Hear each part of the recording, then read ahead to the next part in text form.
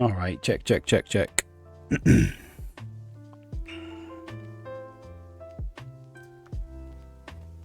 Good morning, everybody. It's Tuesday.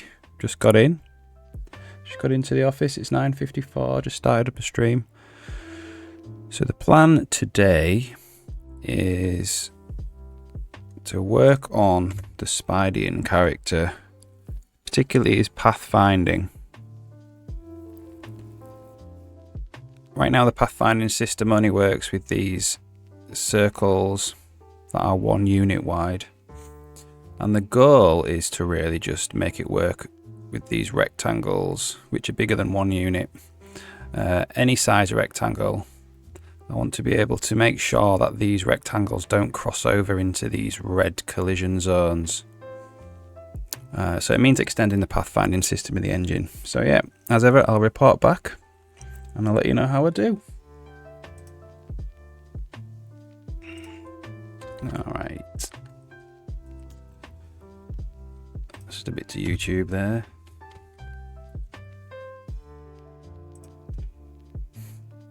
Right, so so right now the pathfinding system only works on single unit areas. So what I need to do is set up just this patrol to just go as close as possible.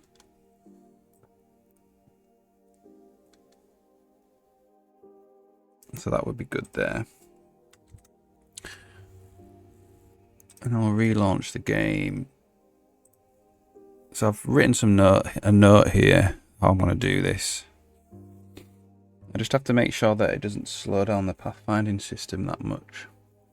But we shall see.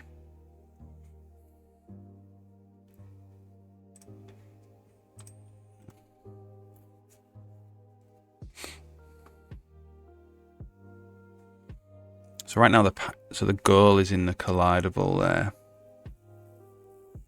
So you can't pathfind. So we need to actually make sure the goals are not in the collidable zones.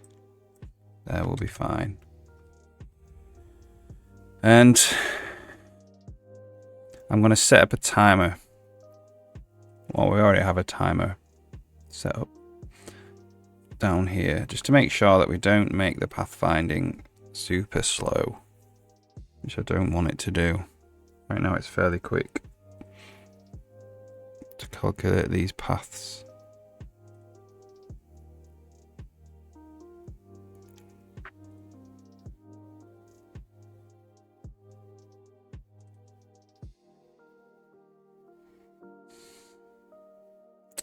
So he's just going to walk around this set of crates here. But the problem is that this green square is sometimes going into this collidable region. So we need to fix that. Okay. So right now, it is sometimes taking half a millisecond, which is pretty slow actually.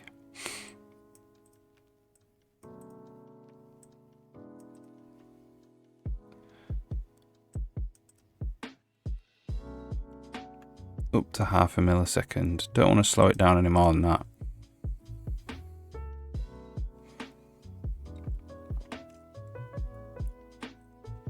Okay, so what's the best way to do this?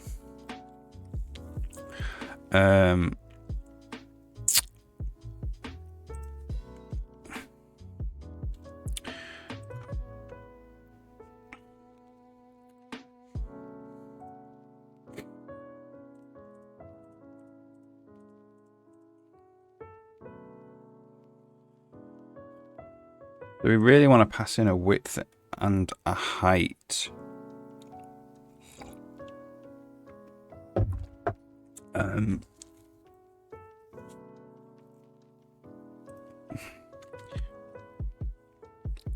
So sometimes we search with the nav mesh, sometimes we don't. It's in Tick NPC Patrol and in the movement controller. So we just need to change this API here. Okay, so let's just save. Let's just start from, just check in, get a clean slate.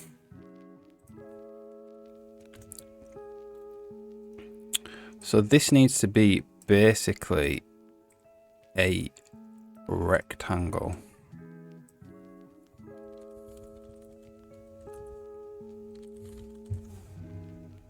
Now.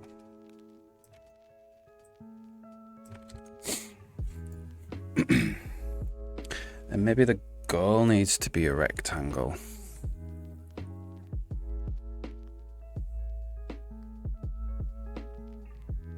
No, we'll leave the, right now, we'll leave the goal as a vector. We'll extend it to a rectangle if we have to. So that means the internal as well has got to be the same.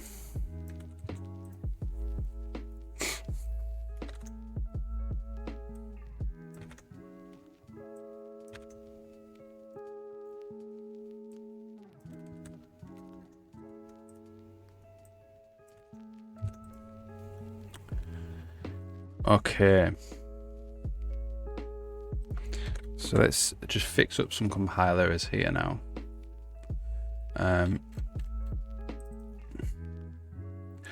So the start distance from the start to the goal. So we're going to say now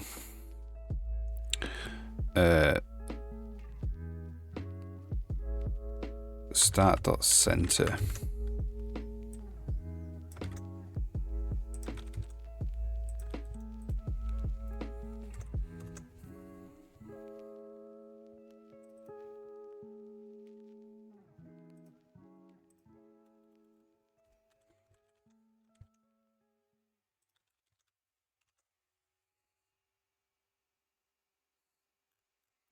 Right.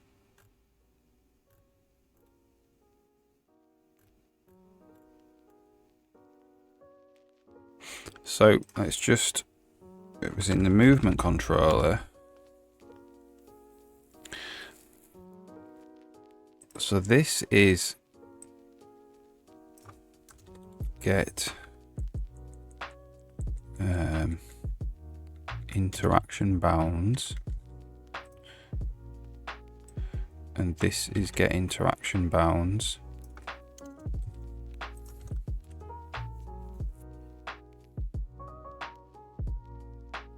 And then the other place was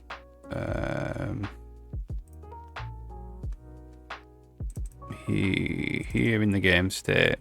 So this is get interaction bounds as well. Alright, so we pass an area now into the pathfinding system. Should still work the same, hopefully. But at least we're passing in an area. So let's just build that.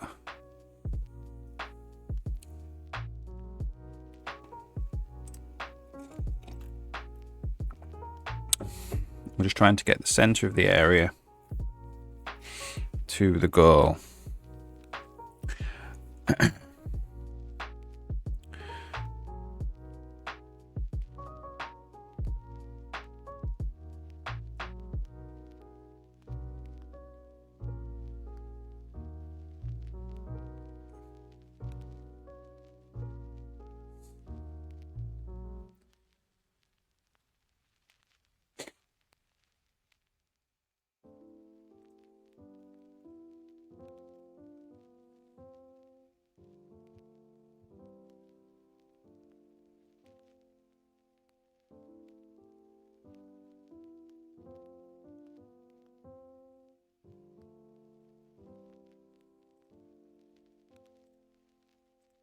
Right.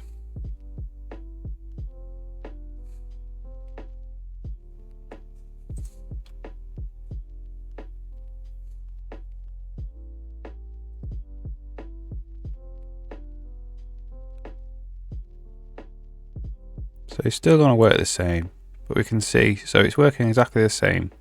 The green square is still going into the collidable region though. So what we need to do now is we need to filter out here any nodes that are in colliders. So right now the node just has a position.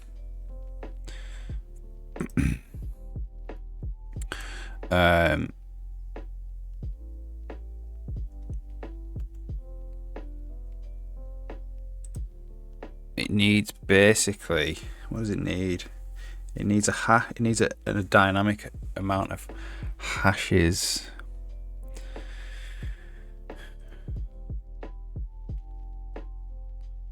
We don't need to store anything though. We just need, so we need the width and the height.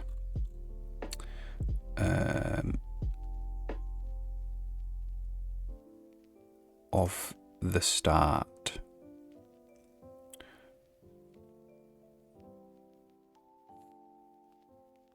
So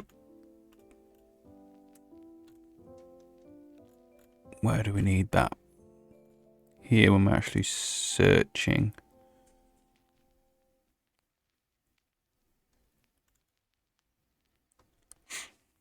So if the start is in the collidable nodes,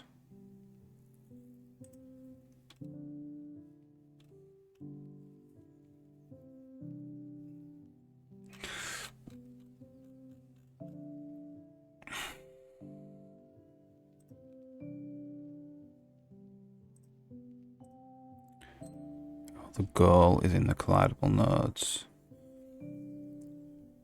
the dynamic collidable. So if the start is in the dynamic collidable, we somehow allow that.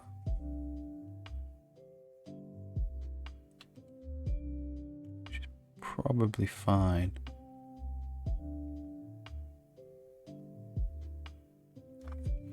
Yeah, I think we allow that just in case the game gets itself into a situation where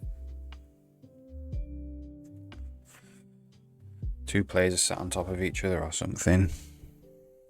It still needs to be able to pathfind away from that. Yeah, so that's fine. So it's basically here. I think what we want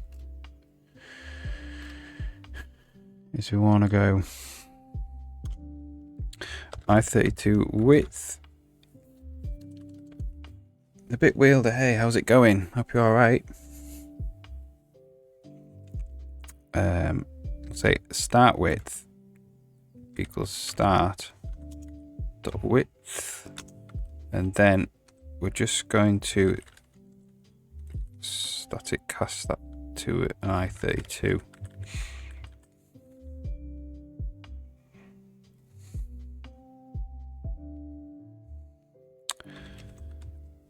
And we want at least one.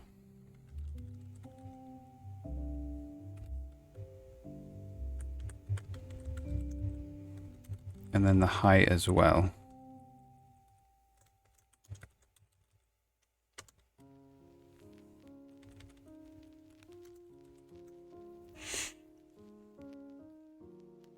Got a headache. Oh no. You're still not over the cold or whatever you've had.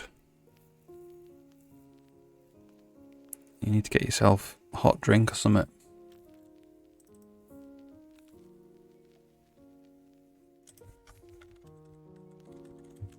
S32. Don't think we have I32 in this engine. And then we basically need to build. So N position, what is that? It's a Vec2i.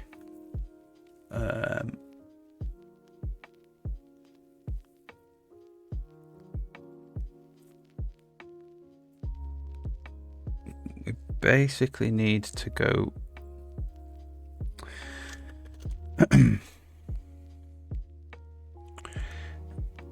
so if the width and the height are 1,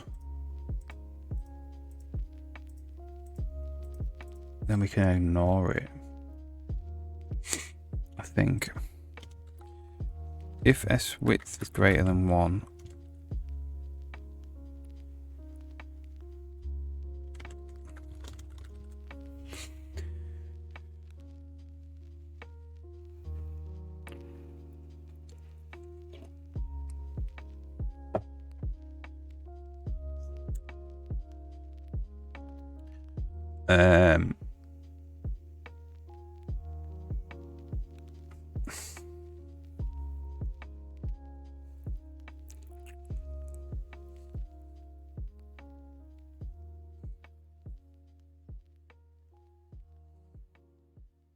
what would be the best way to do this?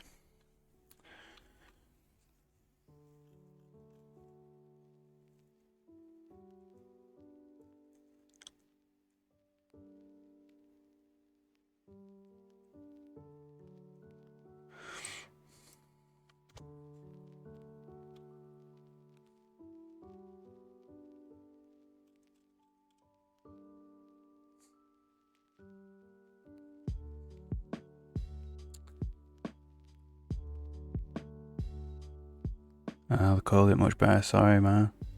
Went and took the exam. Oh, cool. How did it go? Did it go okay?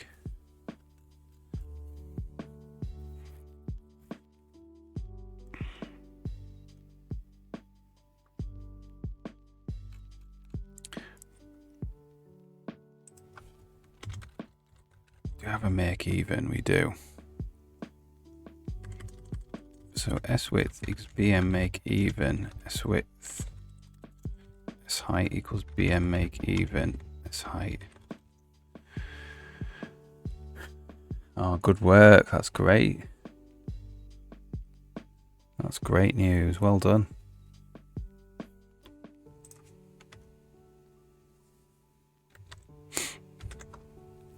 So we're at least even now. Which means that can be 2.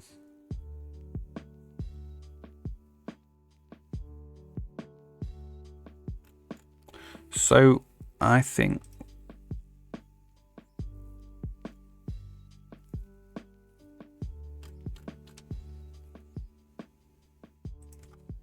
that can be over 2, right?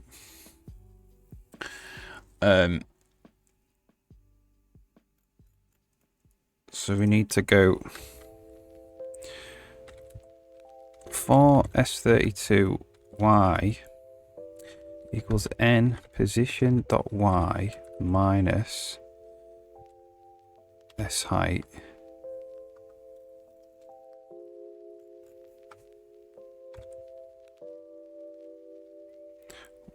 y is less than n position or less than or equal to n position dot y plus S height y plus plus. And then we want an X version.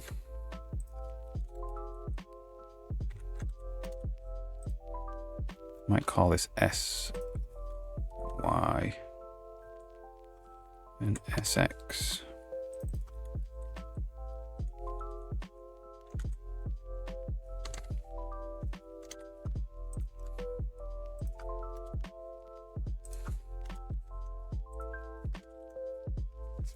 And then we want to go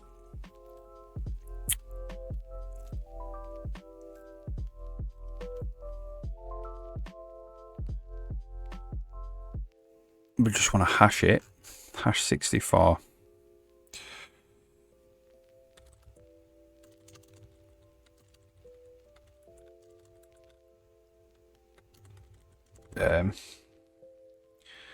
N hash equals hash 64 XY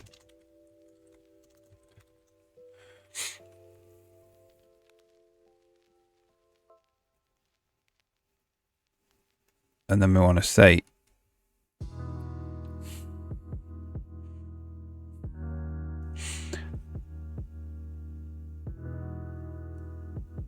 so you got top of your class.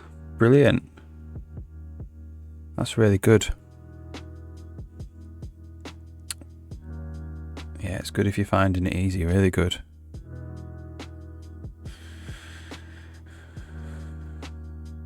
So are you in high school now?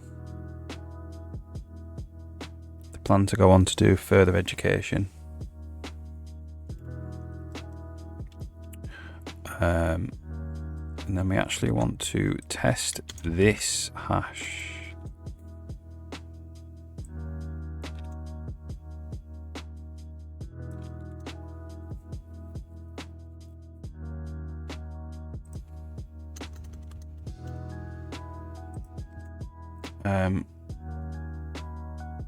Not this one.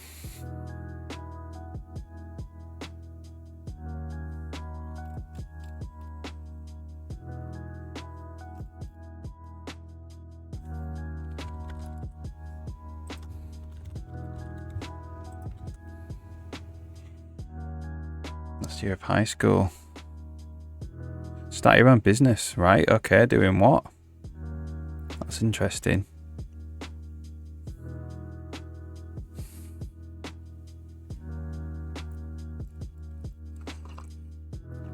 Best time to start your own business is when you're young, straight out of school. Electronics repairs. The more responsibility you take on through life, the harder it is to start a business. So you're doing the right thing, I think. I started my business when I was 22. 39 now. Yeah, if you fail miserably, you can go to college or you can start again. And obviously, like if you fail miserably and you've got responsibilities, then you affect. So say you got a family, say you got kids. It's different, innit? When you fail with the business, if you got kids. If you're just you, it's fine. That's why I think it's a good idea to do it now. For sure.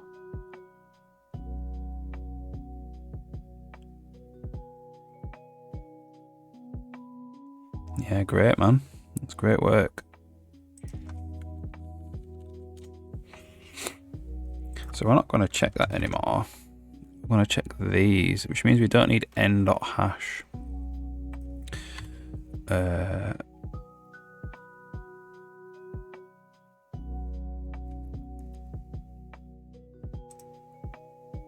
If there's a search space, so n. Where are we calculating the n hash?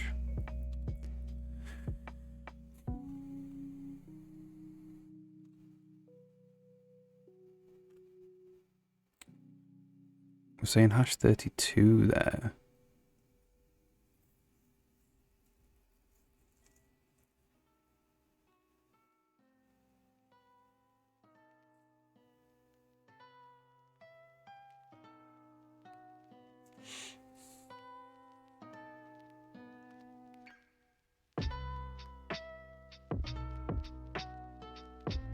Yeah.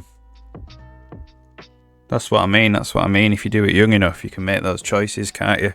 There's a lot of people who do the family bit first and then decide maybe in their 30s or 40s to try and start a business.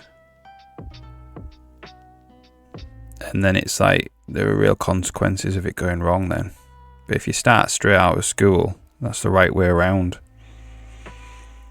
I think.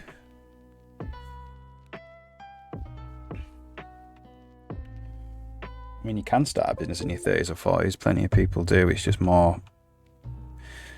It's a bit more risky, isn't it? You start affecting other people.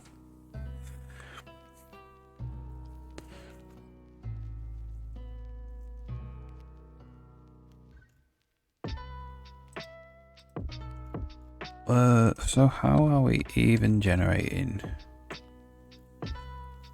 Well, let's just watch this happen, shall we?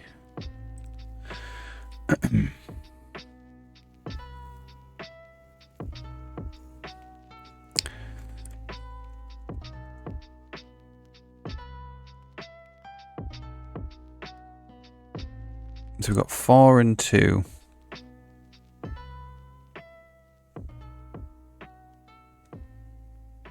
Which goes to 1 and 1, which is not correct, I don't think. Let's try again.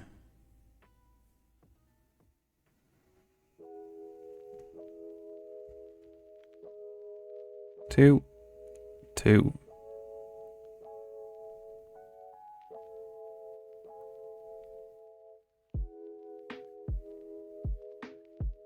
That should be 4. What am I doing wrong?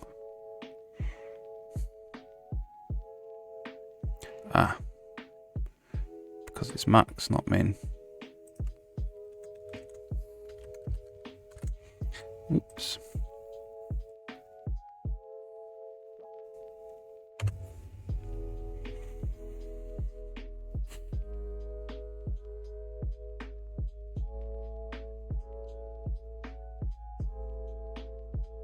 Yeah. It can take a long time to get, like anything in life, it can take a while to get good at doing business stuff as well. So the earlier you start, the better you'll be. And the more chance of success you'll have, because you've just given yourself more time to get good at it.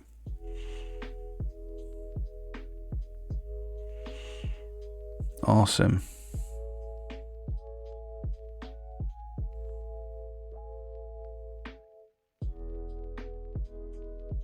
Yeah. So, you have your $200 to start, and then depending on how busy, you got to grow the business as well, which takes extra investment, and obviously that's where the risk comes, because you're spending money that's not yours.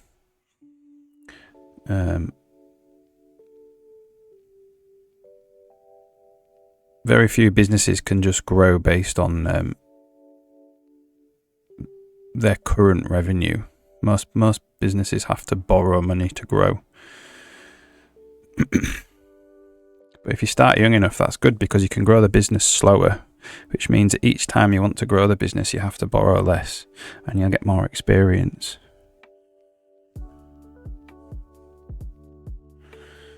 It's very exciting.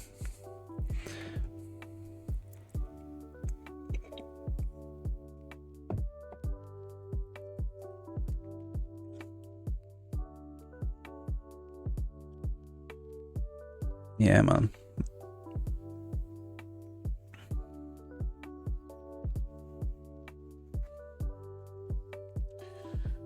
Yeah, that's all I've ever done really, is have my own business since I was in my early 20s.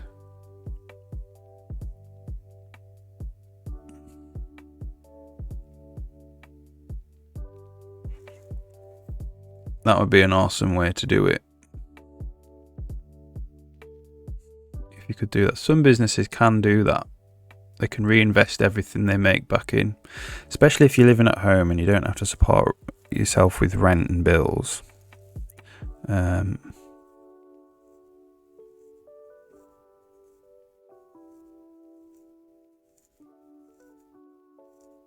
Most businesses need to borrow at some stage. Just the way it is.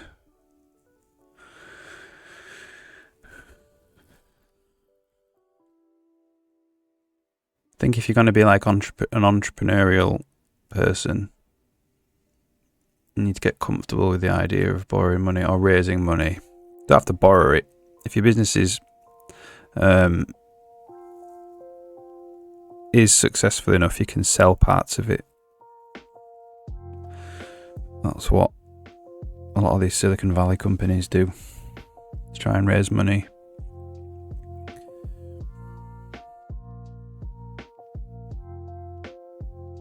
Yeah, I think you should definitely do it. It gives you the thick skin.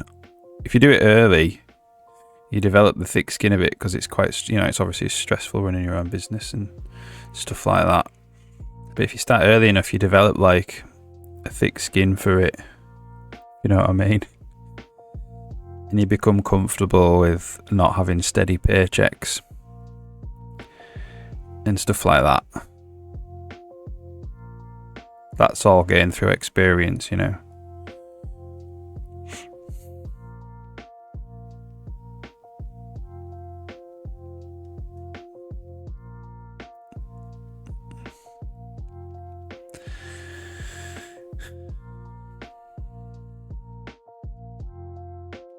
Yeah, Brill. Yeah, I suppose I was 22. So I'd gone to university first, finished university, and I worked in the games industry for a little bit. And then I started after that, after about a year out of university.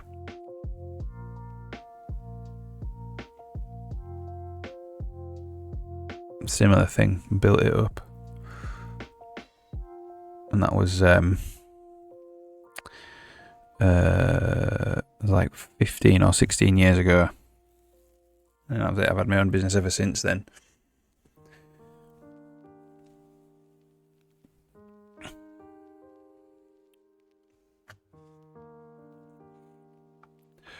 All right.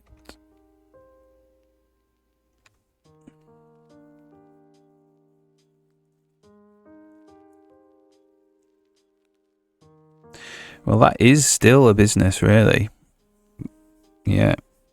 Even if it's not official, you're still doing the thing you need to do.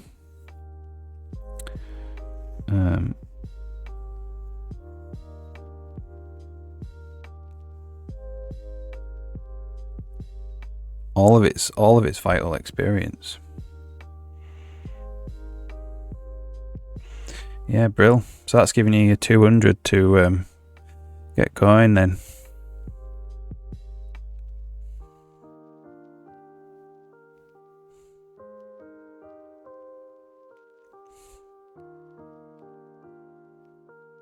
Yeah, I mean, it's like, just start doing it and then take advantage of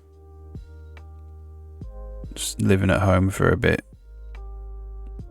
And just get out there and try and get as much experience as you can.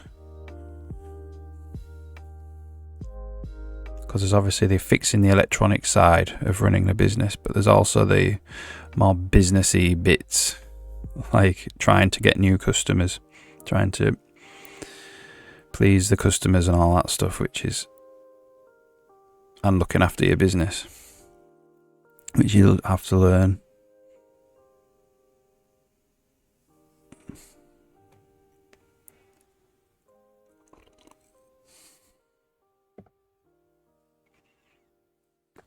Best of luck though. It'll be an exciting adventure for sure. Alright, so we have a 2 and a 1, which is right. So the start is, so it should be 6. So a neighbour. 7-0. So we go 0, -1. So we're starting at -1, -5.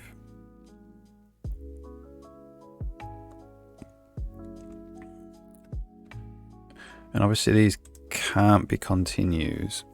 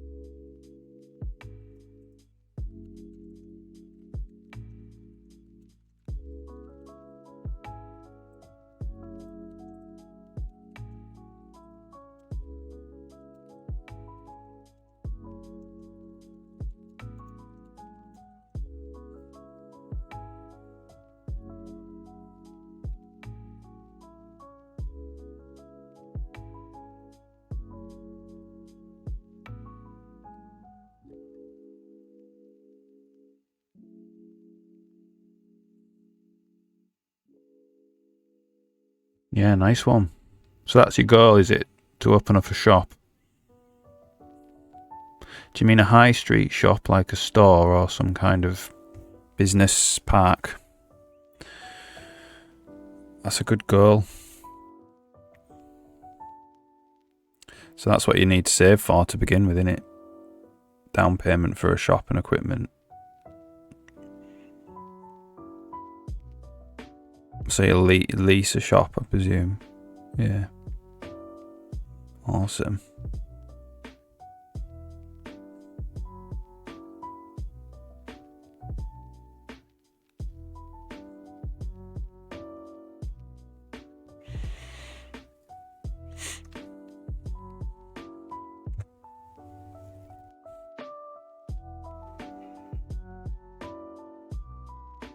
Yeah, brilliant. Yeah, cool.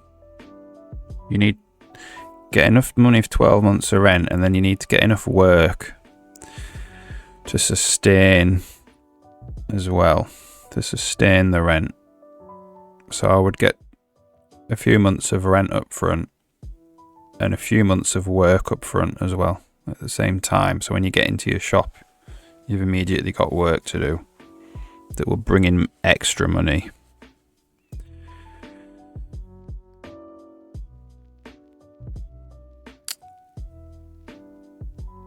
Yeah, nice one.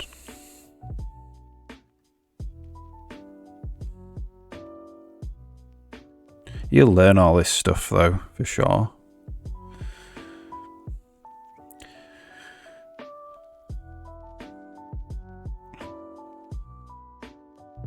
One of the things that people don't really know, which is really true, is that your business doesn't really have to make profit for a while. You just need the work there to bring in the cash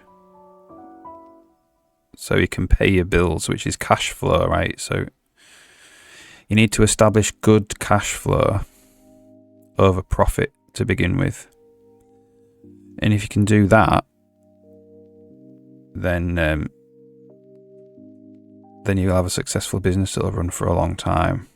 Your business could lose £1 a year for 100 years. You know what I mean? As long as it's got good $1 a year for 100 years.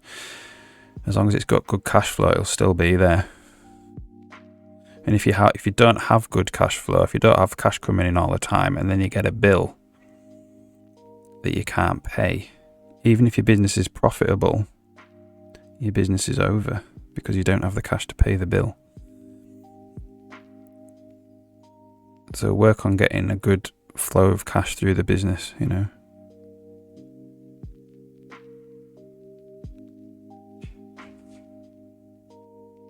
Yeah, that's right, yeah. It's not about the gold watches and the fancy cars, it's about the cash flow, really. Keeping cash running through the business. Like a cash in a business is like, it's like the, I don't know, it's like the blood supply of an animal or whatever. You just need it flowing through, even if it's not making money, even if it's not making profit.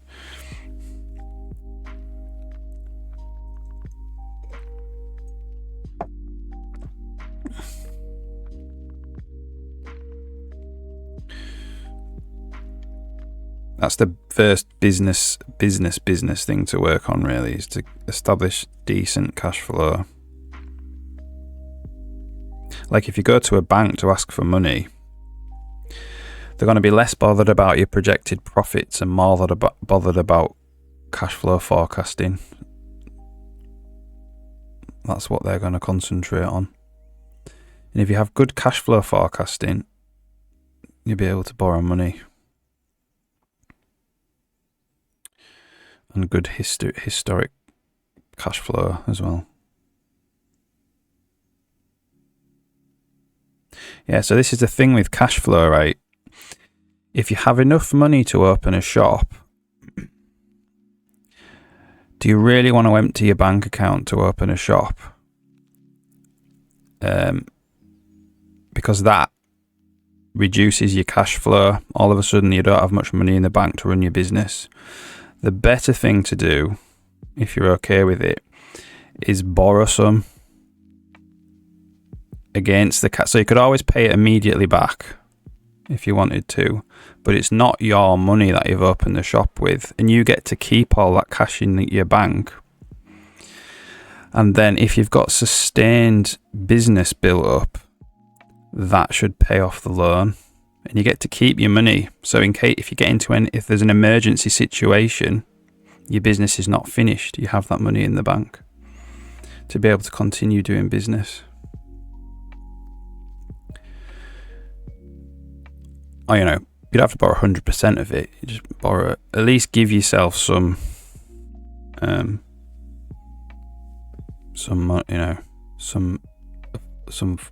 emergency buffer. I've been in business a long time, man.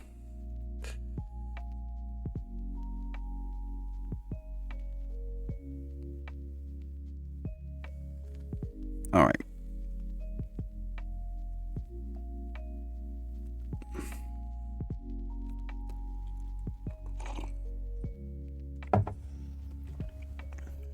If you've got the work there, if you've got the future work there, and you've got 12 months rent, you'll be able to go to a bank and borrow money to open a shop. That's all the bank will want.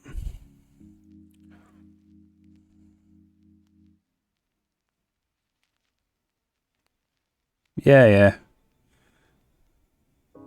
So I would still, even if you're not planning to borrow money, but you're planning to open a shop, still go to a bank manager, still go to the bank or something and talk about it, because they deal with people.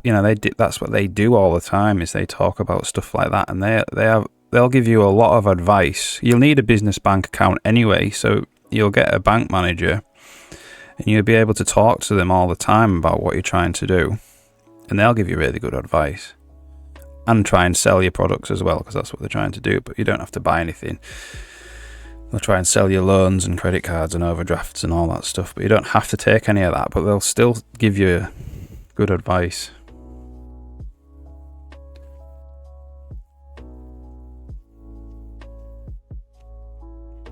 The real skill is like knowing how fast to grow the business and how much to borrow at each stage. Because if you over borrow, you get into cash flow problems again, because you're spending all your money paying back these loans. If you under borrow, then you can't actually do the thing you wanted to do in the first place. So the skill you need is to develop is how fast to grow, not too slow, not too fast. But having a first goal of opening a shop, like a first big goal, is good. It's a good goal.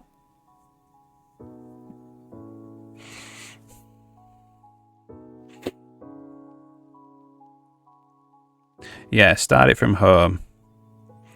Get some cash flow established. Get some work established, and get some, customer base that will give you work. If you go into fixing electronics, you'll be able to, hopefully, there'll be some commercial side to that where some companies will constantly have things going wrong.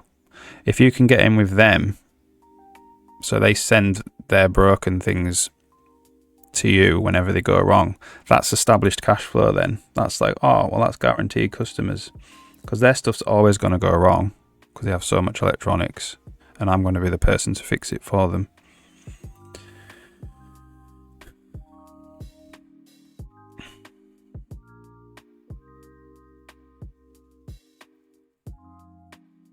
And if you build up a good personal relationship with these people, then they'll just come to you because they know you.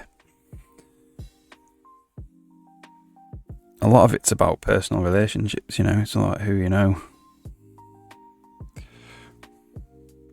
And that's like another part of the business side, is you need to be able to meet people in the same industry and who use the industry as well.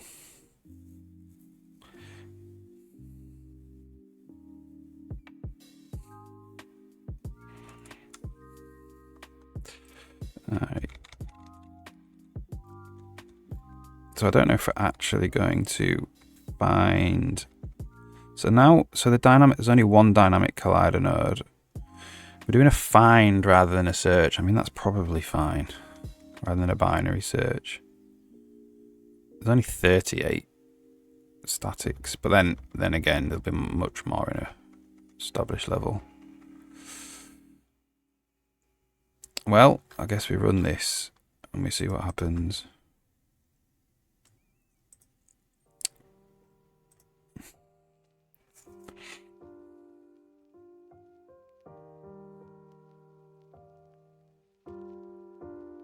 So immediately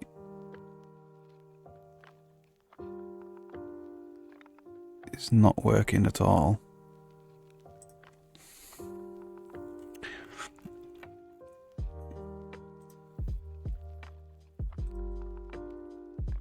We're not plussing. Yeah. Oh no, yeah, we are.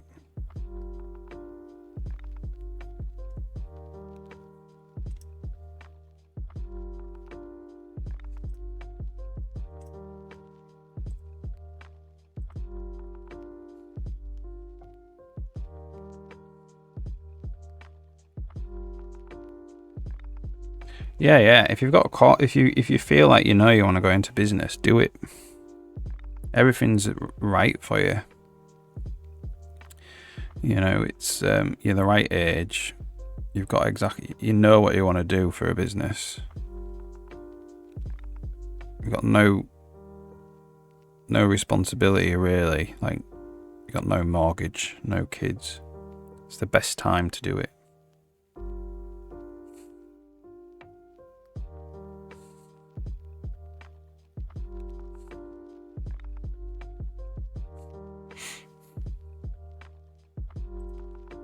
So it's not even... so we're hashing it wrong. There we go.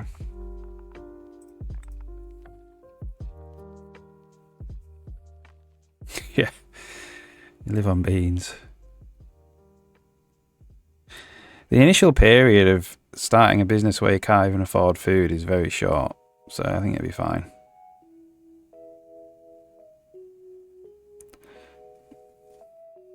And you just get just eat the food that's at your parents' house. So it's still not.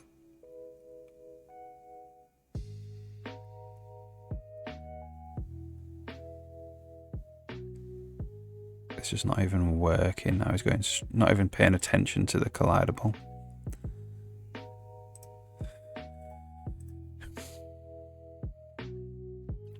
So how does this hash get generated?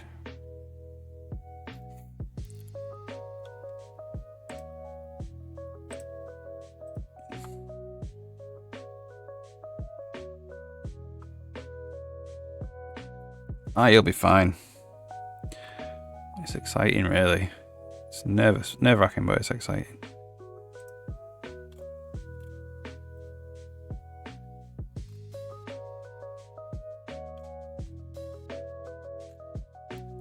It's an ad sell in it, I think.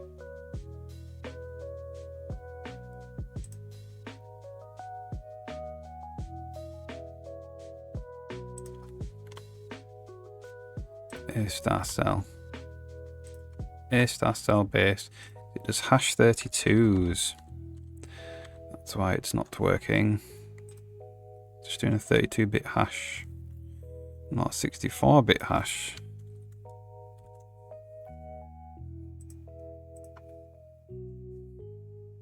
Pixel sync repairs. Brilliant.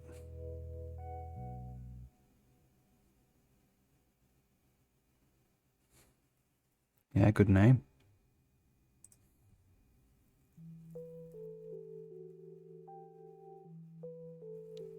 There we go. So we're finding collision now.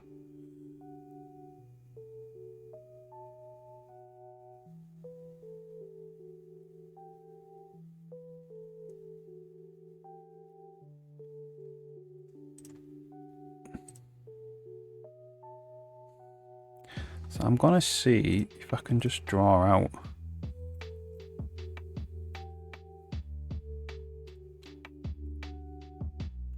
Okay, so now it's not solving. Oh, it's taking a very long time to solve.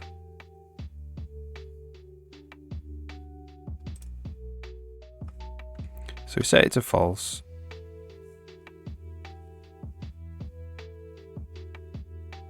Ooh.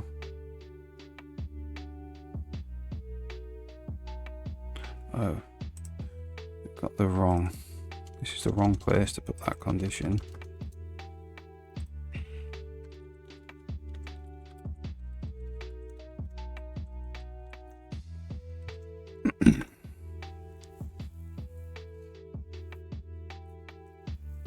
Nice one. So you're going to start a company, not the plan.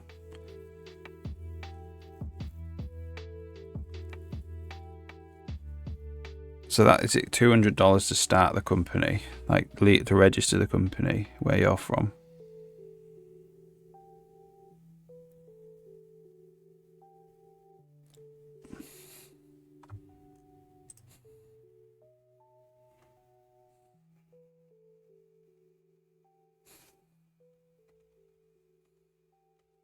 There we go. Okay. That should be enough then.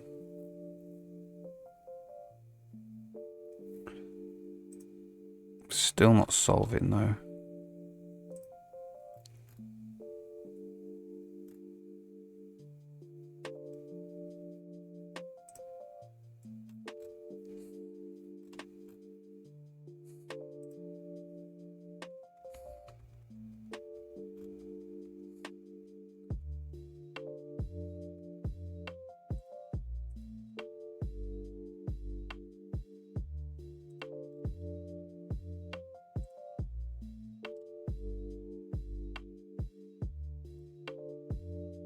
Okay.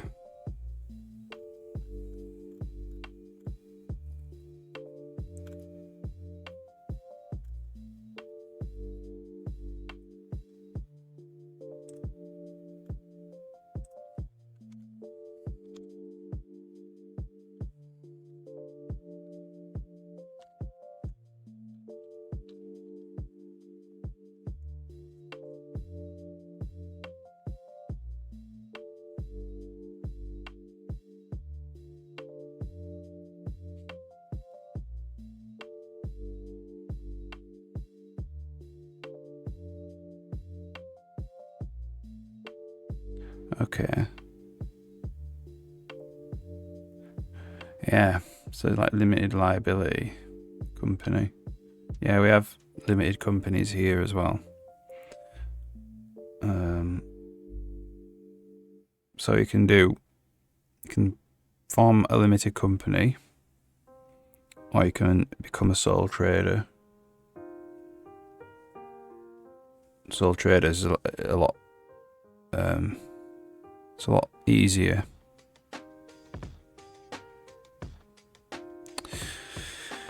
Limited company is not that hard either, though. Or you can have a partnership. You can become a limited partnership as well. So if you've got other people and you just want to be a partnership, you can do that.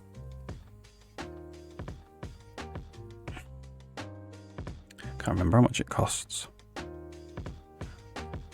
Here.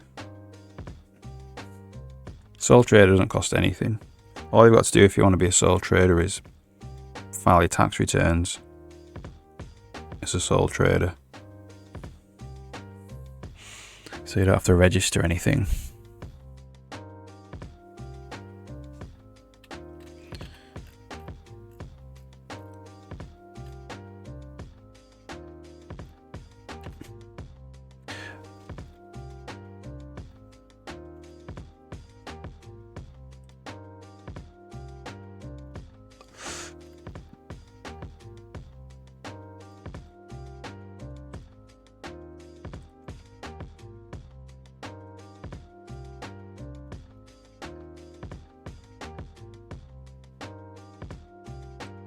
So we need to actually add that in.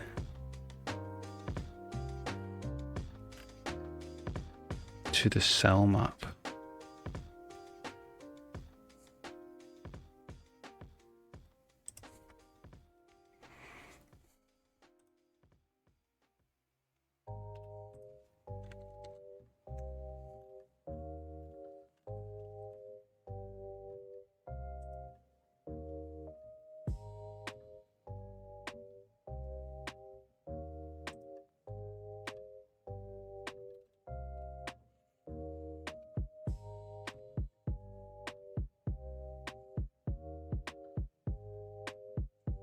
Yeah, cool, yeah. No, that's fine, yeah, it's a good idea.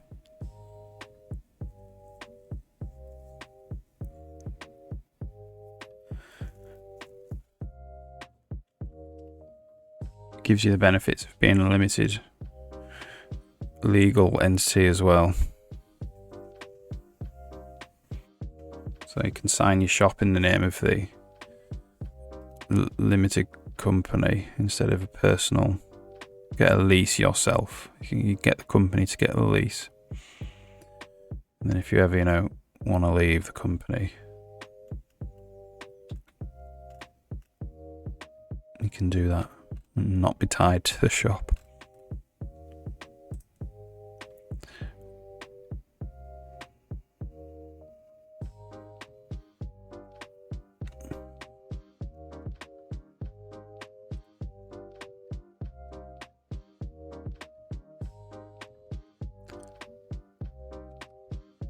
So we maybe have to mark N as being in the closed set.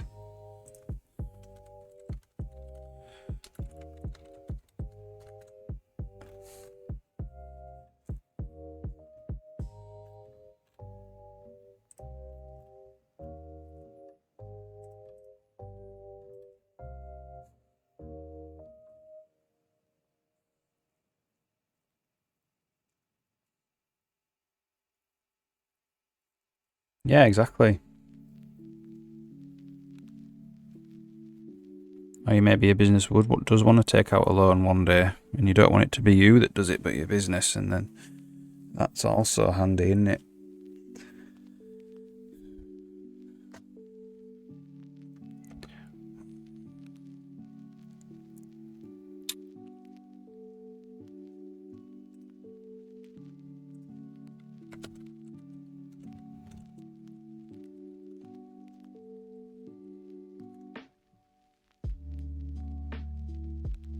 Yeah, exactly. It's good that you have the ambition now. It's good thinking about it.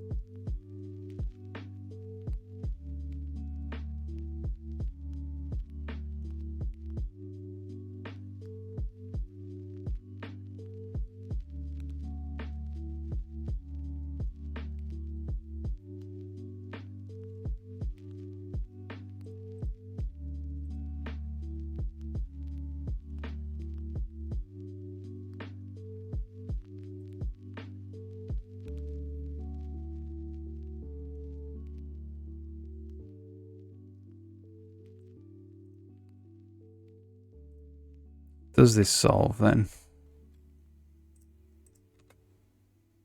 Nope.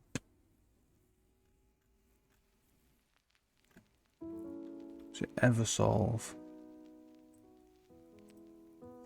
No.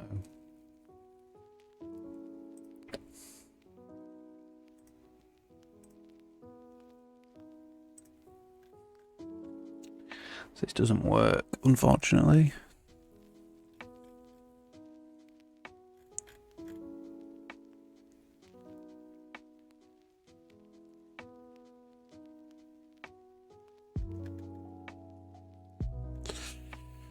Brr.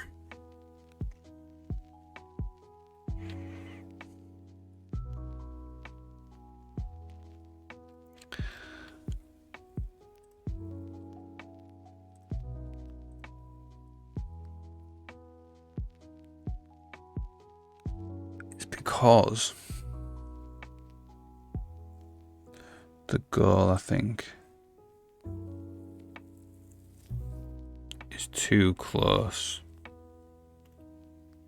Let's see if this solves by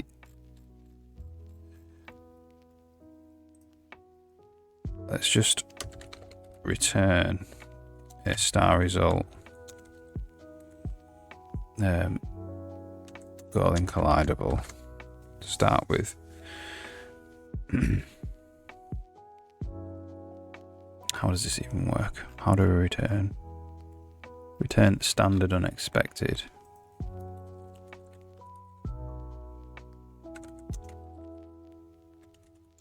Girling collidable, right? It's probably because it's not solving.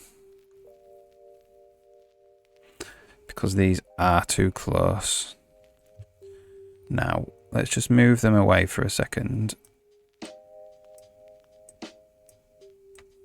And see if it can solve now.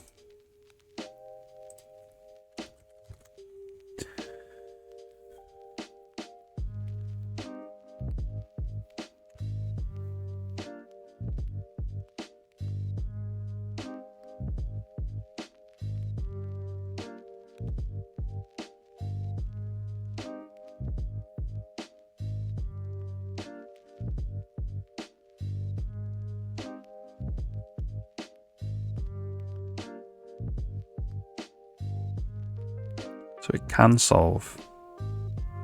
So it was because it's taken a long time though, taking 1.9 milliseconds. 1.6 milliseconds there.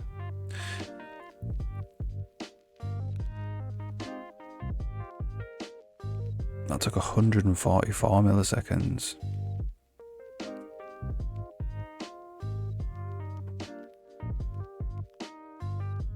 That's really too slow.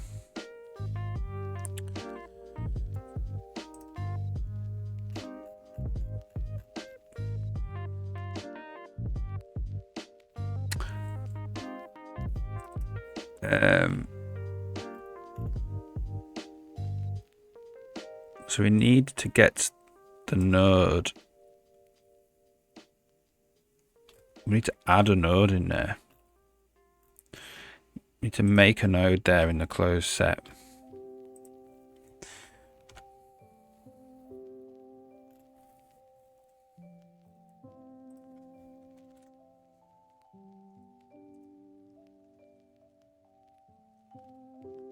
That's just a position.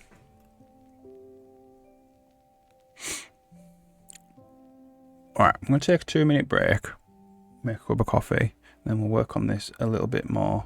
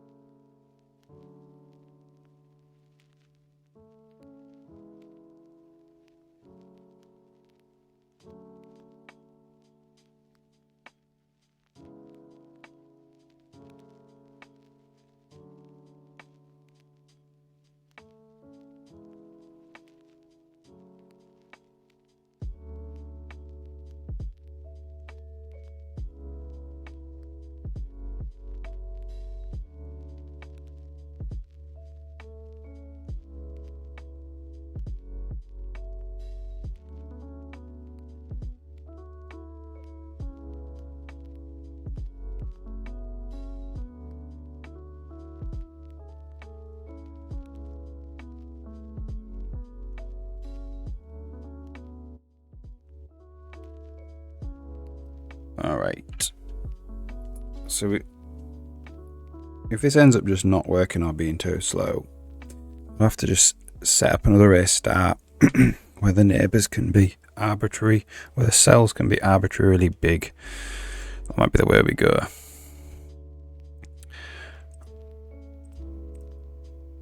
Rather than ones.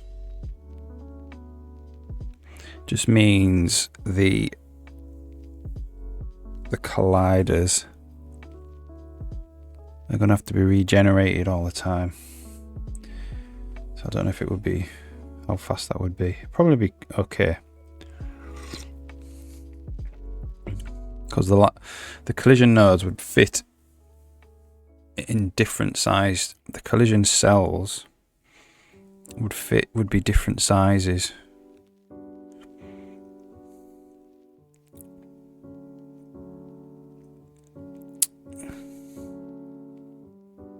Don't even know if that would be the way to do it, you know.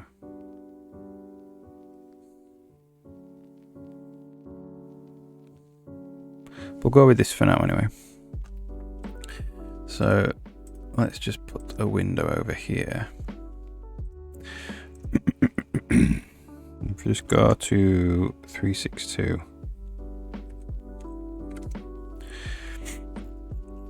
Okay, so if we do find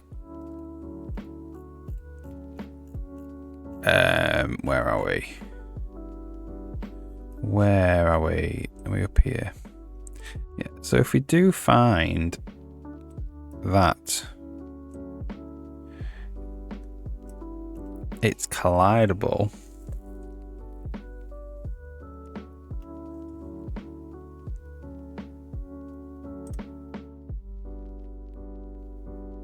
we need to make or get a node.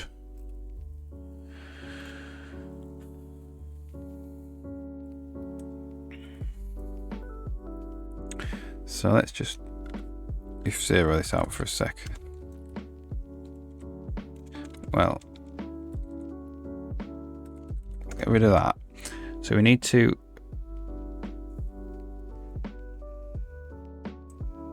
not early out here.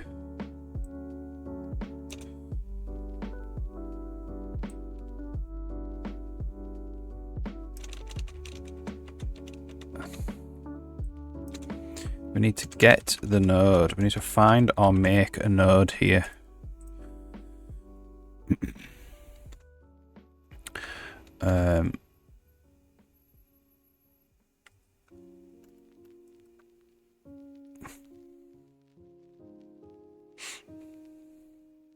So I'll just say if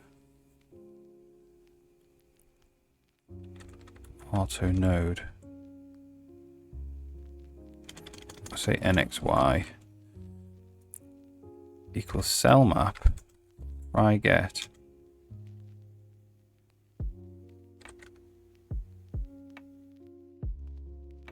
so vector, so vec2 I xy xy, try get xy.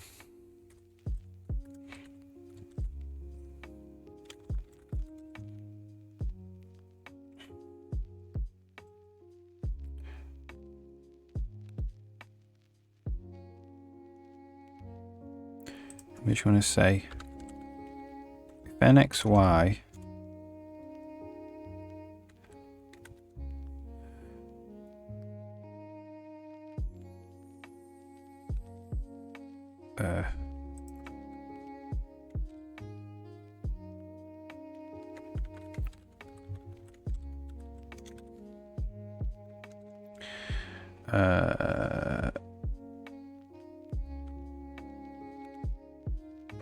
in close set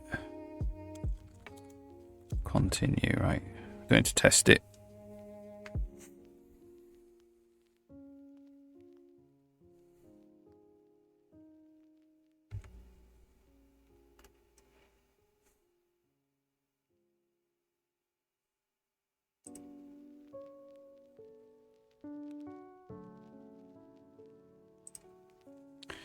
So we're going to do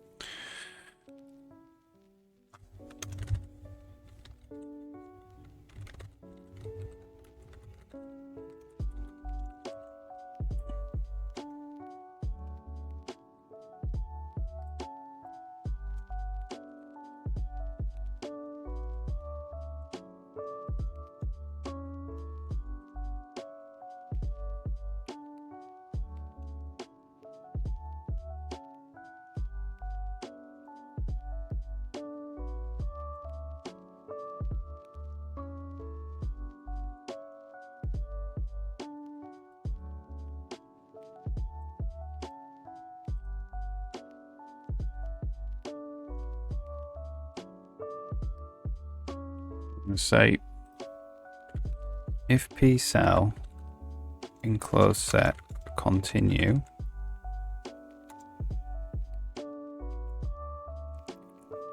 and then we're going to say, so this is P cell hash, P cell hash.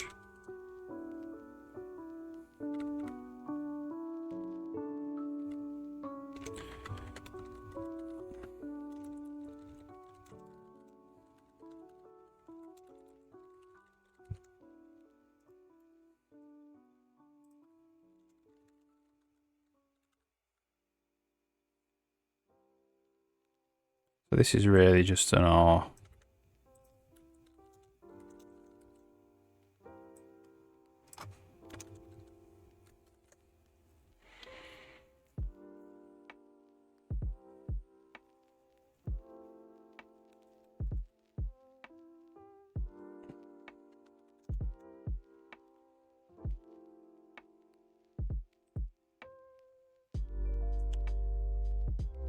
Okay, what happens here then?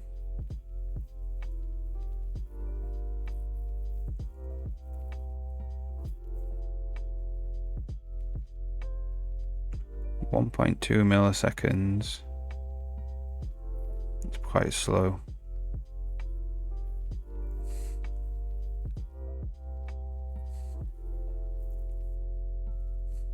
Two milliseconds.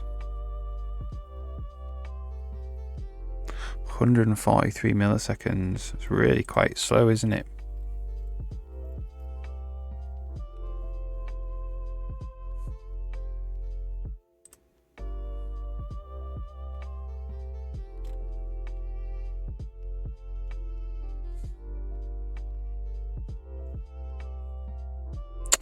Right.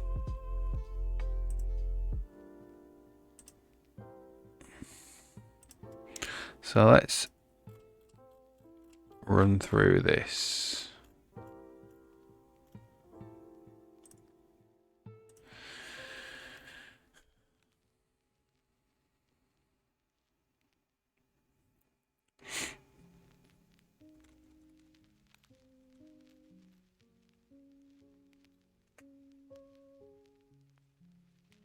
So it's this one that ends up being super duper slow. I mean, they're all pretty slow.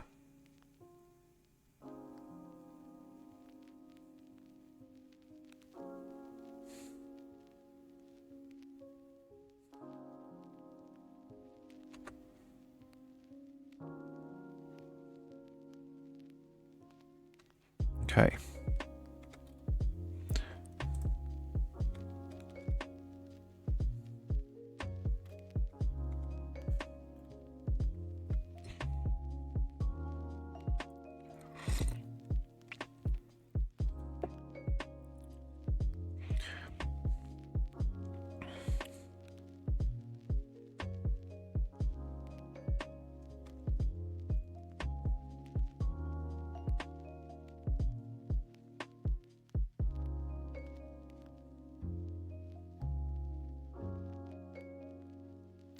So it creates a cell.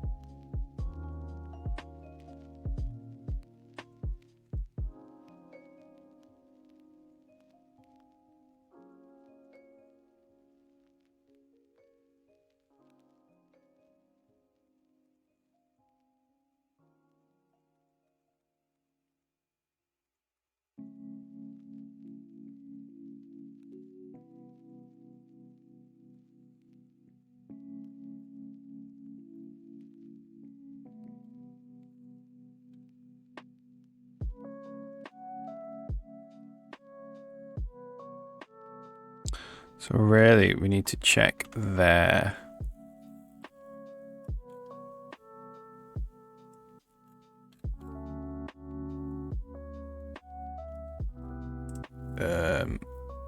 If we're in the closed set again.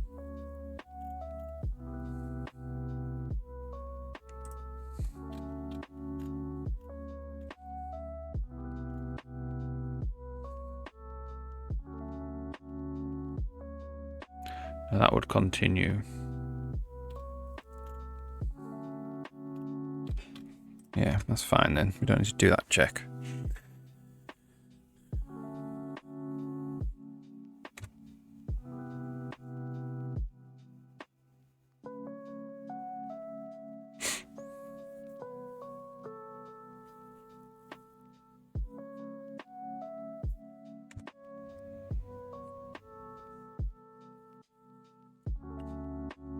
Okay.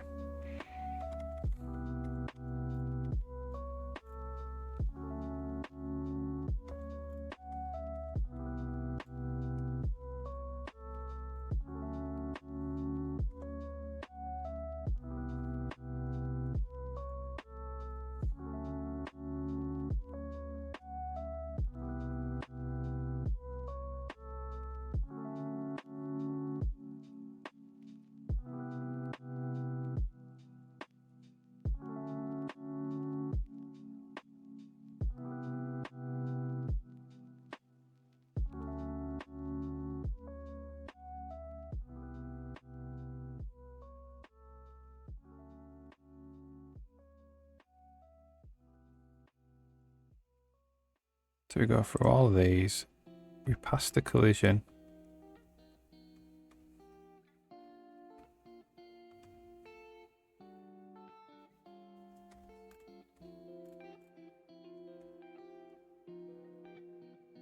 So we've actually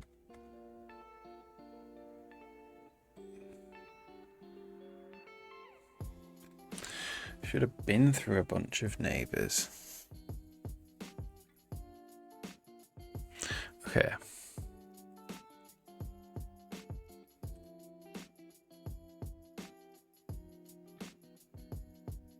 Maybe I'm doing this wrong. So let's move this down here.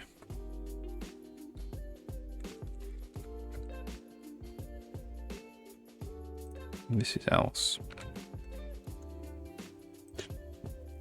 And this is 1. Maybe if we get the neighbours here.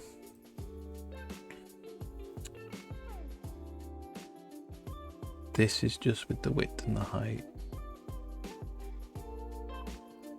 Is that right?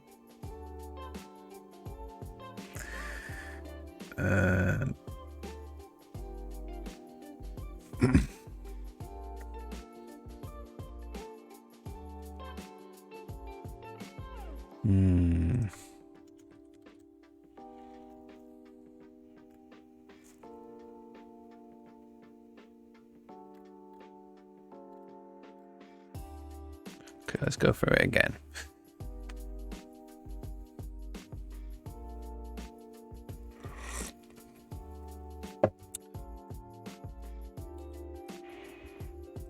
So we want to make this run every frame, I think, at the moment.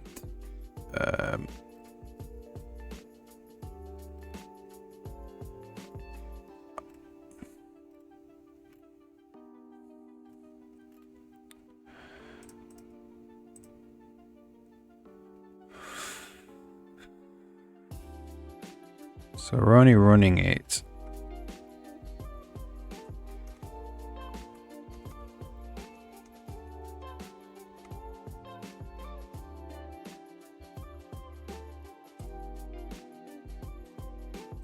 Okay, so we're only running it if the dynamic colliders change. So let's just get rid of this and run it every frame.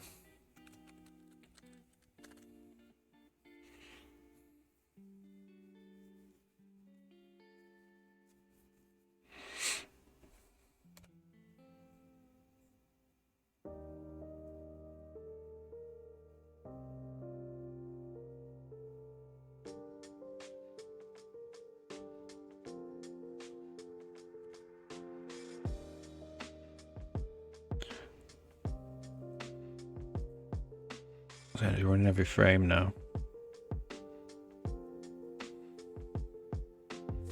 Let's take that weight out as well.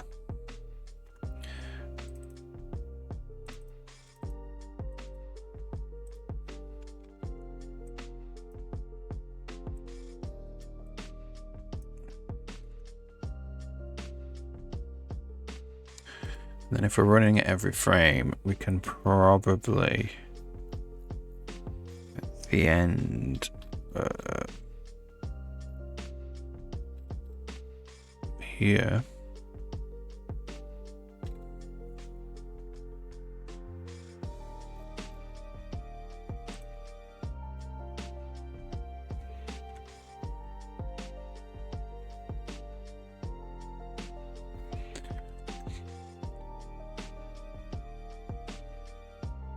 Let's do get editor canvas, get game canvas.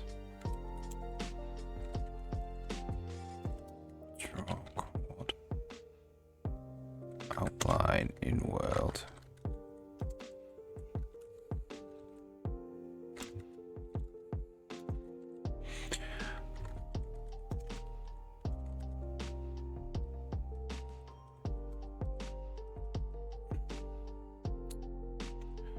Okay.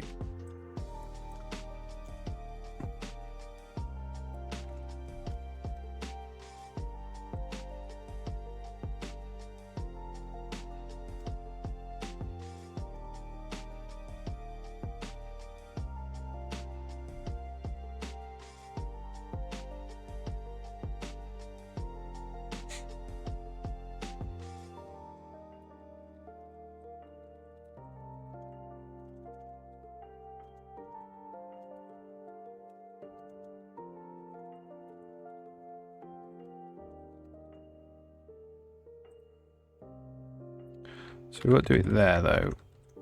We'll do it. Well, no, yeah, we'll do it there.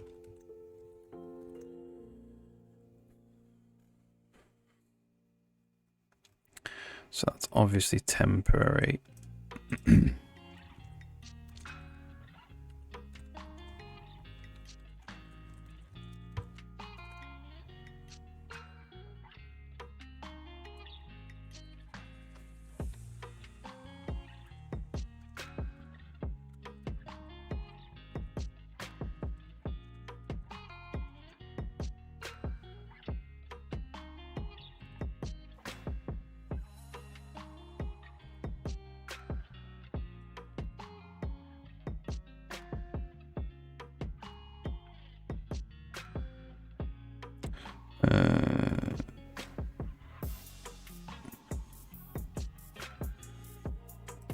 Cast back.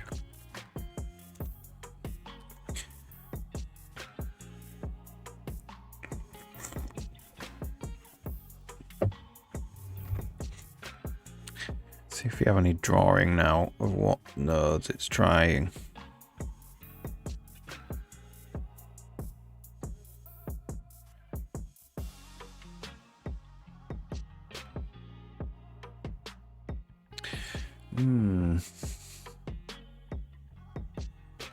Okay, there we go. Wow, look, sometimes it wants to do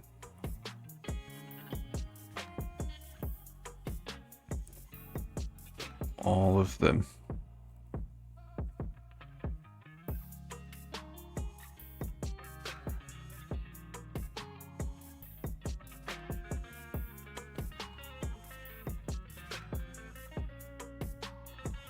It is staying away from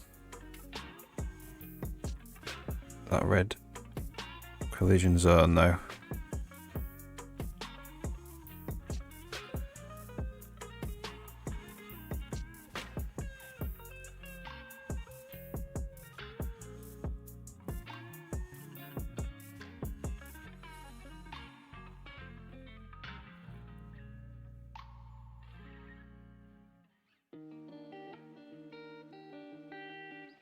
So it is working, it's just slow sometimes.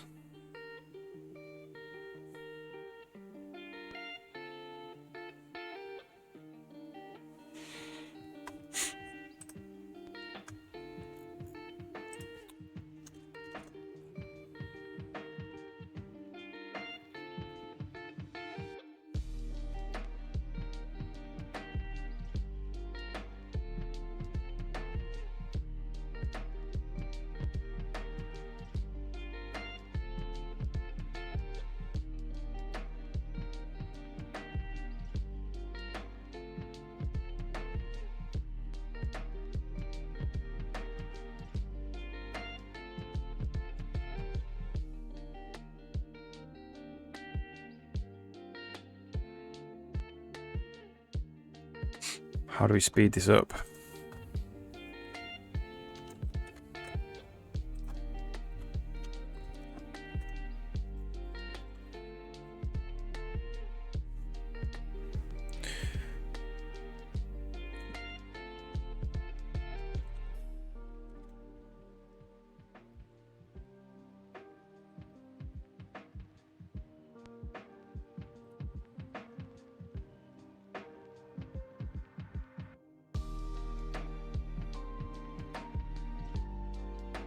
It's just doing a lot more checking, you know.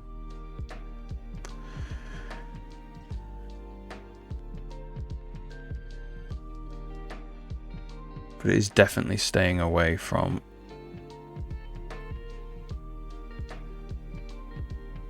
see, it's not going in. It's not going into the collider ball. It's just slow. 200 milliseconds there. I'm reluctant to put this on a background thread. We could put it on a background thread though. It doesn't, and it's not running every frame.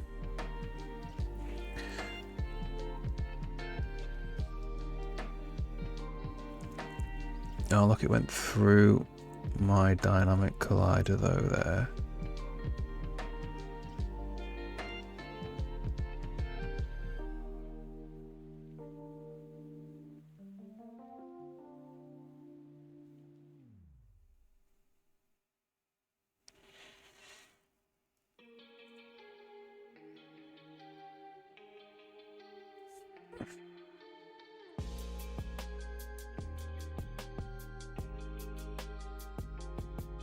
So that's just hanged the game being in the dynamic collider.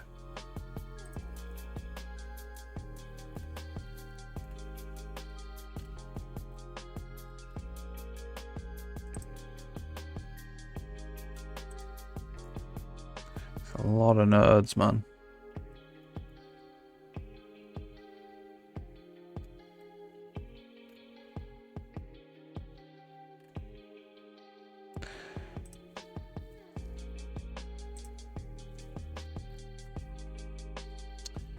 Yeah, I don't know.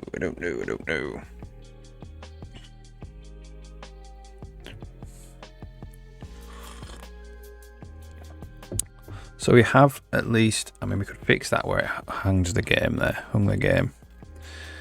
We could fix that. We have a working one, it's just slow.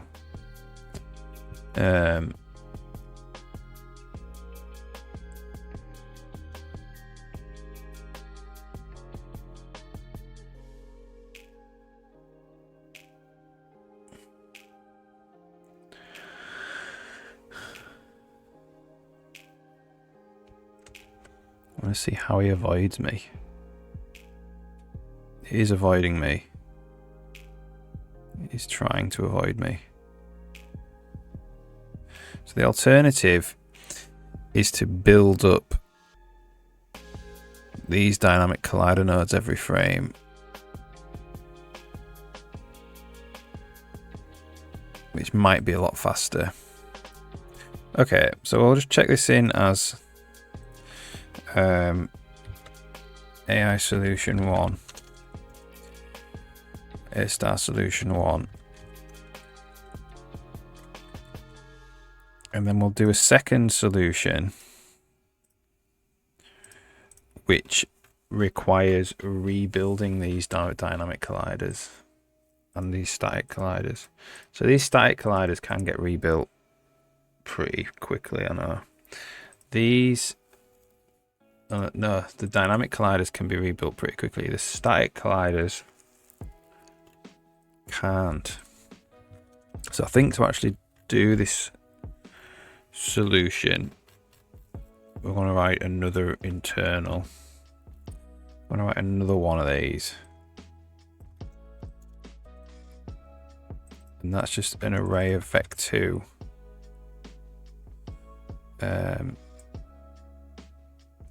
I'll keep it static and dynamic colliders. And then we can generate the static colliders hashes here and pass them back into there. So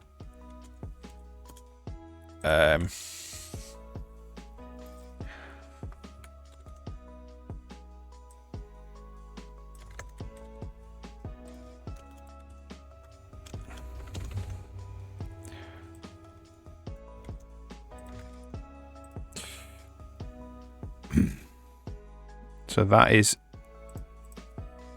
an array, or T-array of U32 static colliders. And there's going to be at least as many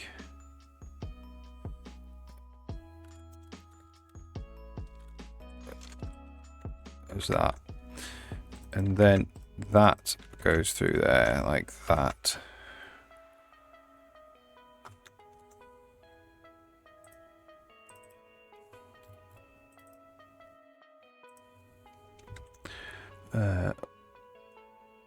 This is A star.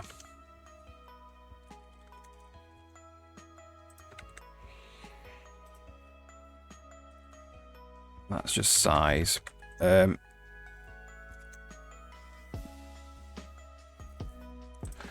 this search internal now can stick with the original method. We don't have to do this. This is the bit that's being slow.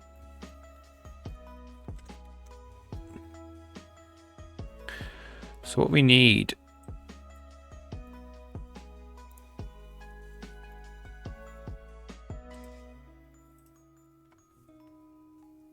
to generate this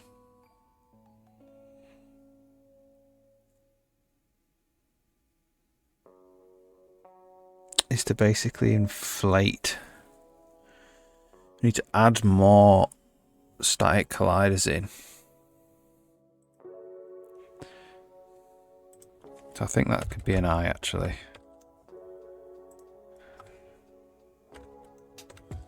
Oops.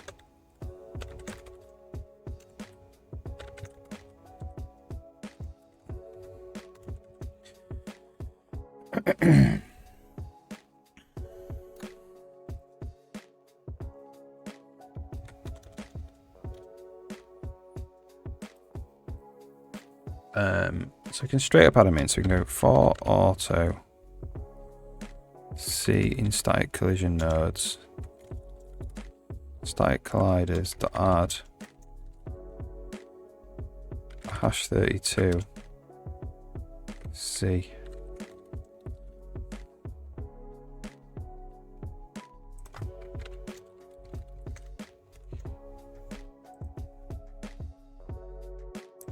And then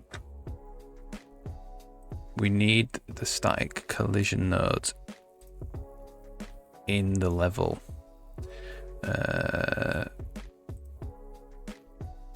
it's level get collision hashes, get collision cells. They're the same. Get colliders, that's points. So what is collision cells?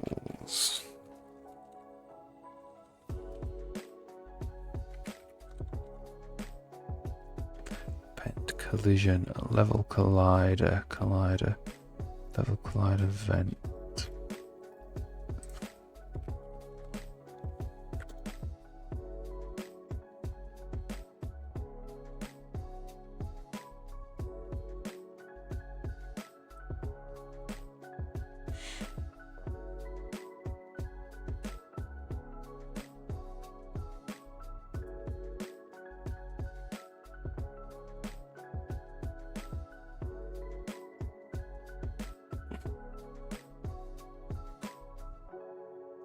How expensive is this?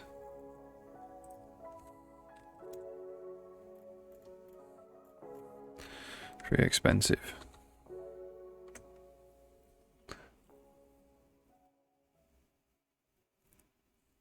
So what is collision cells?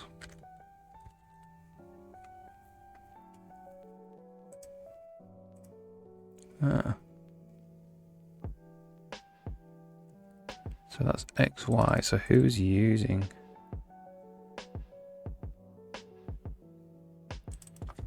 Who's using this?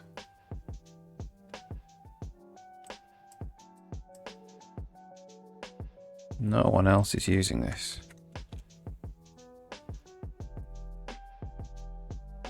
So collision cells could be vector I.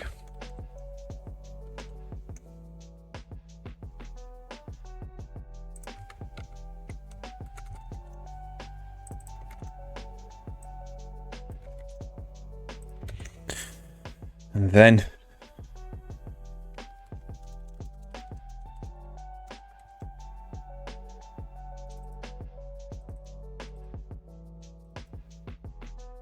get collision cells. Who's using that? No one is using that, which is awesome. Which means this can be vectors. We can use this.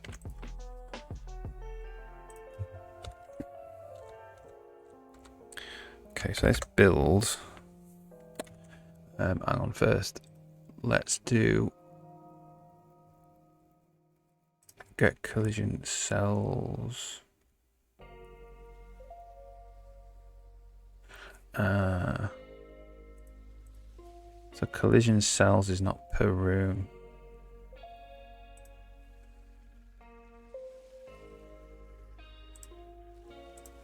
It needs to be.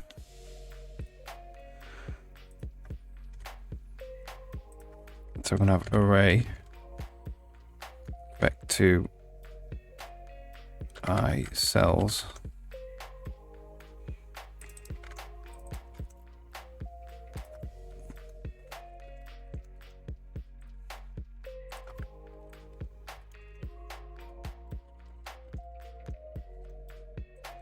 Like that. And then this is for room.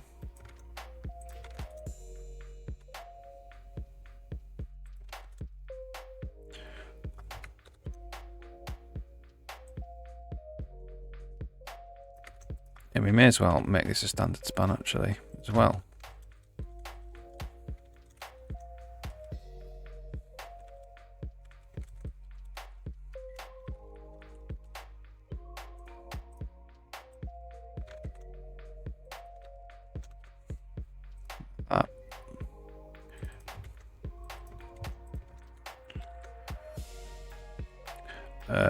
And then the level itself, we can take out collision cells.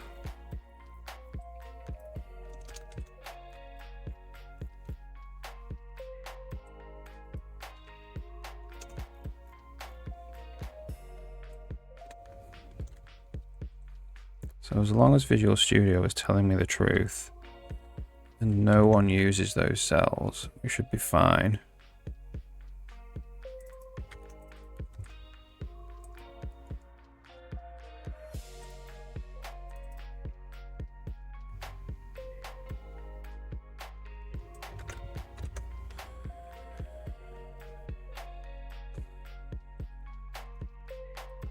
Just cells.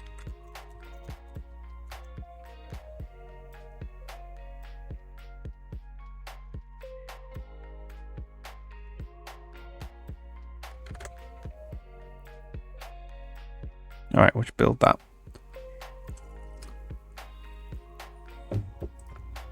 And what we also want to do, let's fix these compile errors.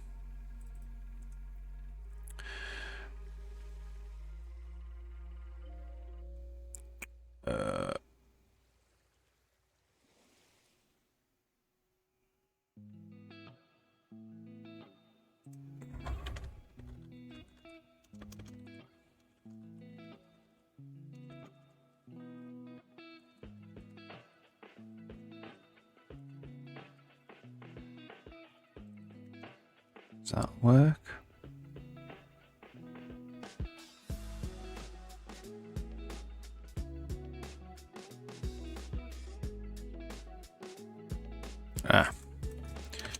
It's just because it's an ampersand. We don't need that.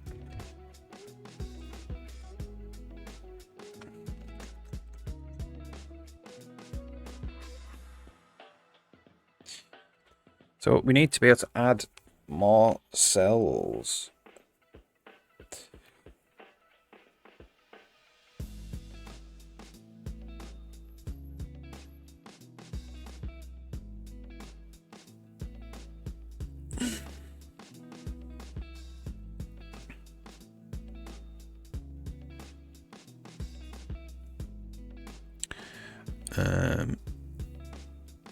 So how are we generating these cells to begin with?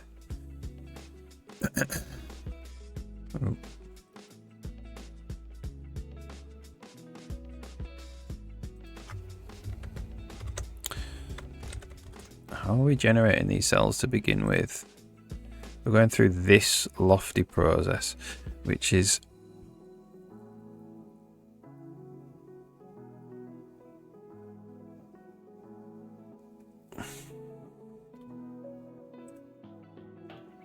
expensive.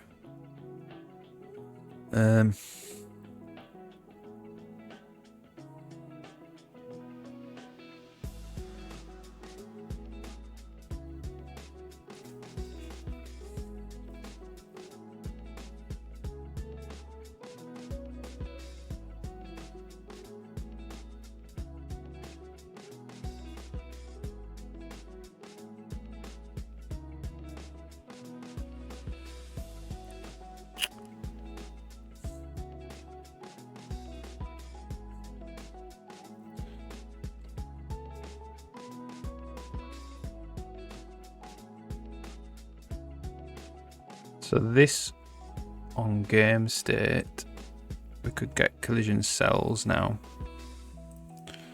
to directly pass in the cells instead of the hashes, and that allows us to add more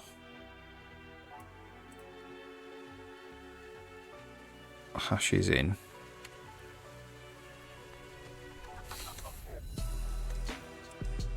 Question is, how do we do that quickly?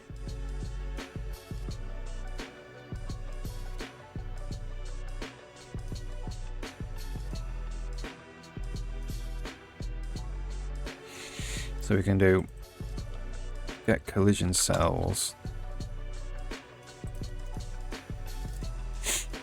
And then what we're going to do is just draw them.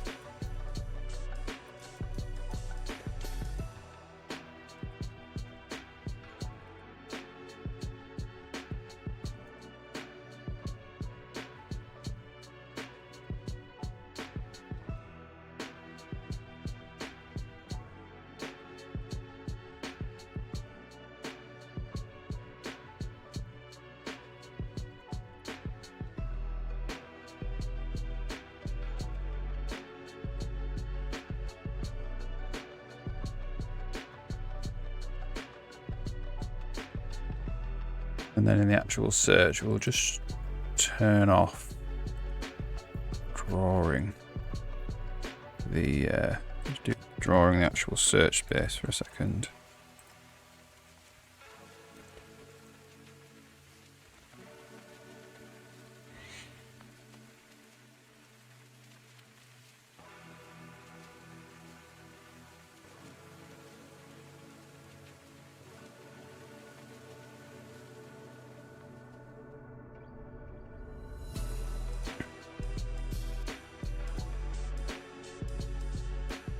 This should just draw the... Oh, we need to actually rebuild the levels.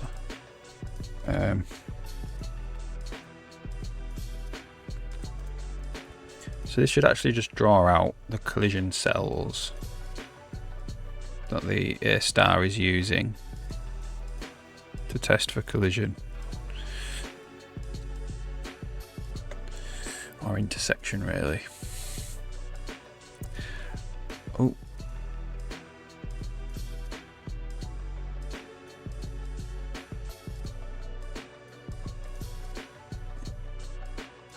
Might need a rebuild, you know. Change quite a lot of stuff. Let's rebuild it. Alright, I'm just going to take a 2-minute break while this builds and I'll be back.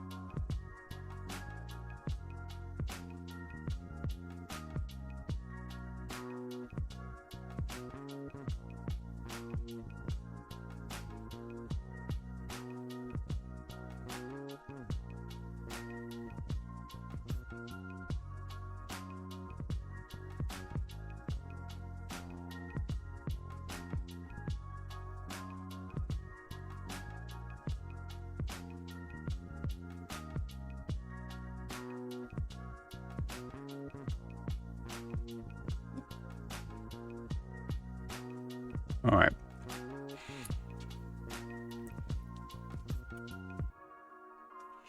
Another thing we could do is just test the intersection.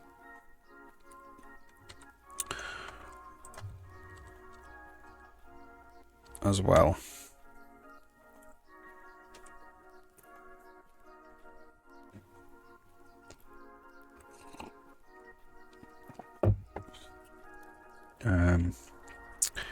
How would you do that?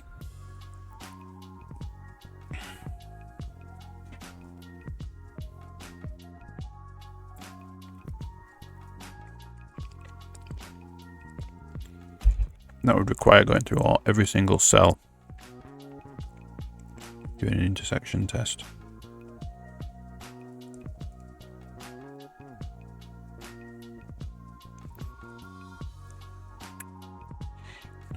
So it might be faster just testing against the actual collidable.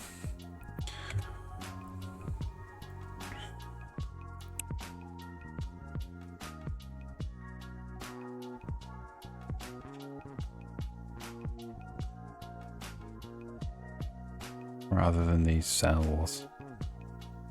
The cells is a good optimization for the player.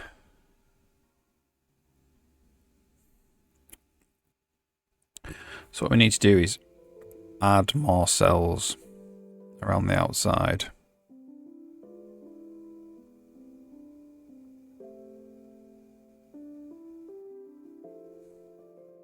Okay, so it's not working yet. It's not.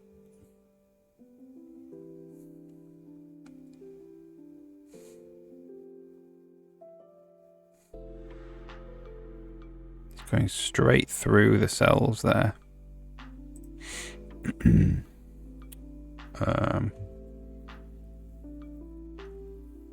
So I think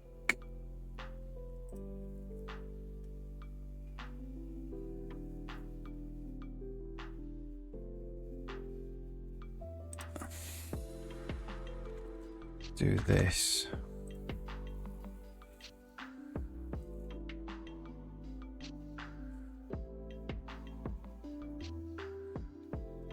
I think, to be fair, that's fine. So why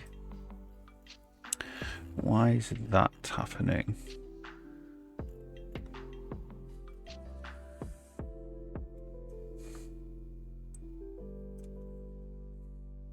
Just need to sort them. For why?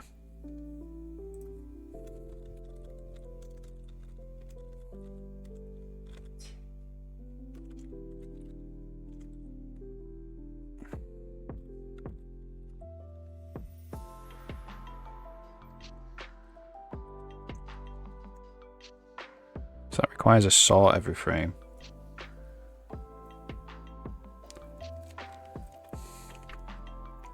As well.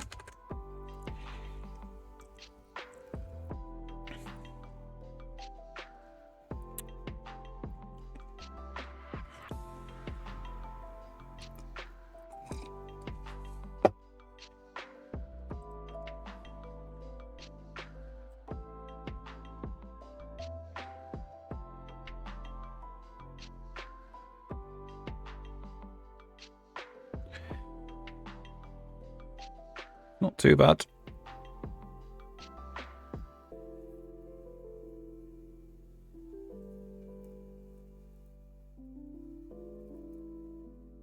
Took 27 milliseconds there. So we basically need to inflate this search space.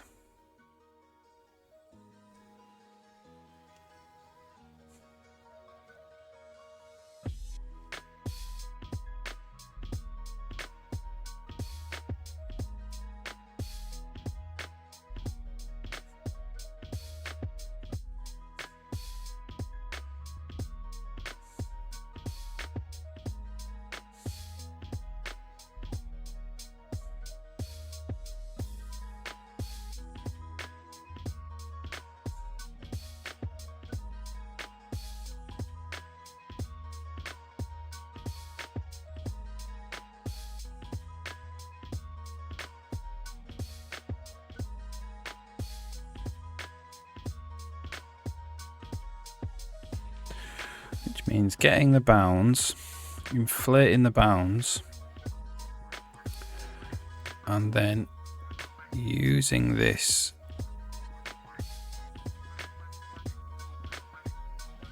across every single one. I think using this area, scanning across every single one to see if it intersects with this.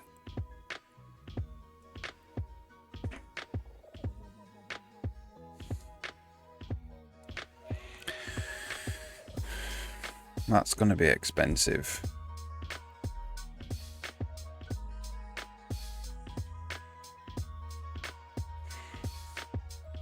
So we do something like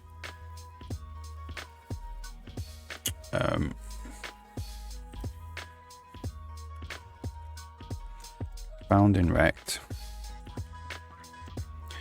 and we just do EB add C.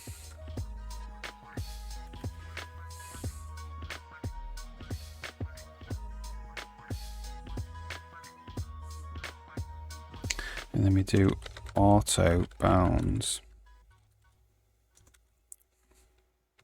Get rect bounds dot width plus 1 plus equals 1. Bounds dot height plus equals 1. And then we're going to do get game canvas, draw quad outline in world, bounds pixels to world 1 1 0 0. And might as well draw it red.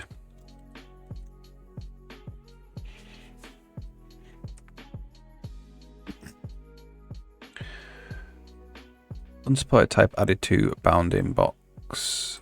Okay. This is bounding rect.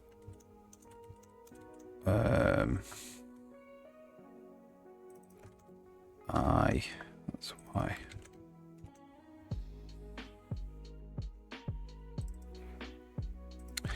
This is BM cast rect to erect.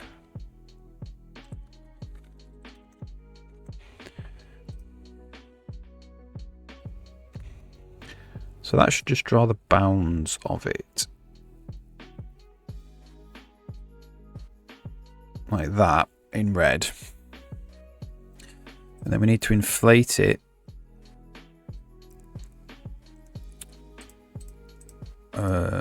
So we need to do this calculation, wherever it is. Where did we do it? Here.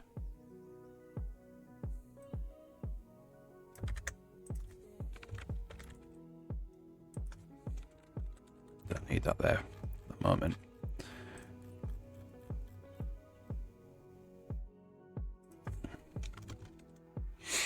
And that's, yeah. So we need to do bounds equals bounds dot inflate SX SY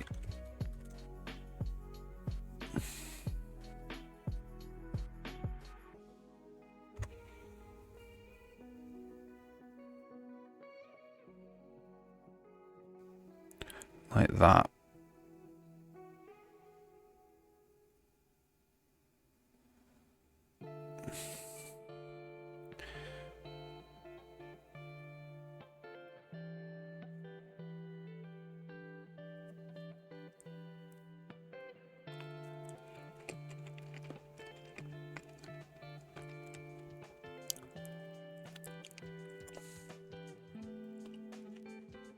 And then to get these niches out,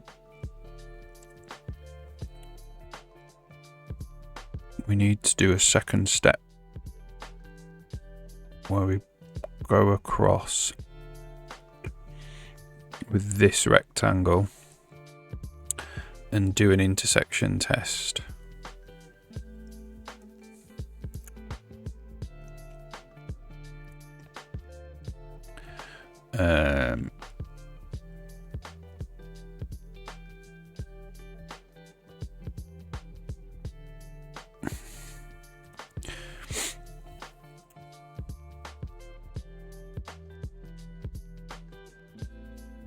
So where are we now in terms of time? It should be fine.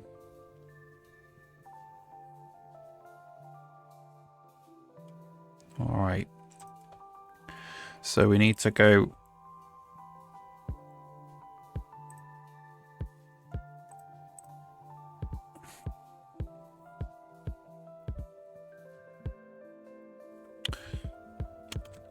For auto y equals bounds dot y. Y is less than bounds dot y plus bounds dot height. Y plus plus. Same for x.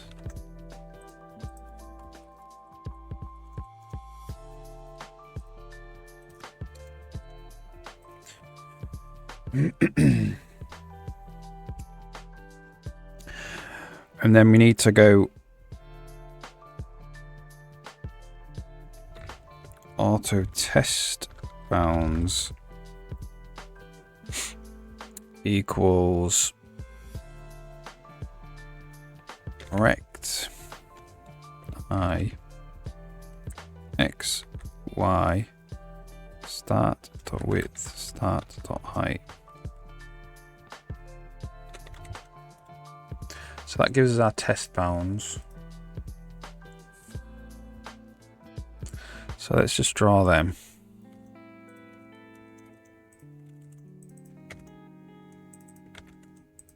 In green.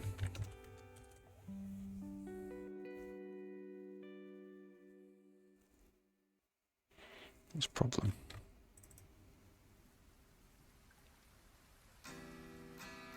That's fine. It's fine for now.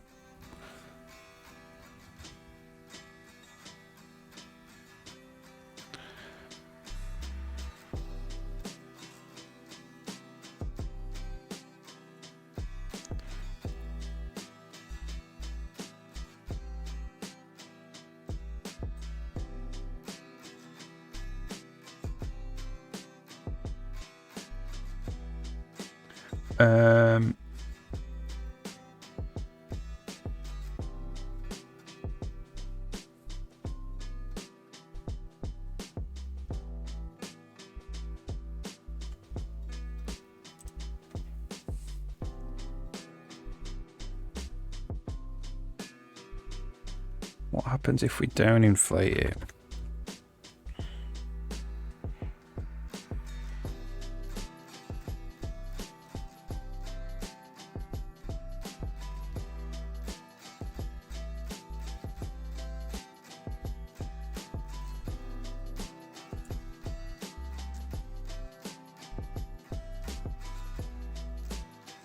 No, it needs to be inflated.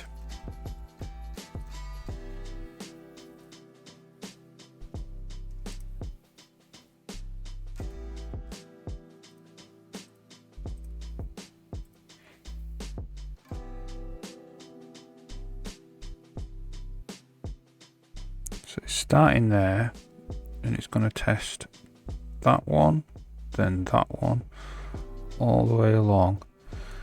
You only need to go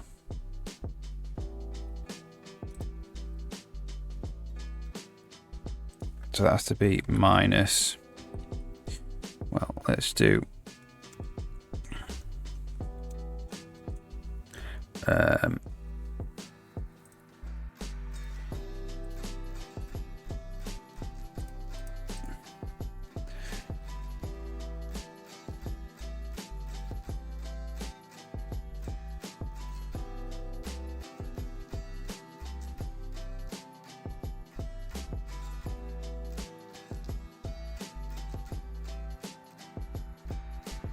so we've got S32 SW equals static cast S32 start the width and the height.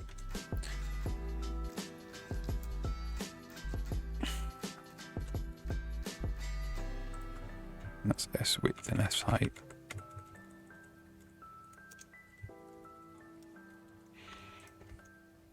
And that's S height, and that's S width.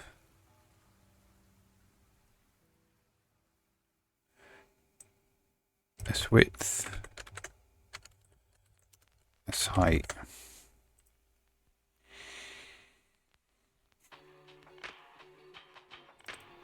Doesn't know about start. Oh, let me start an angle bracket there.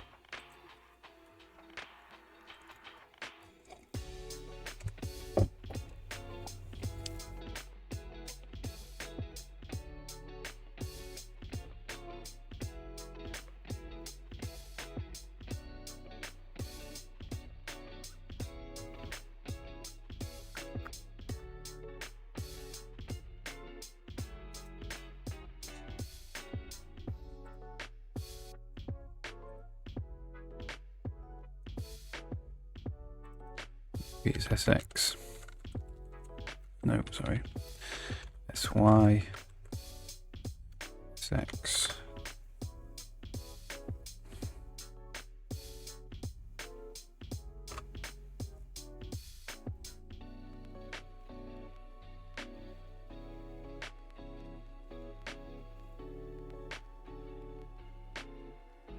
It's kind of good enough.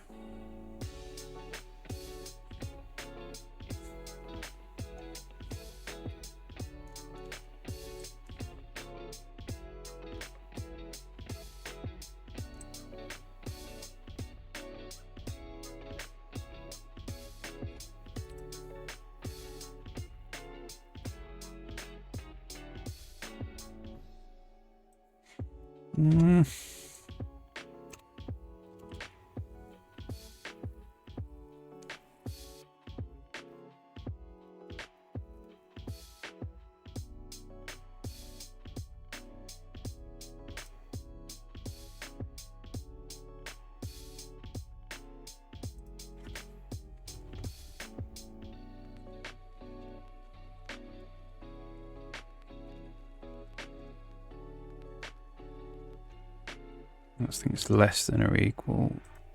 Maybe it's less than or equal, I'm not sure.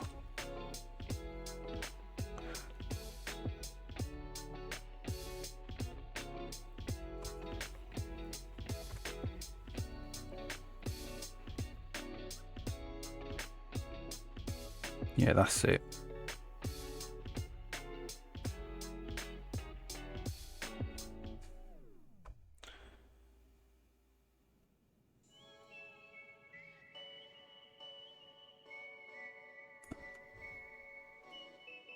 And then we need to do, so once we have this bounds, we need to say if test bounds intersect any of the colliders,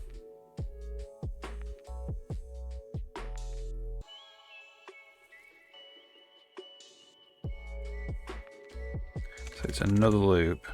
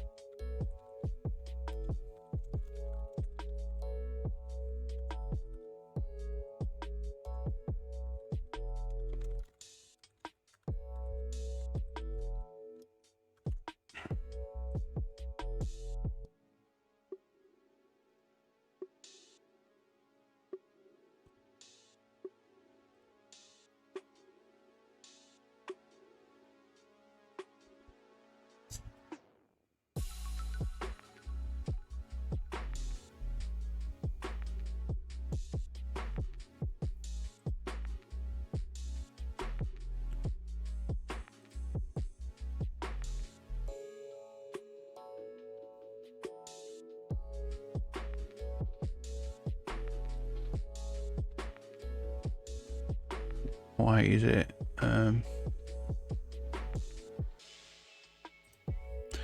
is it not test? Not test. No, it is test bound. Sorry, here.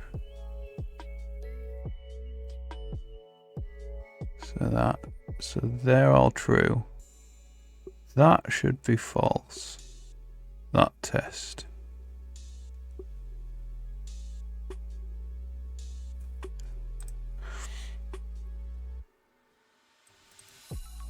So we want to do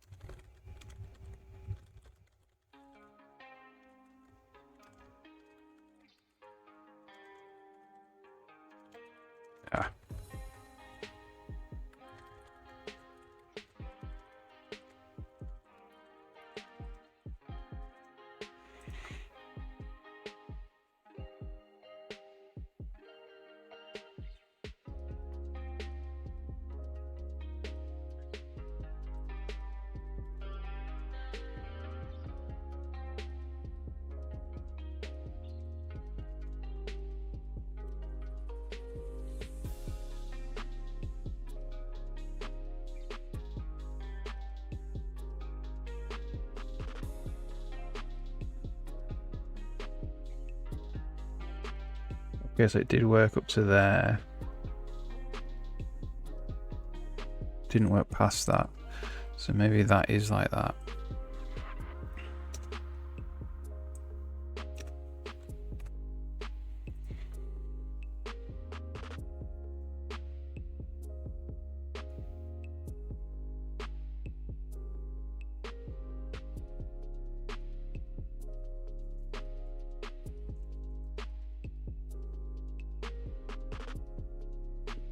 It didn't inflate it.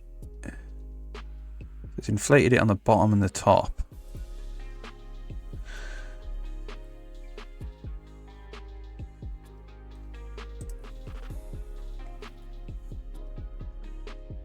Oh, are we talking for time now as well? Still really fast, which is great.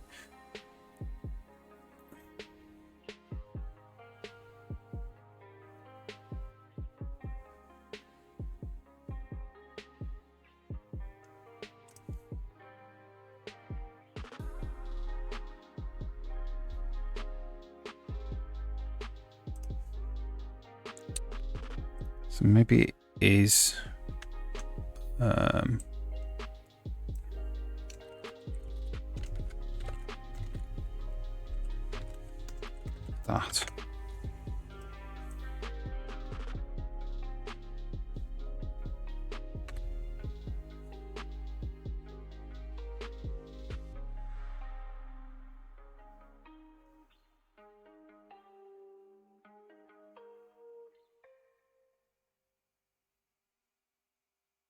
So that has inflated it. And it's missed out the corner. Which is good.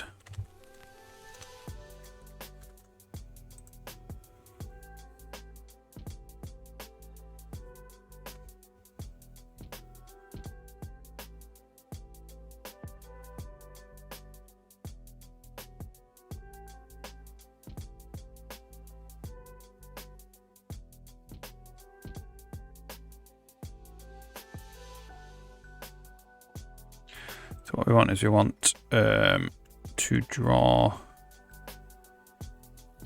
the white ones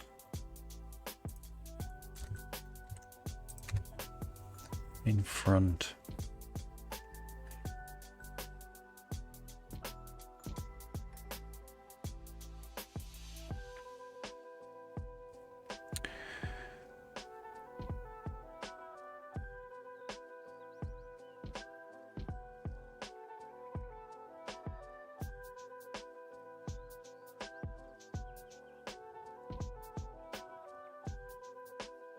If we solve for there,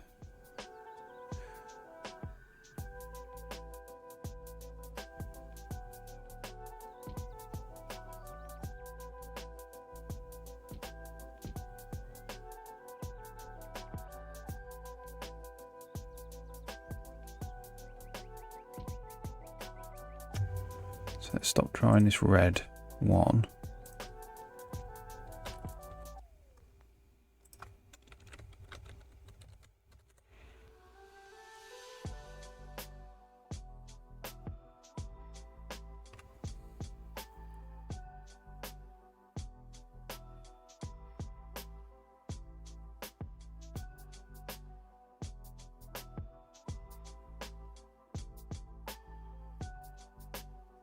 So if that guy goes there, he won't be in it. If that guy goes there, he'll come back to here. It must just be in it. So let's do that.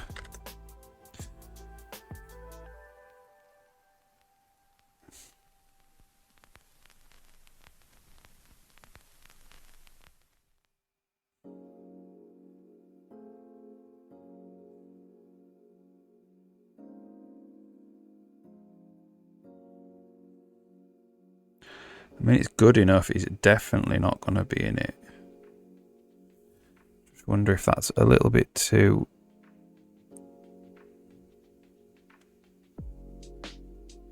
Come back to there. Definitely not going to be in the go inside. Just wonder why that's... They shouldn't be there, really.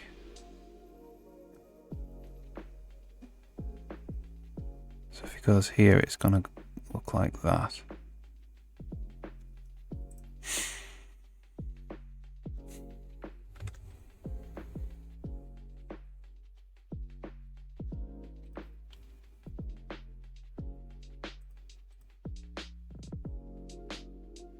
Maybe because of this inflation.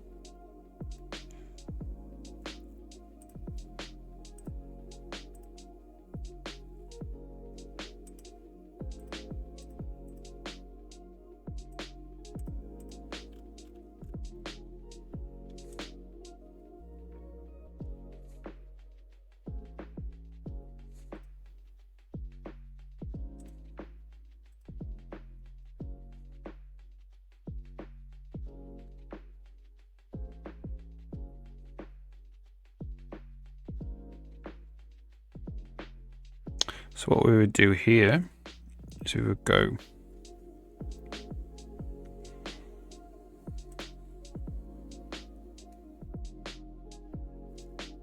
we need to add all of those test bounds in.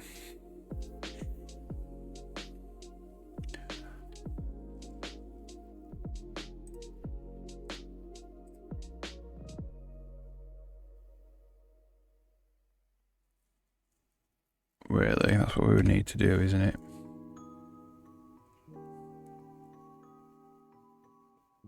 No, we just need to add the X and Y in. So it would be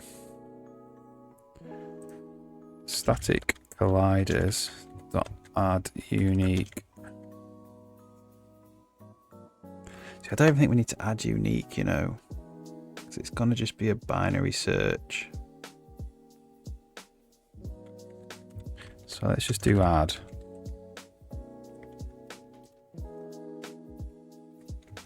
Hash 32. Test bounds dot x y.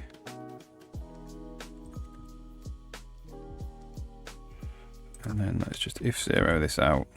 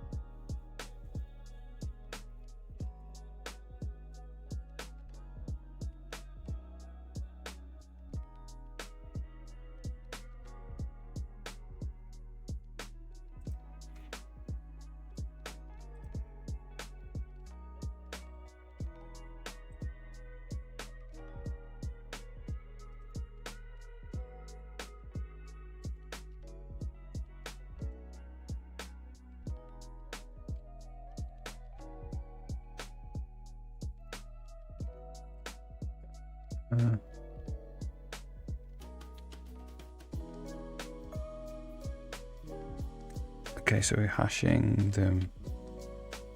Yeah, that's fine. That is fine.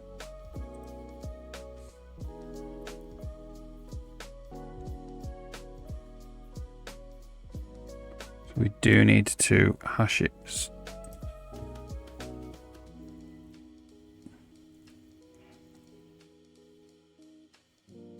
So where do we render all these static colliders?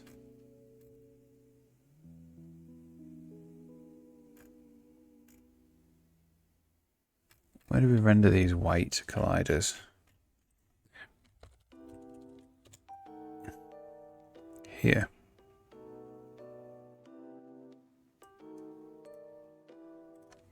So let's just if zero this out as well.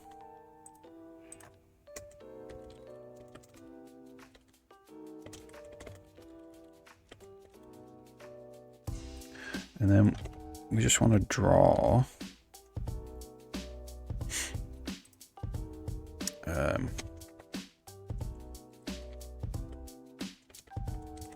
we just want to draw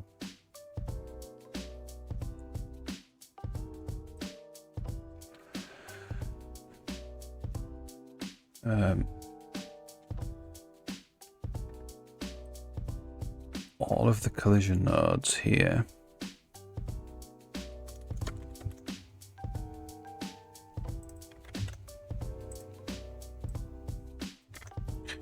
And all of these.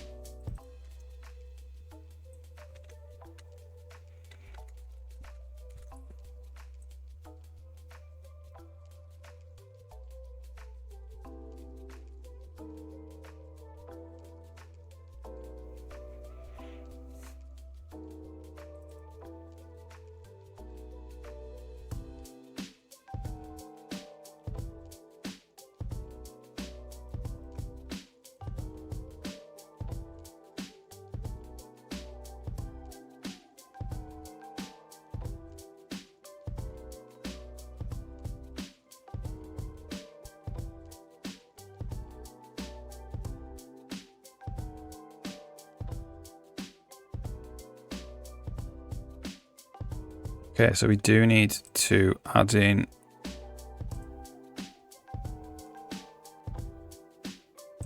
let's go plus S height.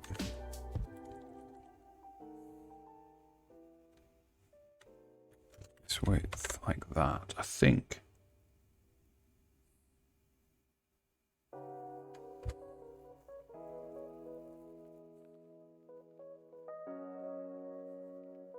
No.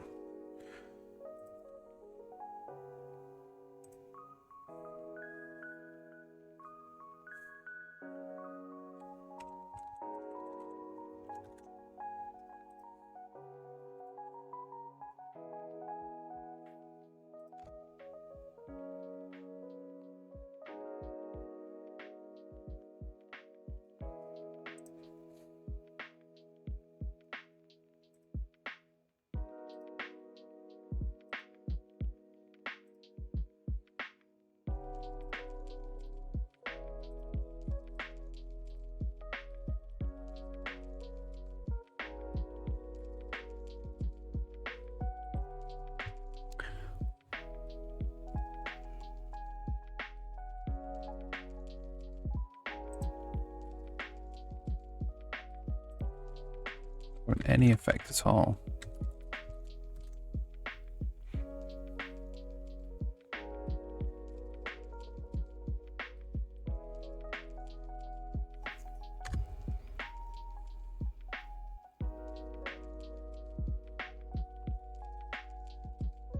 Why isn't that having any effect?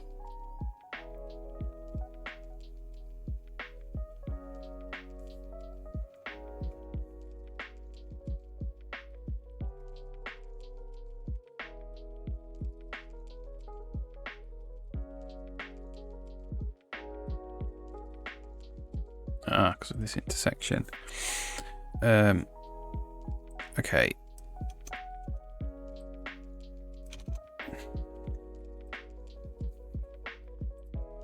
Which means we do have to go do each one.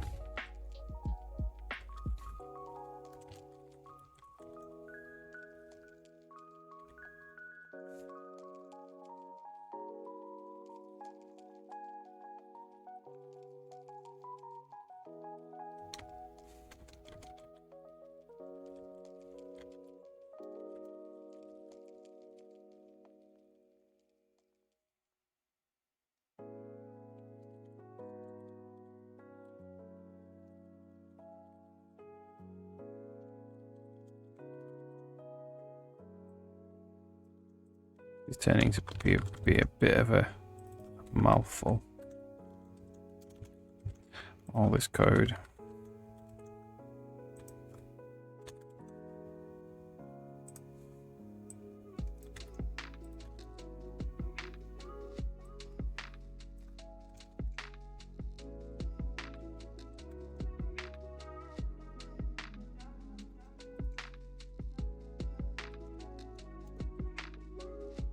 Let's try that then.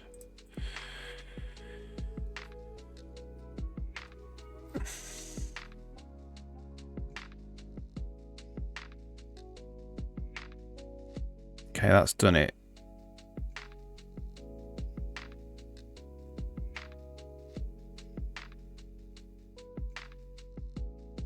So we'll definitely ignore it. Oh, wow. Oh, it's because we've got a collidable in there now. Oh no, we haven't. That's the Spidey in. So let's just put this back.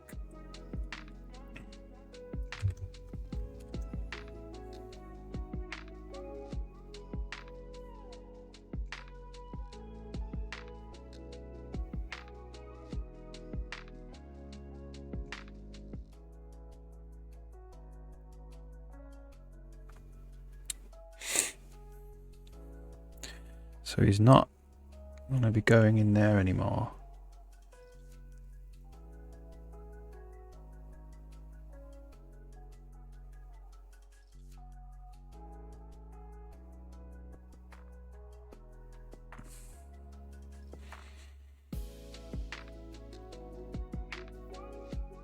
I sometimes cannot find the goal.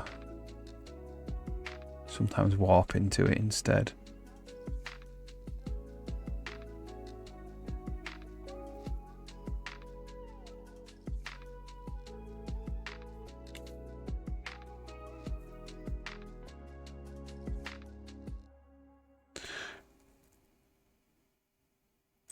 Right.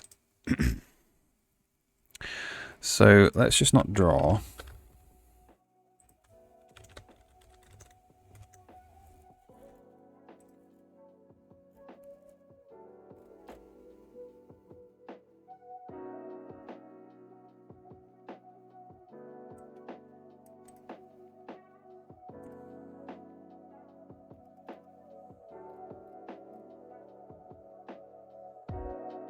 There or there. We don't need to draw that.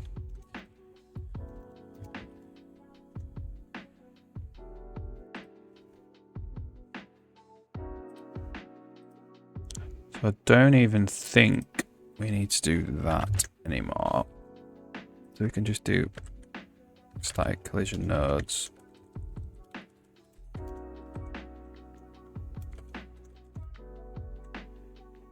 So we could just do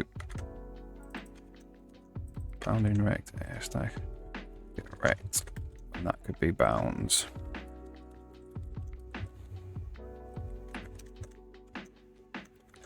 Oh, that 1-1 could actually be because of that. Okay, so let's just draw these.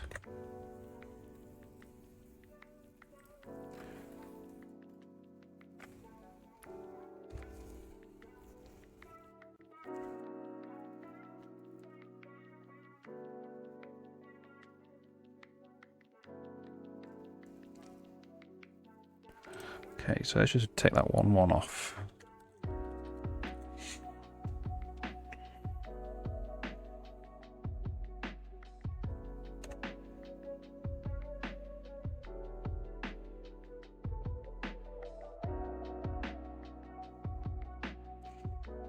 don't think it's made much difference. Any difference, really.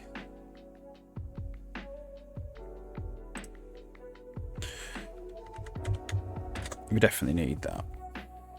No, we don't. We don't need that anymore because we're going to be doing this here. We're going to be including it.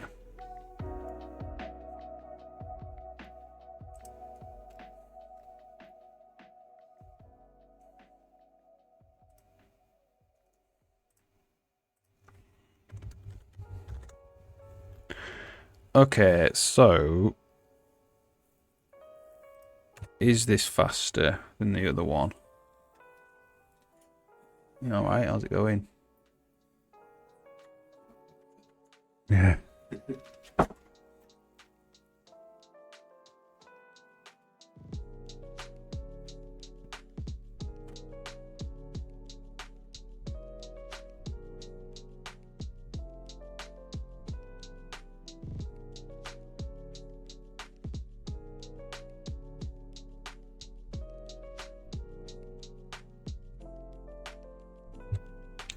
Okay, so let's just make this. Let's just show the triggers. And let's just make this a little bit more.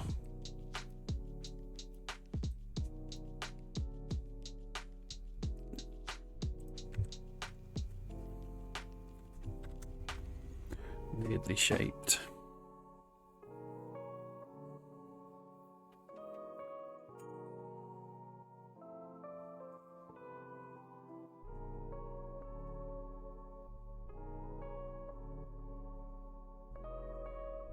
Tea.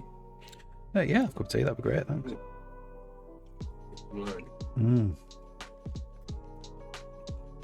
Thanks, Dad.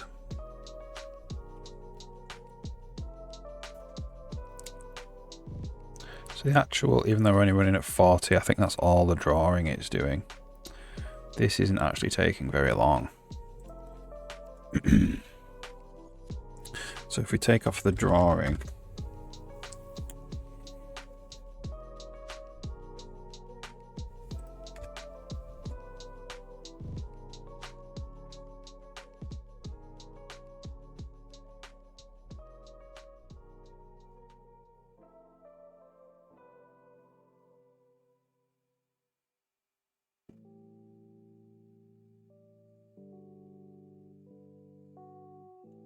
yeah, he's well ignoring that thing though.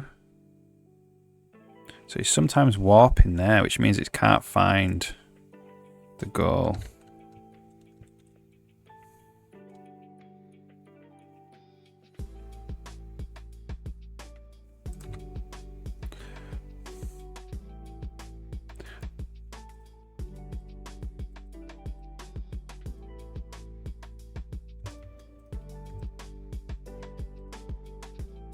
What do we delete points? I think you should press delete, yeah.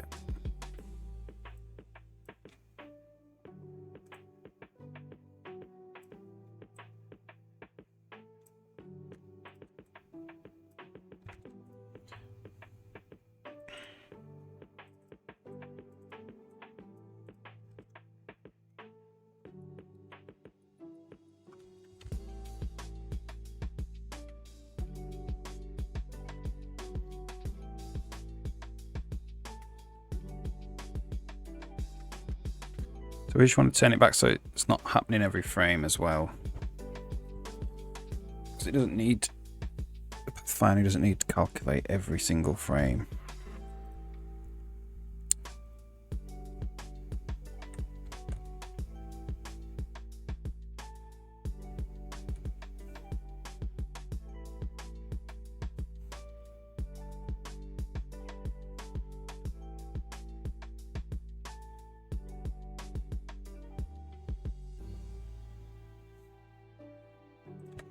Okay, so one of the things now, so that seems to be good. Let's just turn it off stop it doing it every frame.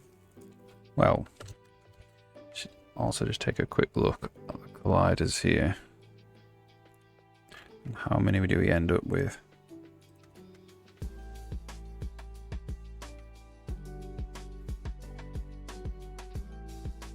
2000. There's a bunch of repeats though.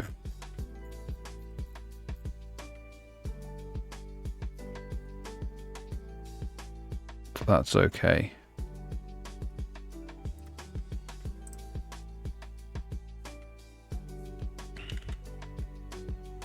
Where's he gone? So Pathfinder's took an age there. Maybe we do need to.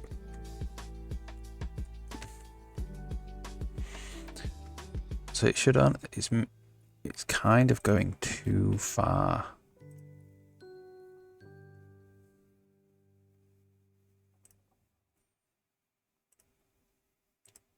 Maybe it's this.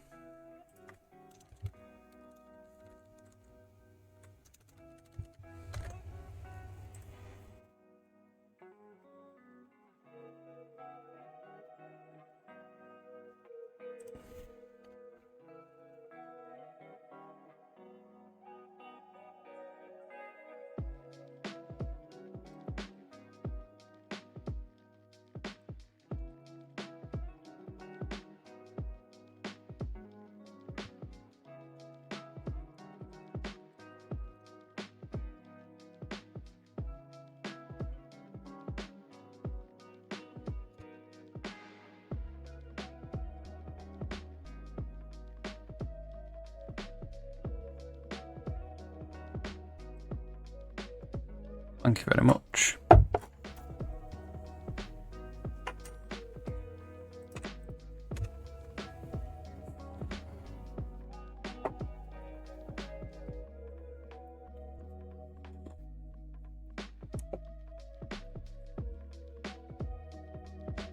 Oh, very nice.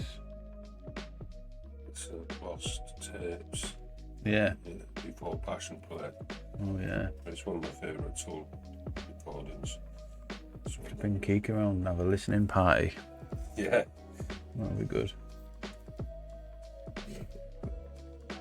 I know, yeah. No, can't you?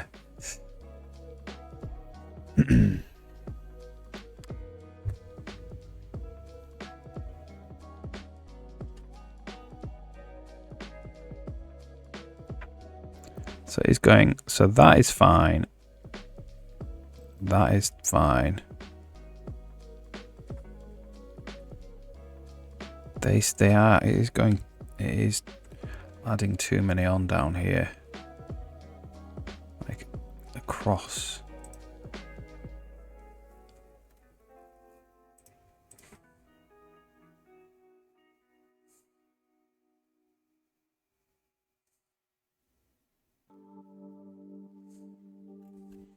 Okay, let's turn the test bounds on again.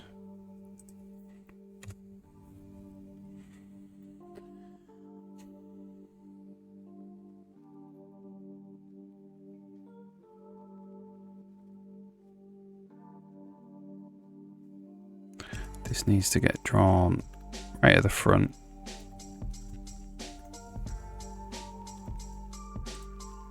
Oh, no, it's not test bounds that I want on, sorry. It's this one.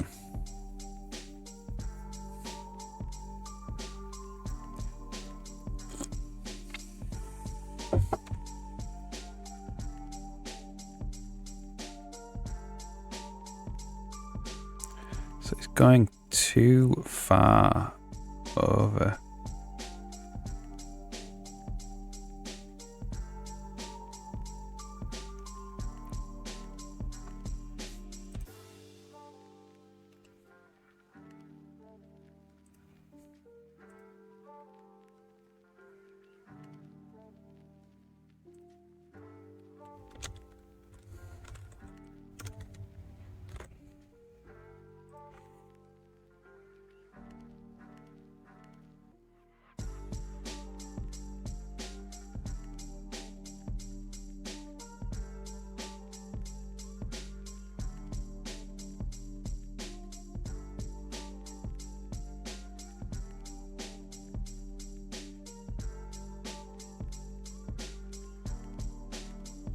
No, that is right. That's correct. So if it goes down, if he hits it here, I will be in it there by 1, so it's not quite right.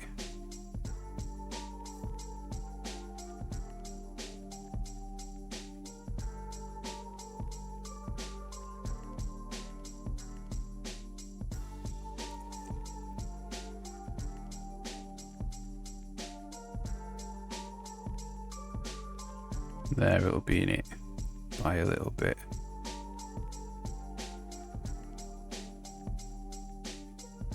Oh no, it won't be in it. Be in it there. If he settles there, you will be in it.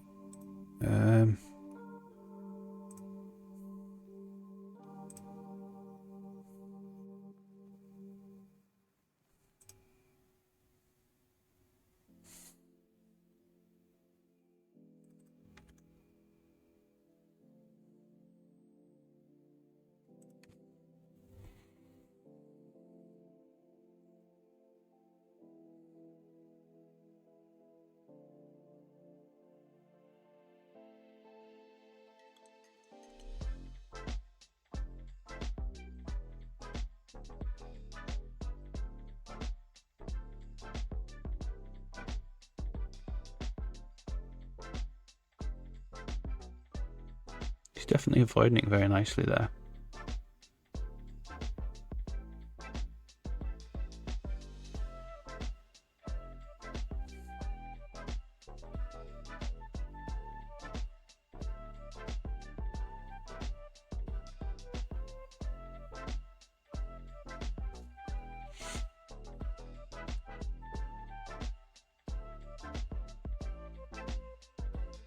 It needs to be like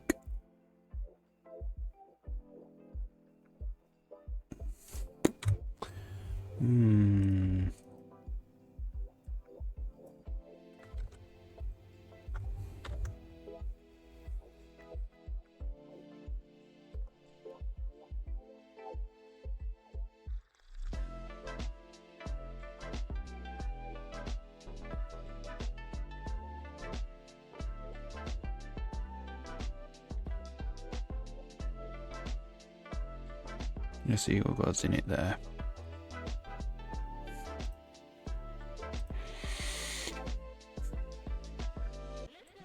Maybe it just is that.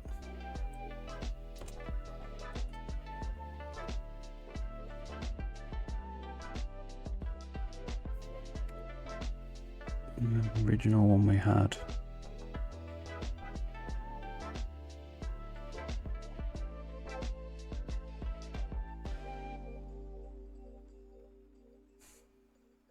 I think that's correct.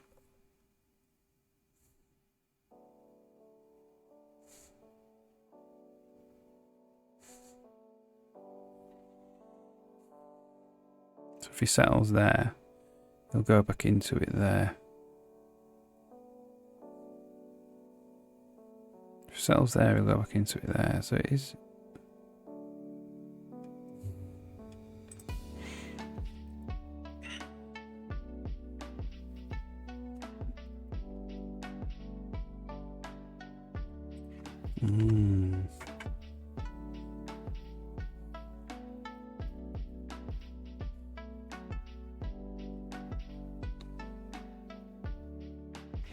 Alright, let's stop doing it every frame.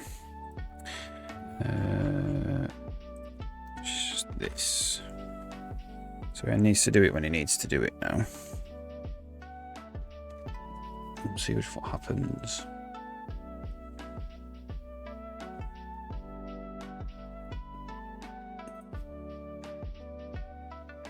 Really is avoiding it.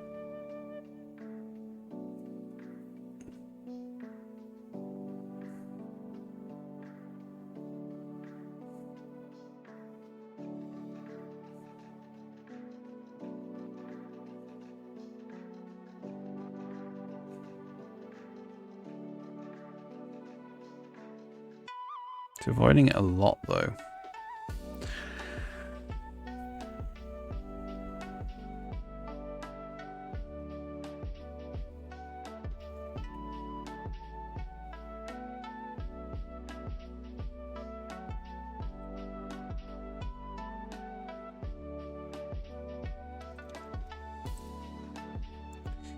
Yeah.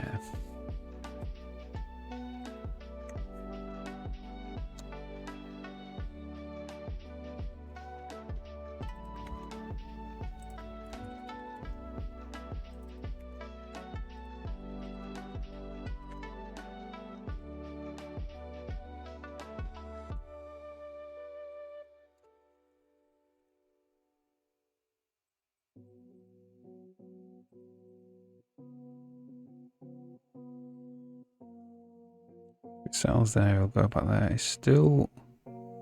So the Y is correct there. If he settles there, he won't go into it. If he settles there, he won't go into it.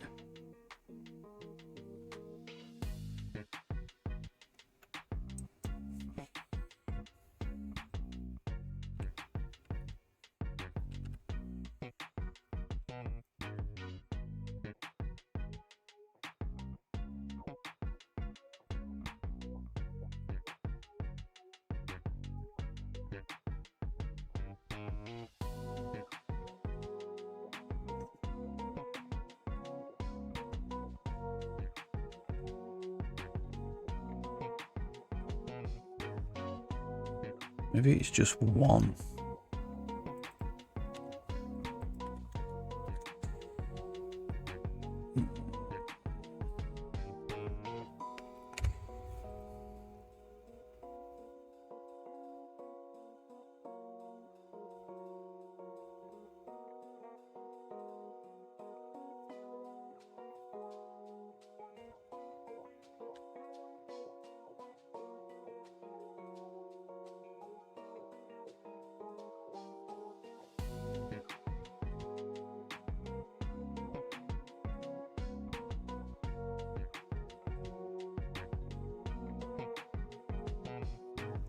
If he settles there, he won't go in. If he settles there...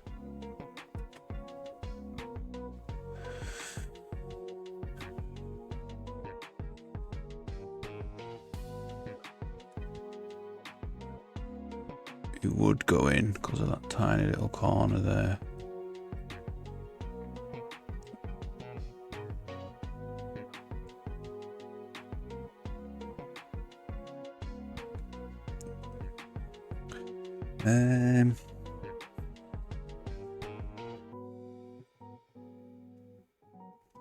Actually,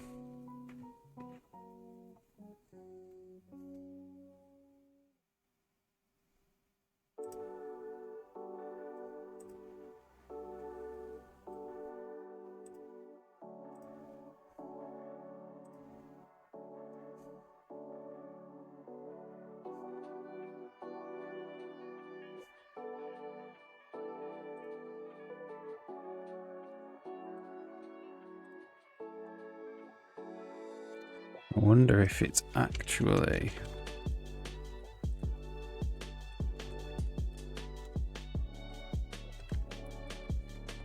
that.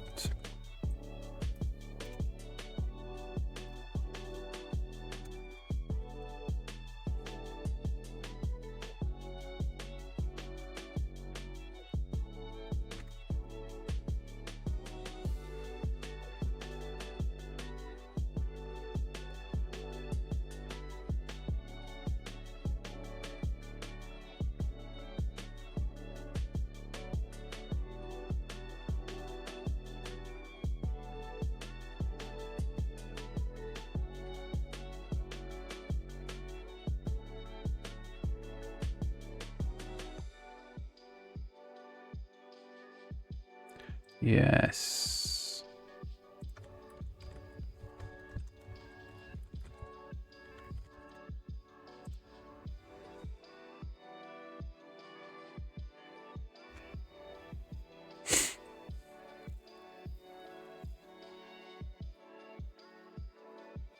Ooh.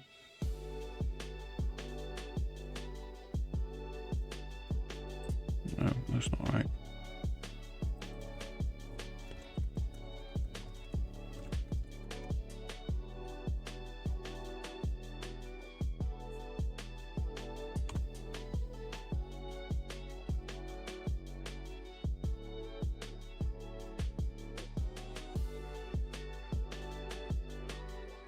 Hmm.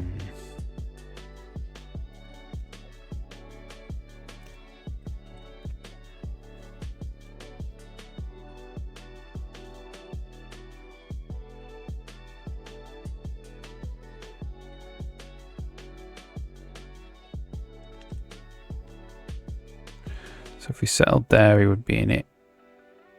So yeah, we don't let him settle there. If he settled there, he wouldn't be in it.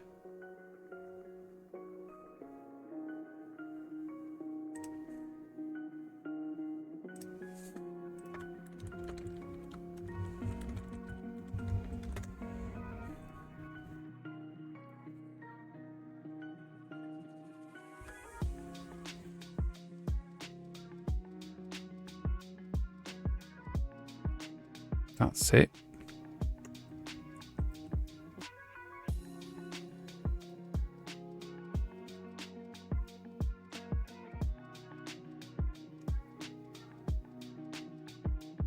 Nearly.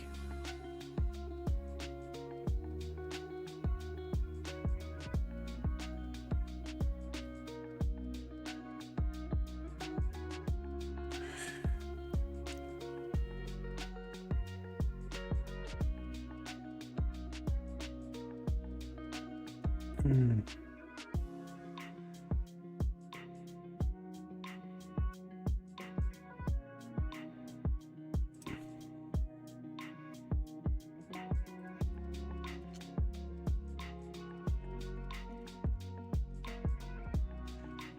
Actually, have a quick break. I'll be back soon.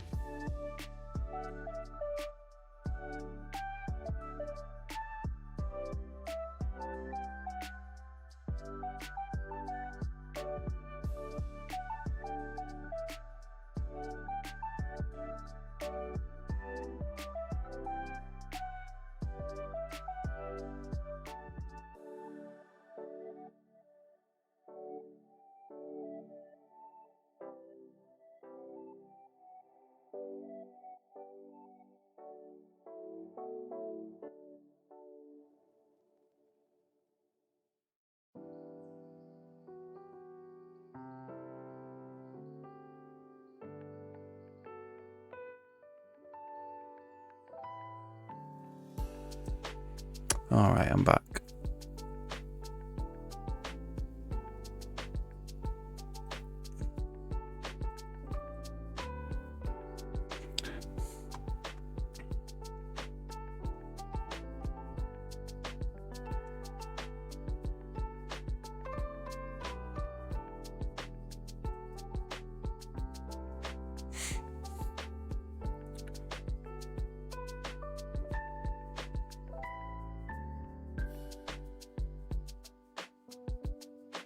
So we have to actually make sure it's inside this region as well.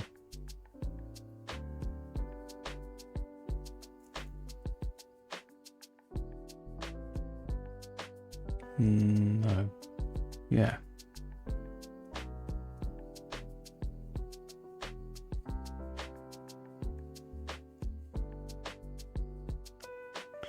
If you were allowed to settle, he's not allowed to settle there. No, he's not. He is allowed to settle there.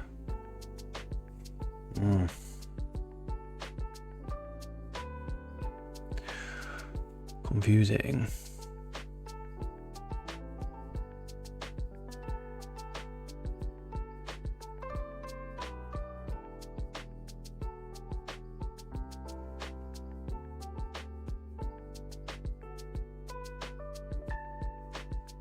Yeah, I don't think that is correct either.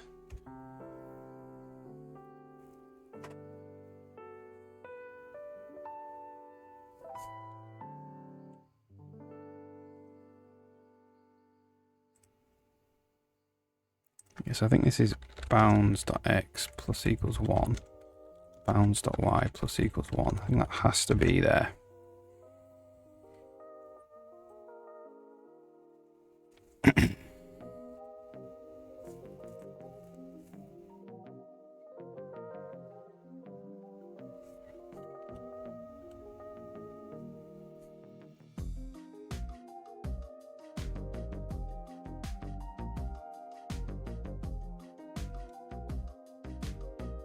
It's coming in here. It's coming in here and it's saying it intersects. So it's adding all of those in.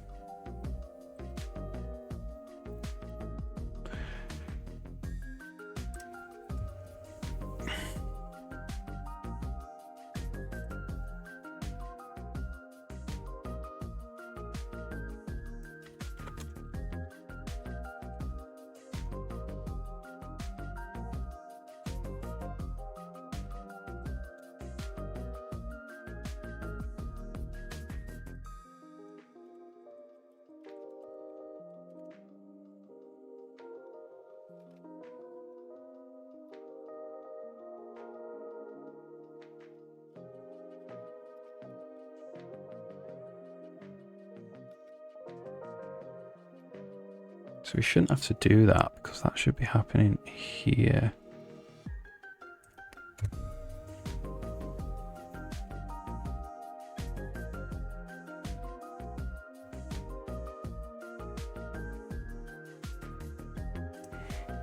Shouldn't need to do that.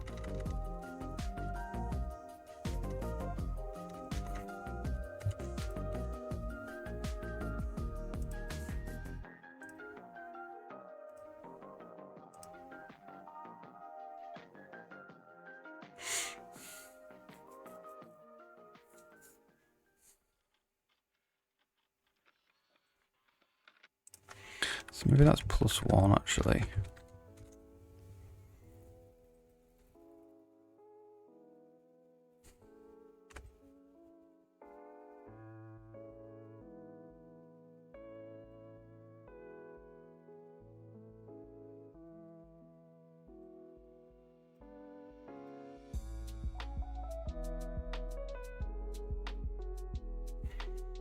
So that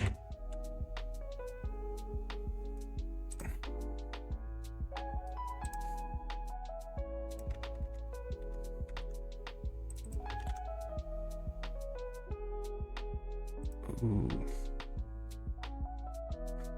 So maybe that's BM min.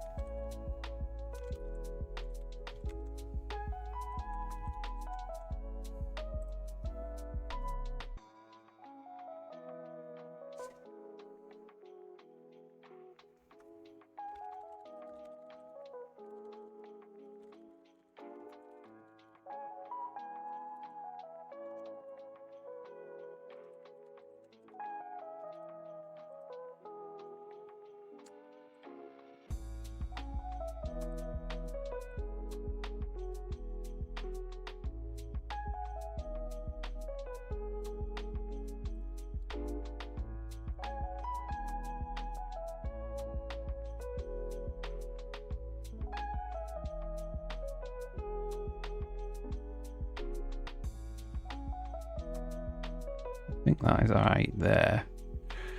And then this is BM min bounds.y test bounds.y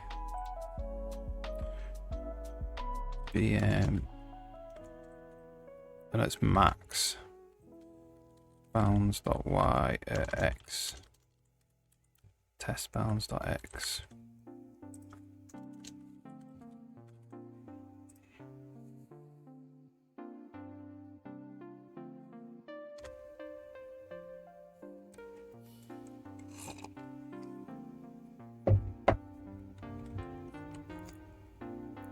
Saying he can't settle there, but he could settle there. So I think that is the correct shape.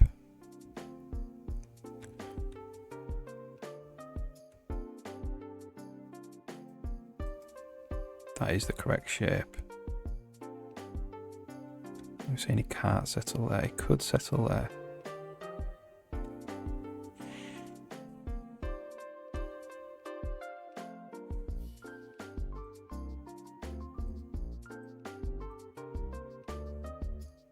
Could definitely settle there though.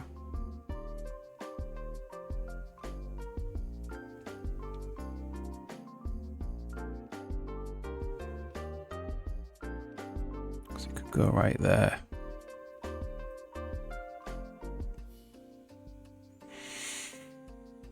It's near enough the right shape.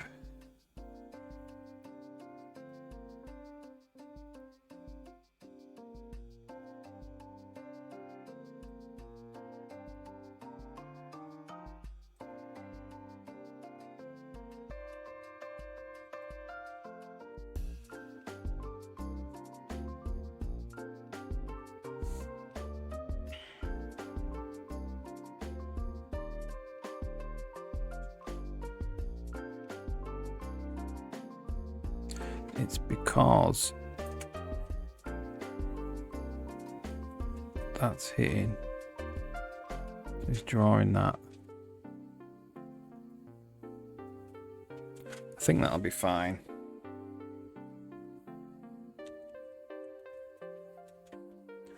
The question is, how long is this taking? It's taking a while.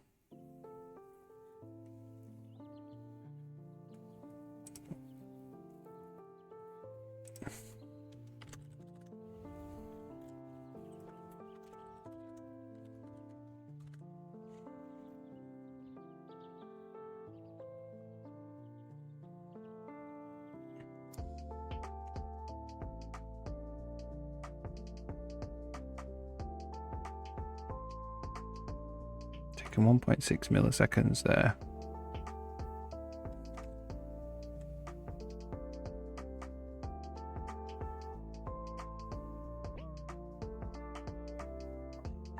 Look, and he goes straight through it, so it's not working. Ooh.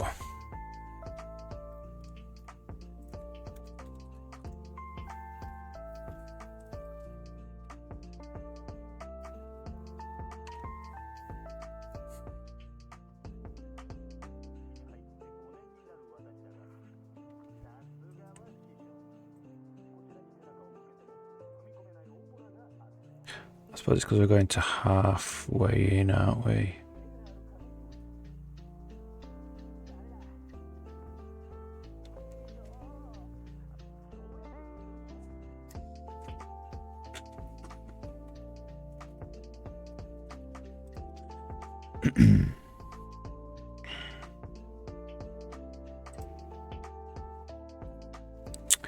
um,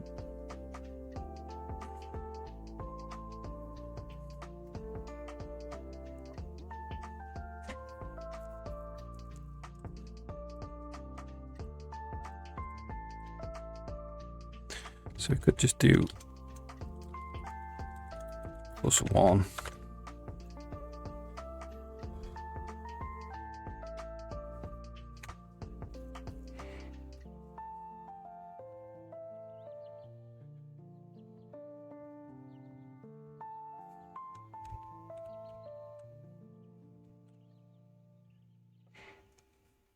So he's really stuck there.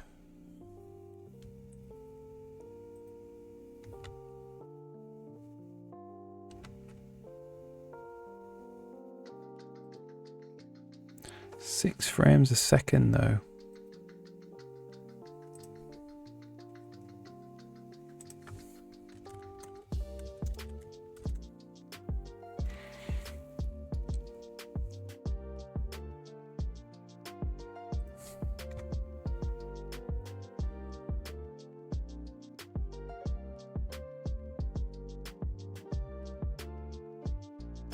It's going to come up through the middle of the square, that's why he's cutting it a little bit.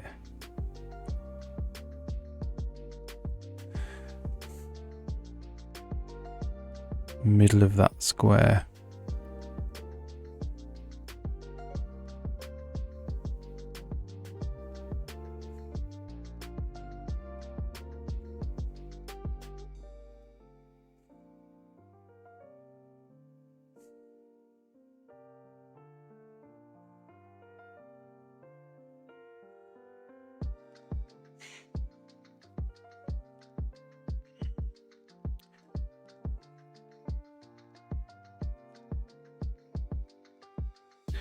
So let's quickly time.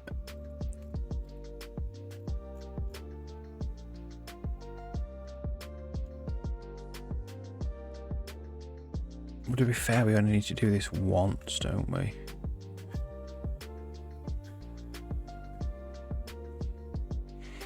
We only need to do this when we enter the room because these are all static, they never change. Which is good.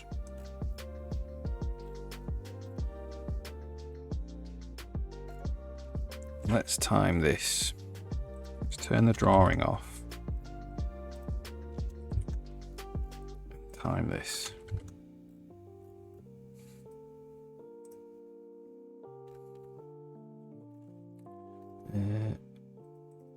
So it's from there to there.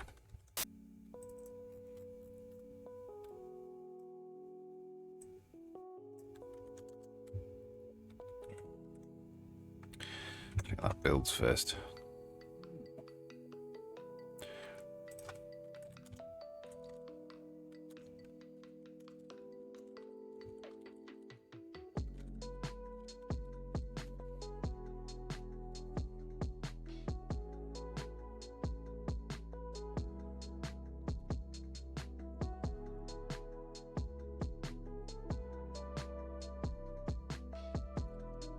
Static colliders is taking a while. Look at that.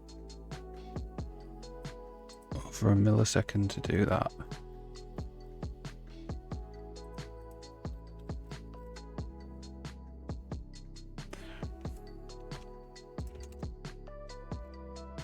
Gonna take these out.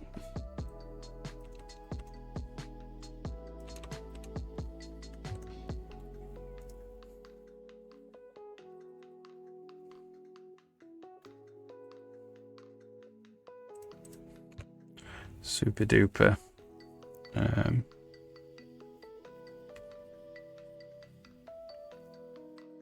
Super duper slow.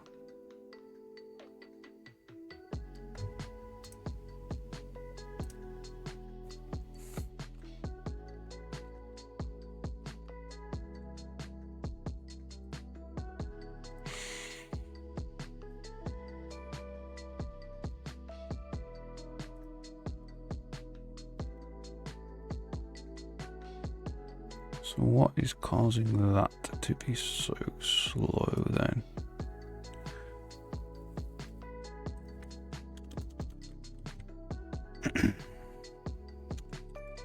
Just take the sort out.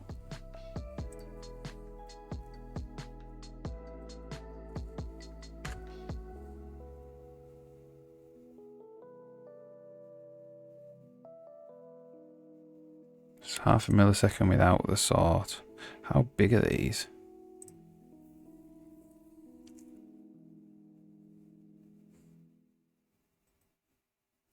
$4,000. It's not that big, really.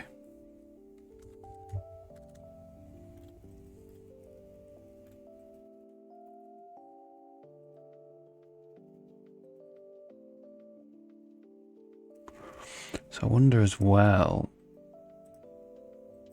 if we can plus equals those.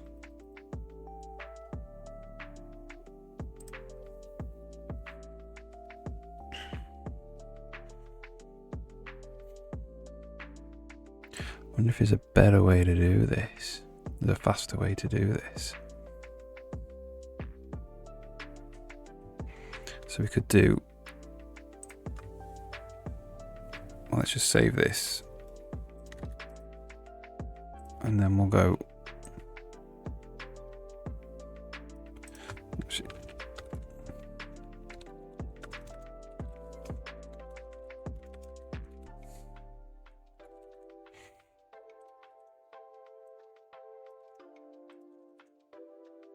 We could do y plus equals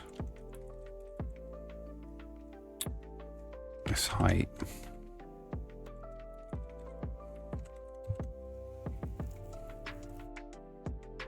And the test bounds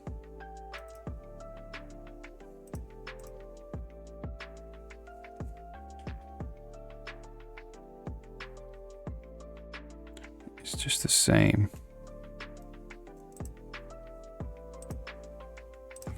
Let's try that first.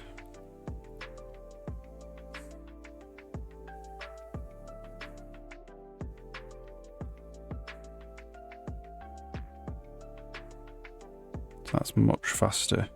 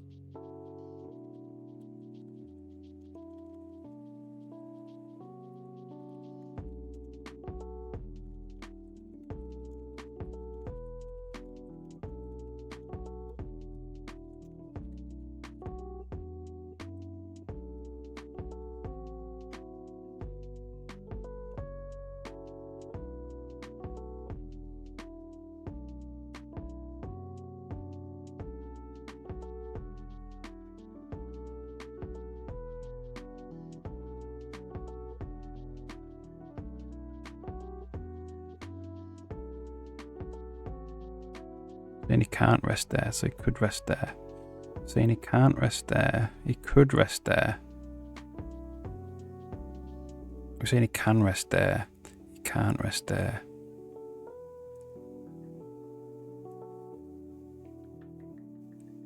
We are saying that he could rest there, though.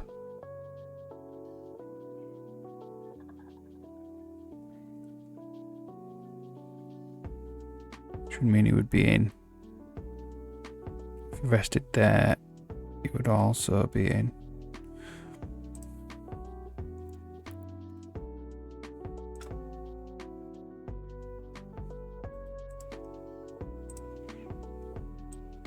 So let's try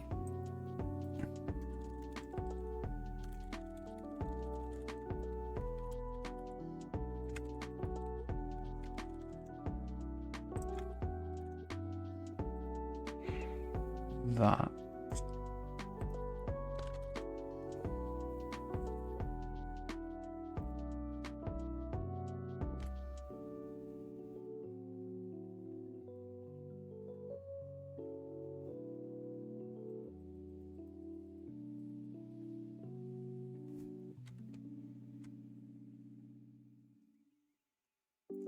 Looks like it gives the same. No, same. We can rest there. So is the test bounds is definitely that.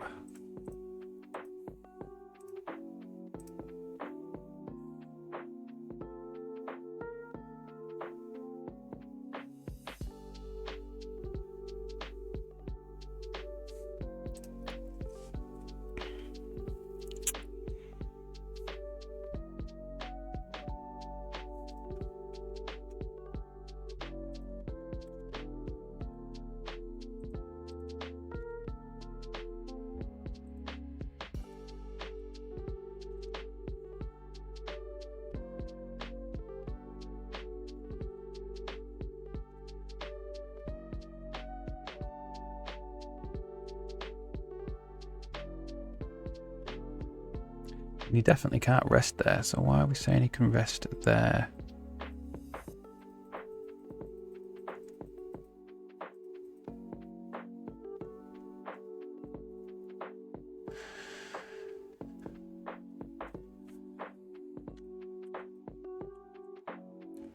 Let's have a look at, let's just draw these yellow ones back in again.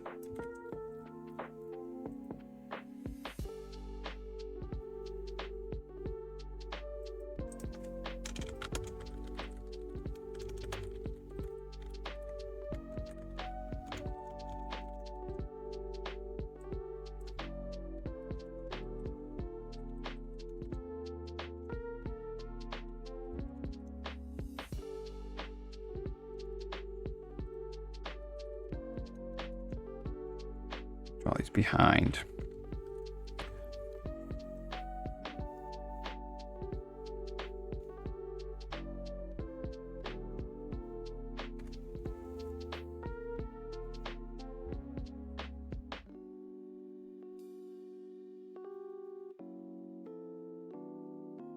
There isn't a yellow node there.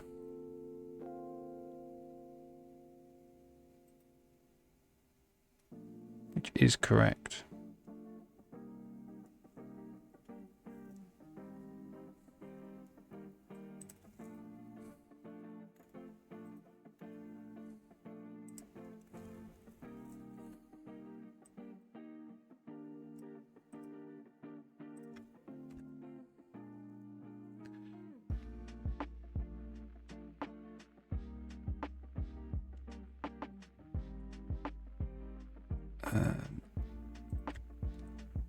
So here we are at 5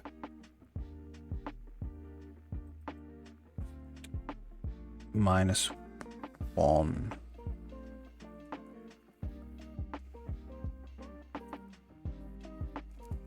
Five minus 1.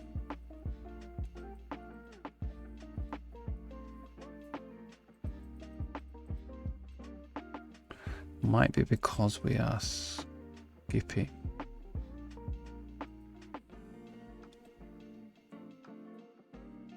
Yeah. Because we're skipping full lengths. So we're going there.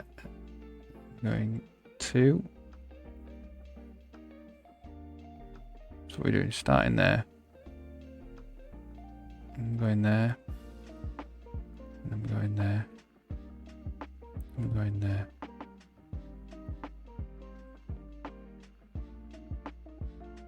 Yes.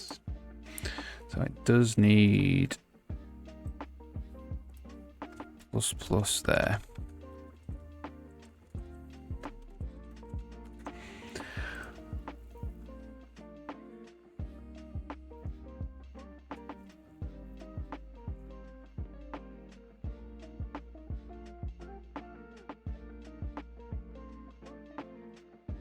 Which is of course super duper slow.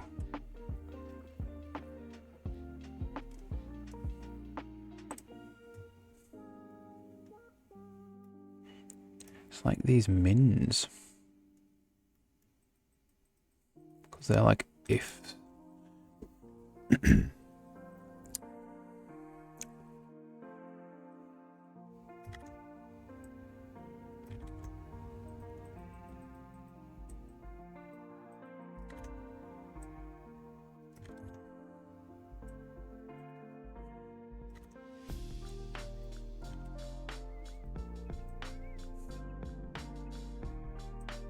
Ifs are quite slow in loops.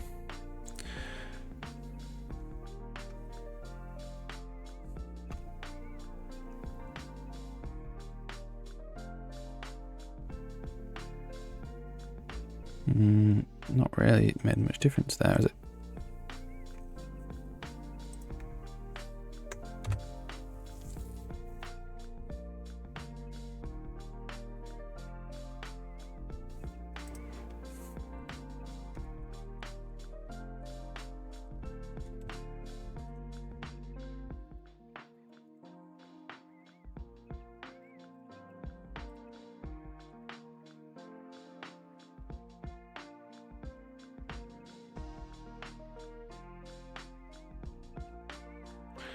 So we're at 5 milliseconds there, right?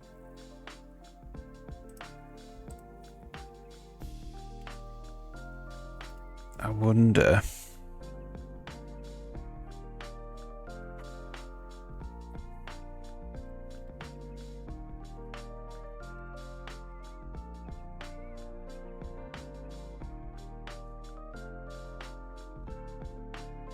if we could not do an intersection.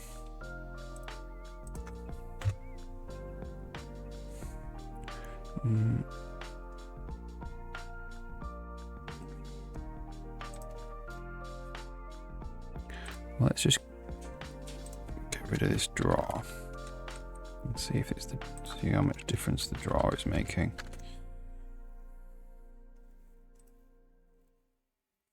It's definitely a lot of loops.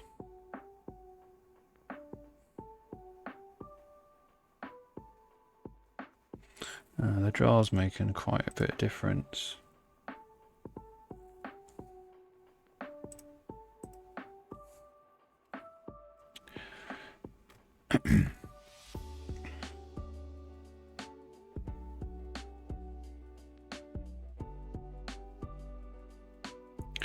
So we could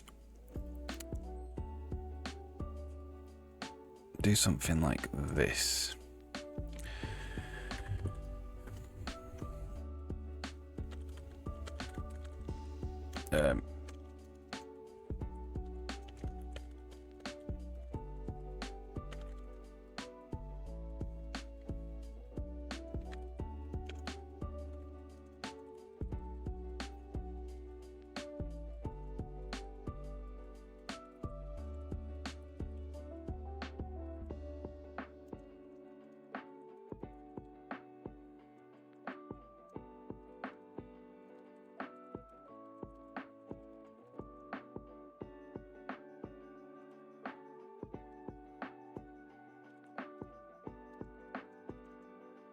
Going on here.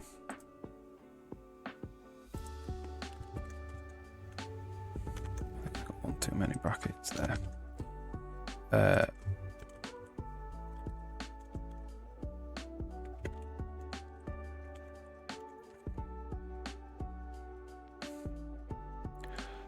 hash 32 of n.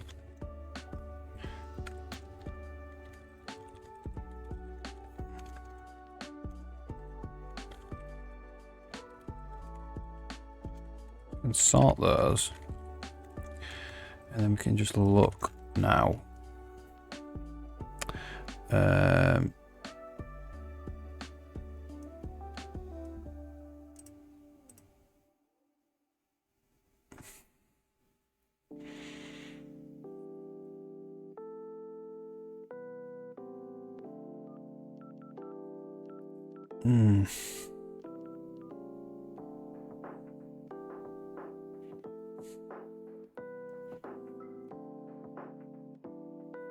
So this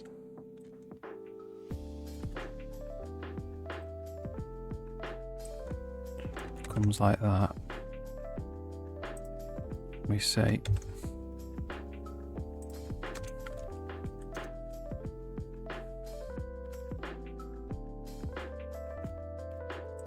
that build.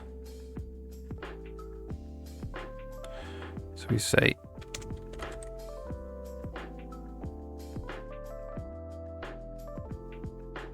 if, so we go auto XY, oh, well, if standard, well, auto XY hash equals hash 32 to I XXYY. If standard ranges binary search, the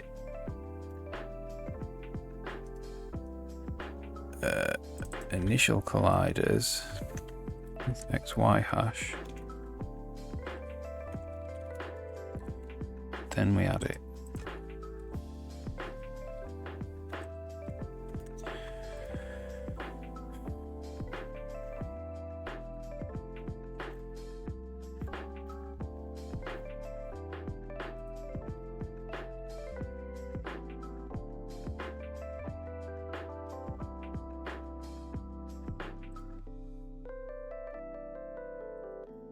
Here's the thing that this only works for. Well, we'll see.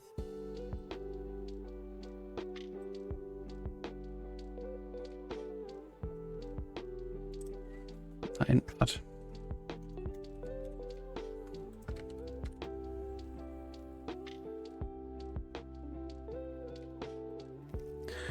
This only has to happen at the beginning when you get into the room. The NPC enters the room. Okay, so it's not working actually.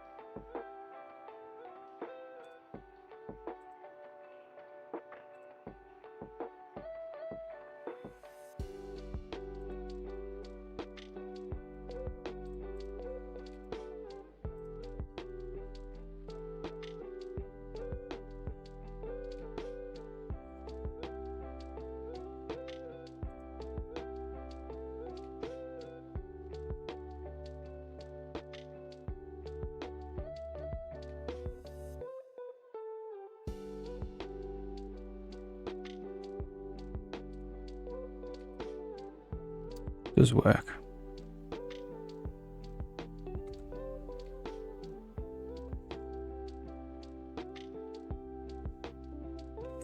Oh yeah, it is working. Yeah.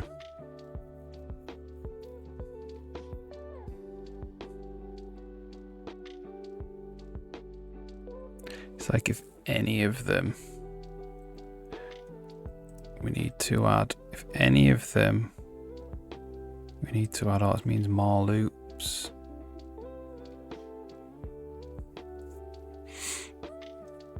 Ooh, man.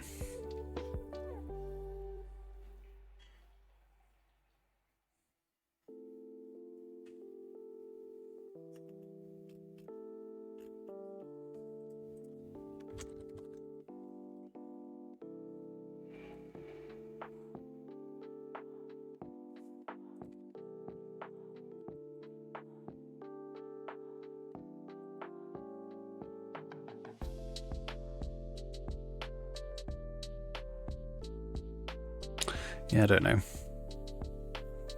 I don't know.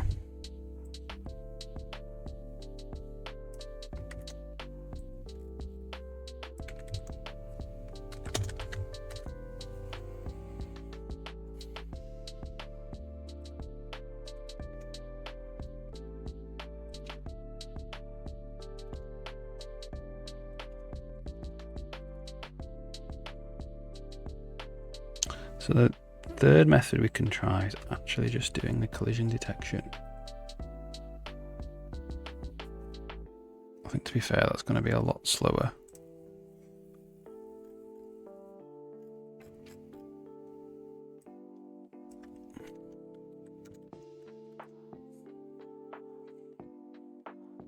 We don't need initial colliders anymore. Oops.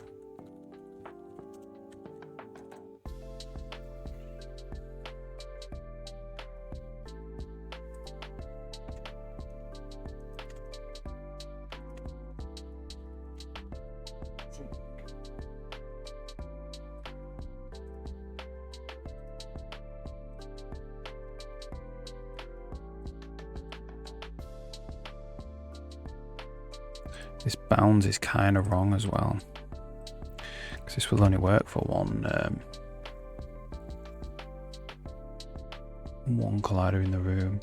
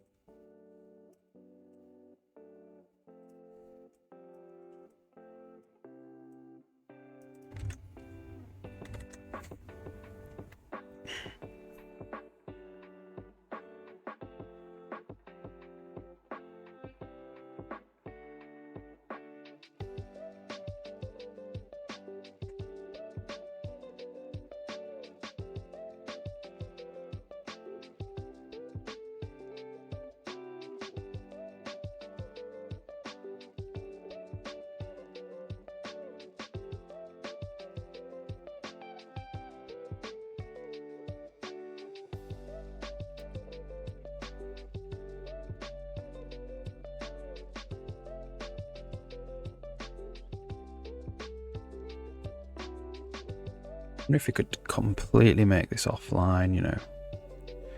Could get the bounds of Spidey in.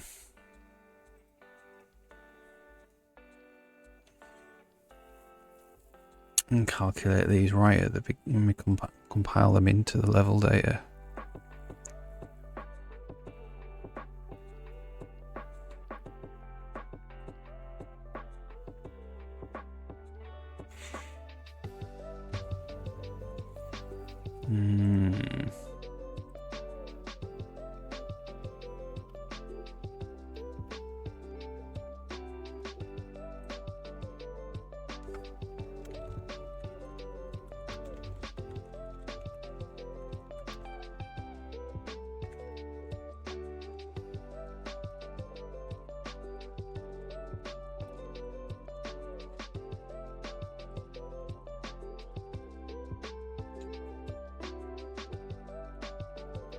Doing.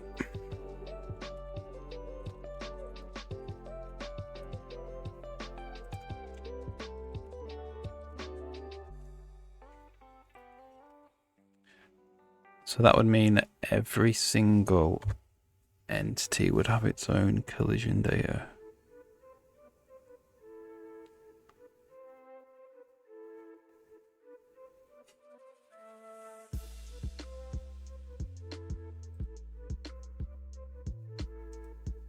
That would make it much more accurate though.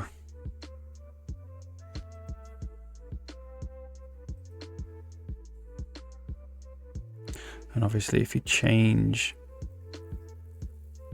this green collidable square size, you would need to regenerate all of the static collision data for it.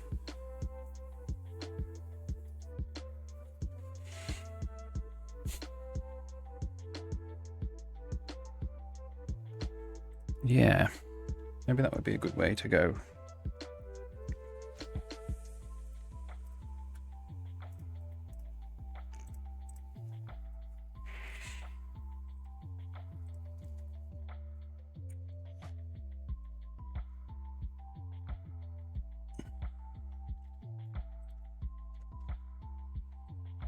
That would be super fast.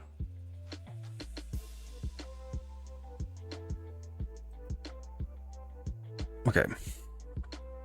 Take a quick break and then we might try that. Currently this is too slow, it's like 3 milliseconds to do all this stuff.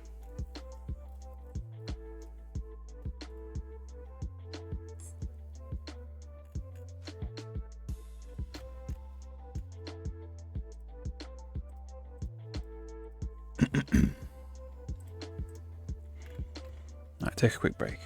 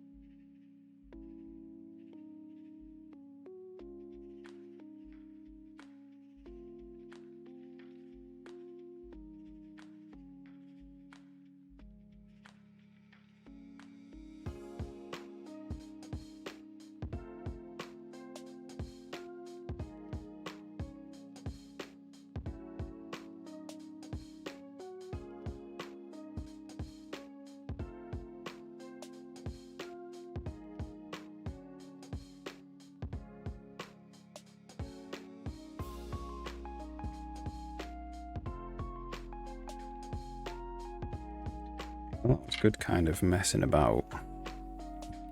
Don't think any of those things are going to be fast enough for what we want. Unfortunately. So let's just take them out.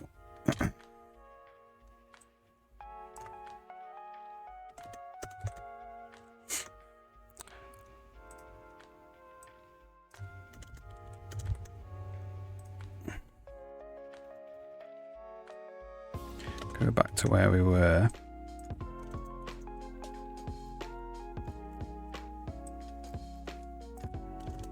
It's good to have a try, but I think it's just going to be too slow.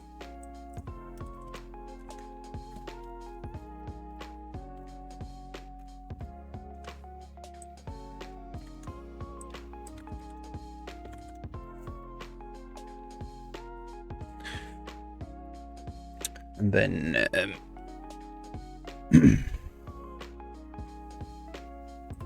we want to go back to using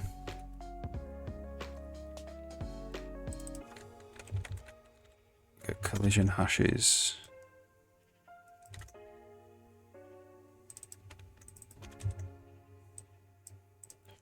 So this is back to using the old way.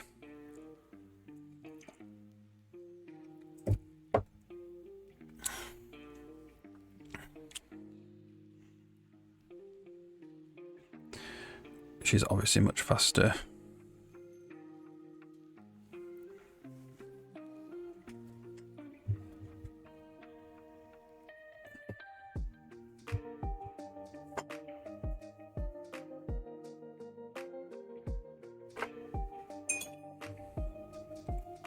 No tea, Becky.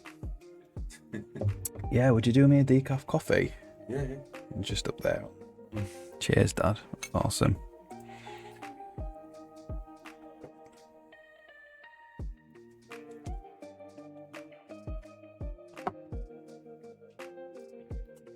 Alright, Right, so we'll go back to the original way of doing it, and we're going to try something else. That is, we'll do it offline. It's all static.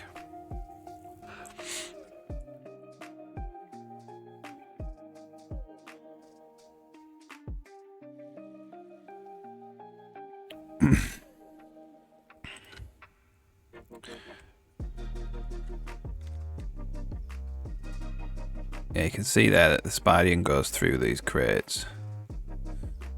So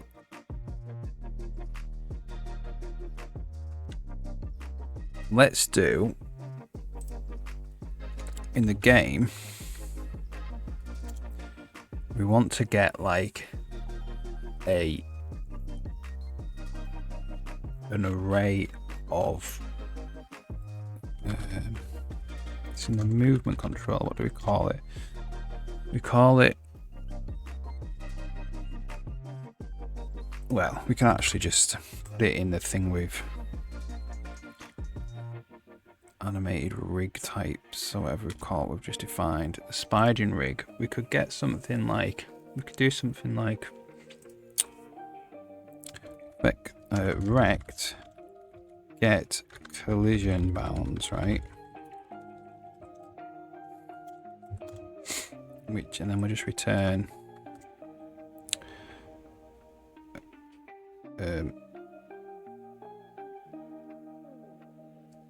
well, collision size, really. It's not a rect. Get collision size. And then we're just going to return vec2, what was it? 42, like that. And then this, get collision size,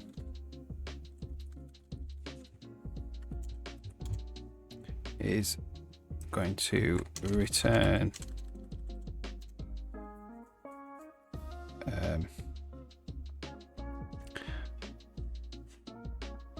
vec2 1 like this.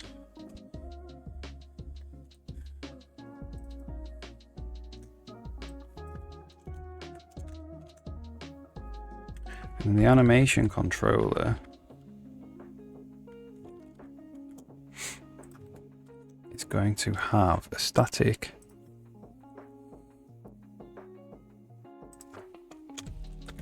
vec2 get collision size, the animated rig type,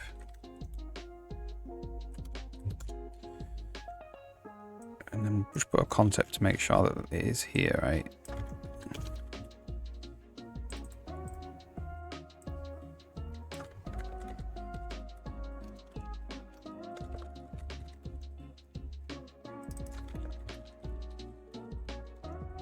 Let's return a vec2. So we're just going to, basically it's the same as this. Yeah.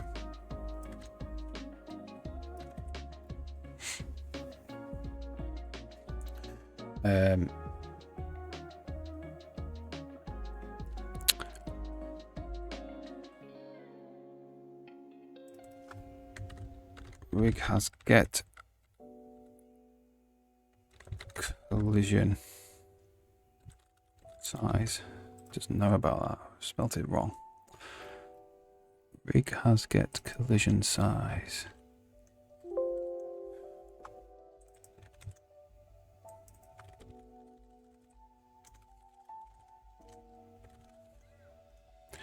And this is a vec2.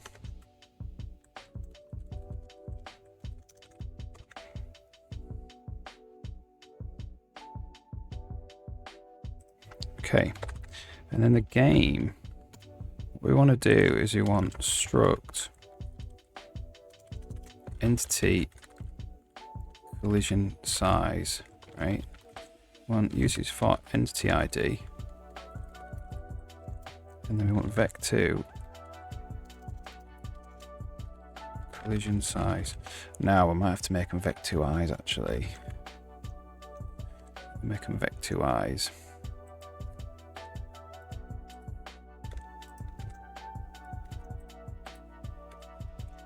Just integers.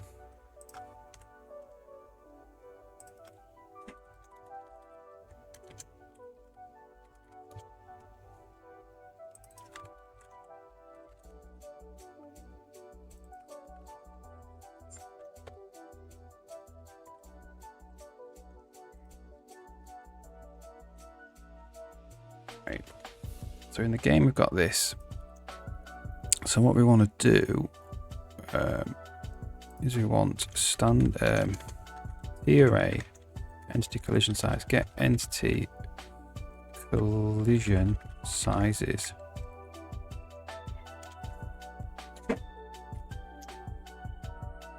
Thank you. Oh yeah? You alright? But you know, Dr. Little works here. Oh right, okay, yeah. This needs me to go back. Yeah. That's handy though. Handy that there's a doctor just there. Handy that there's a doctor just there. Yeah.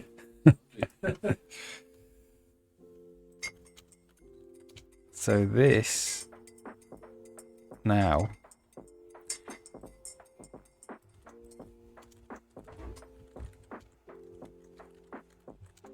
like this.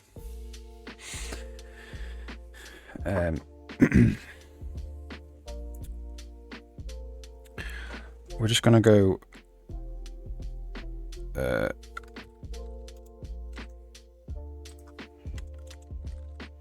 for each type, get animated rig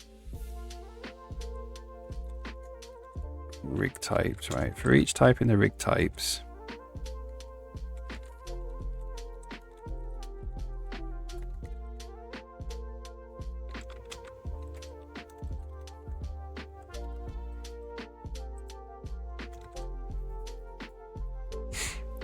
we're just gonna go result.add entity collision size to entity ID equals standard to underlying x.type.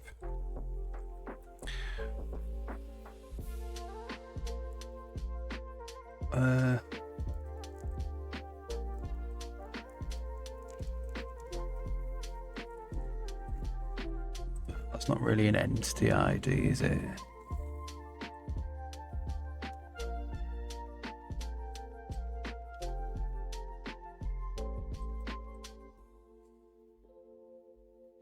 Maybe we could make this, could get the type ID.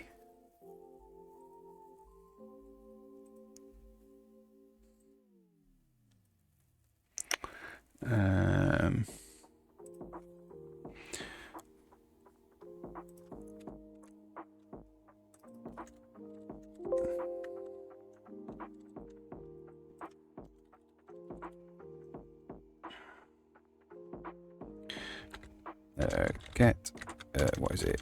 Animation controller.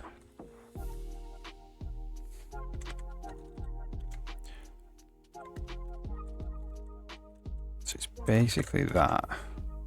Apart from this ID.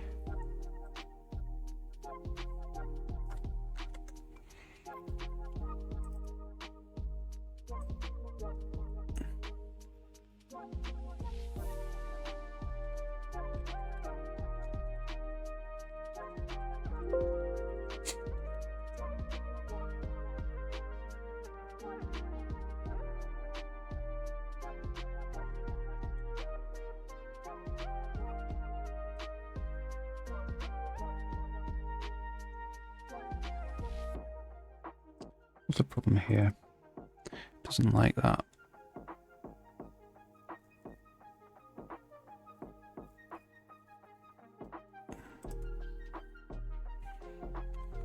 It's a Vec2i.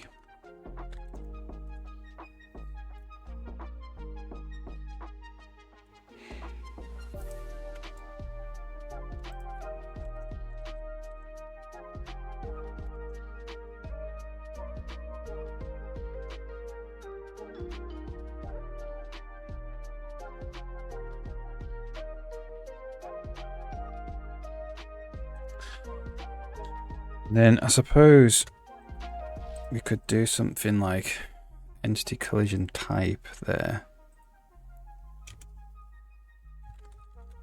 So like enum class entity collision type animated rig type.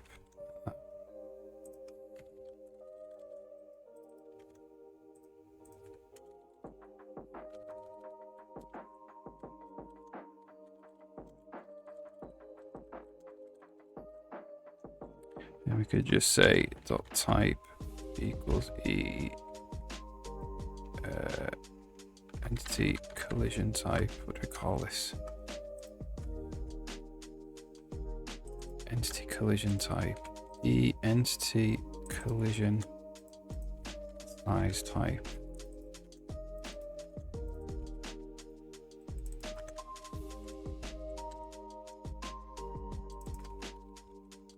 Animated rig type.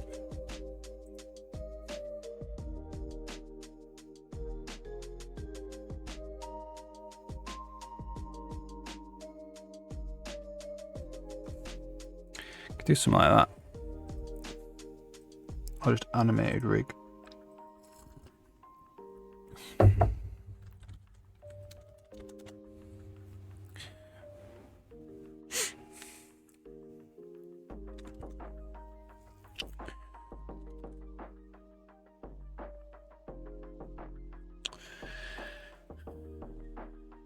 And then when we build the level, for each one of these entity collision sizes, we could have the hashes for individual hashes for each individual one. So in the default level generator, when we do collision, you see, we're just putting 1, 1 for everything. Now, this would mean we'd know the sizes for every single one.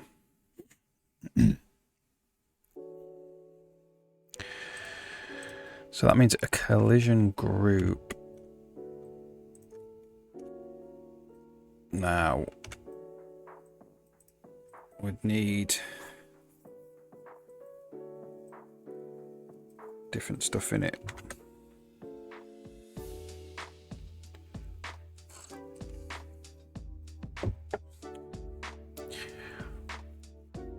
You need like the entity collision ID.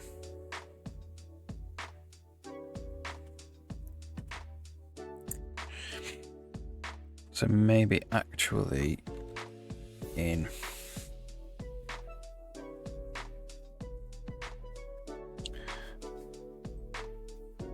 the game,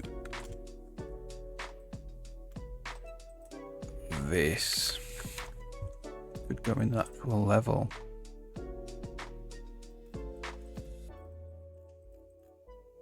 Where were we?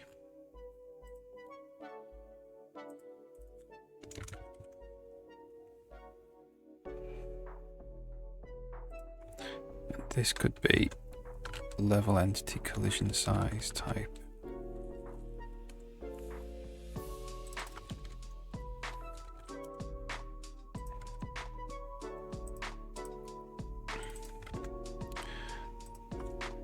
And this could just be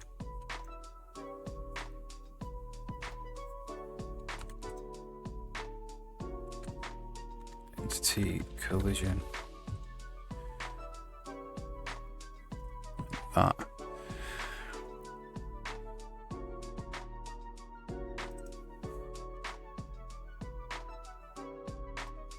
So this is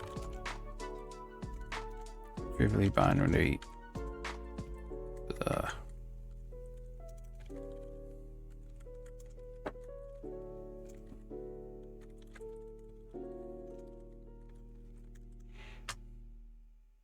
And then this can straight up just get added here.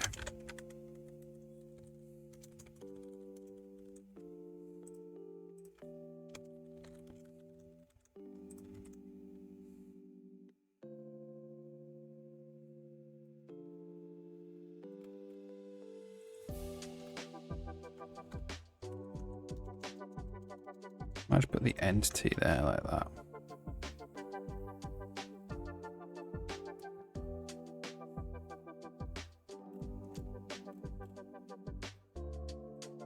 So that can get added now.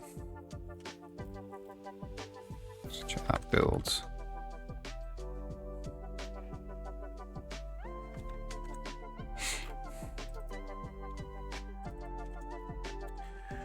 All right. This doesn't include the level. Does the level can we include the level?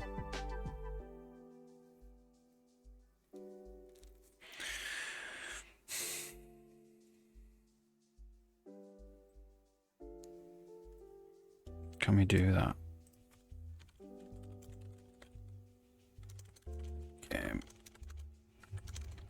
Game level. Do that without causing a problem. No.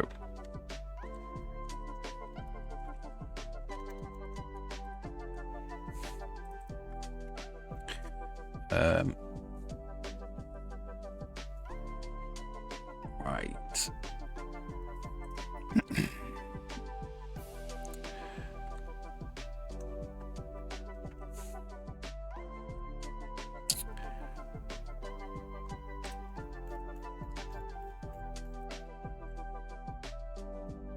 How do we get around this then?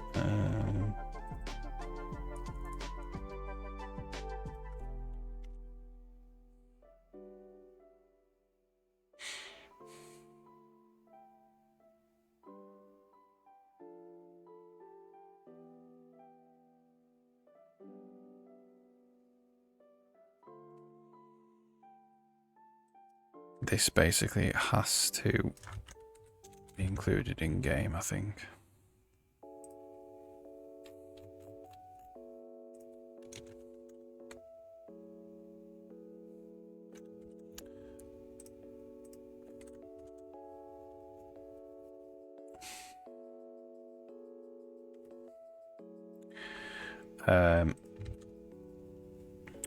So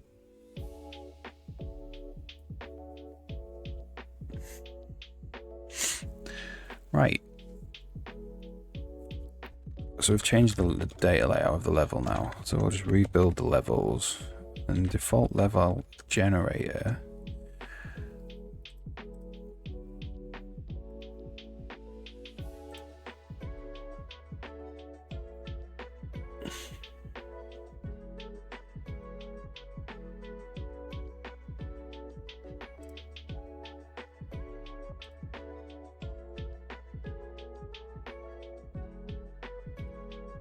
This needs to be a bit different.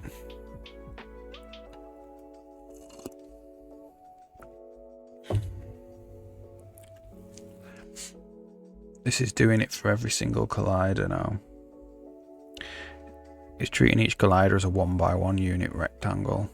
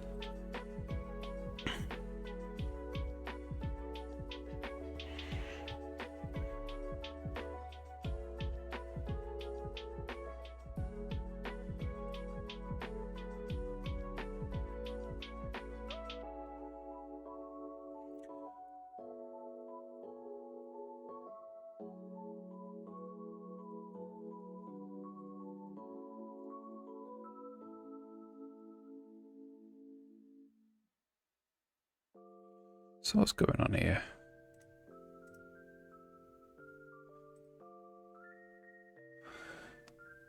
Going through each collider and running all the points in.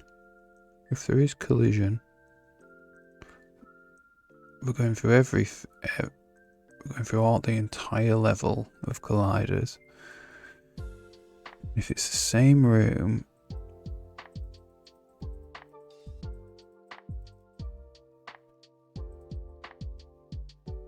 Okay.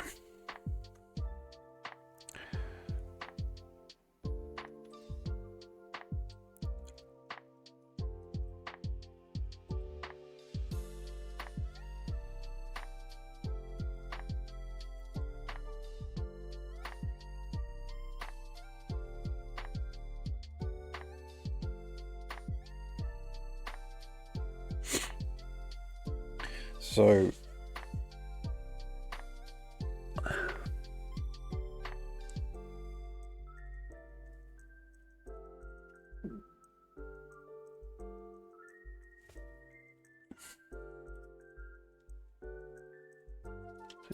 basically here.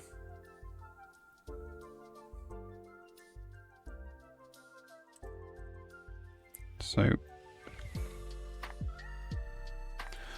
auto collision, entity collision sizes equals get game, get entity collision sizes.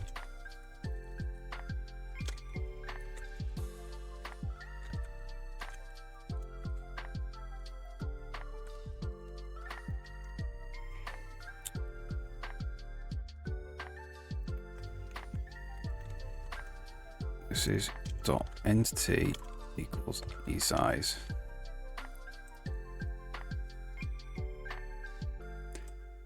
And this is e size, collision size,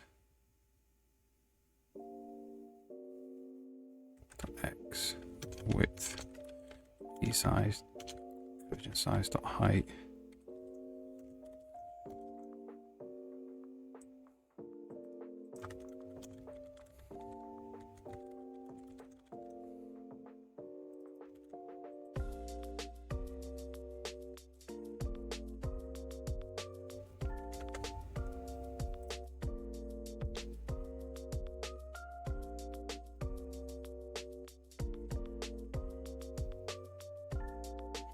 Alright, so these can actually be formal vectors.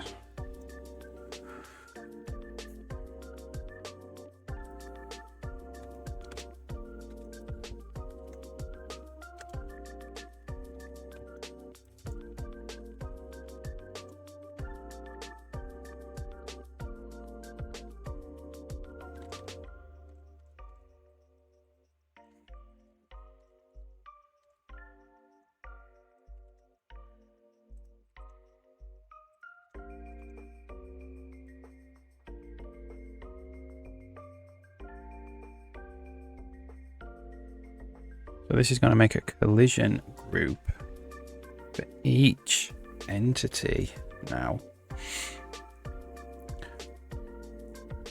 Okay.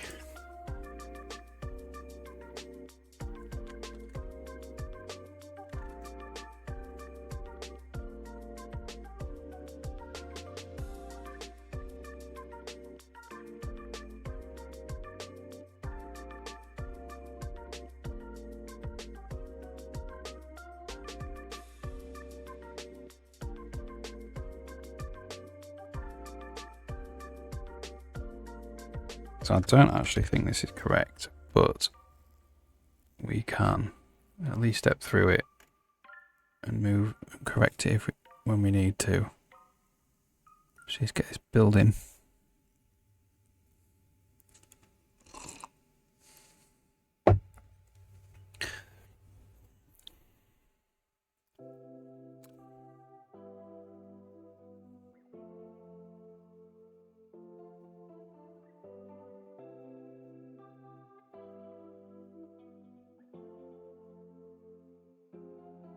It might be right, because we're testing the actual collider geometry.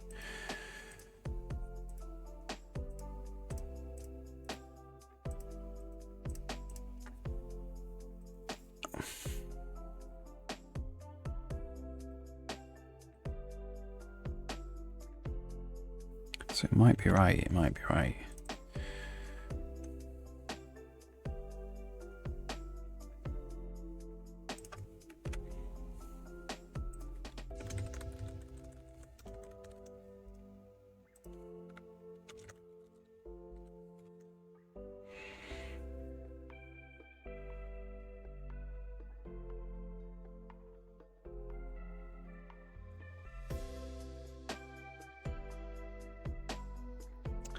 get this working before I finish, that would be great. Got 20 minutes.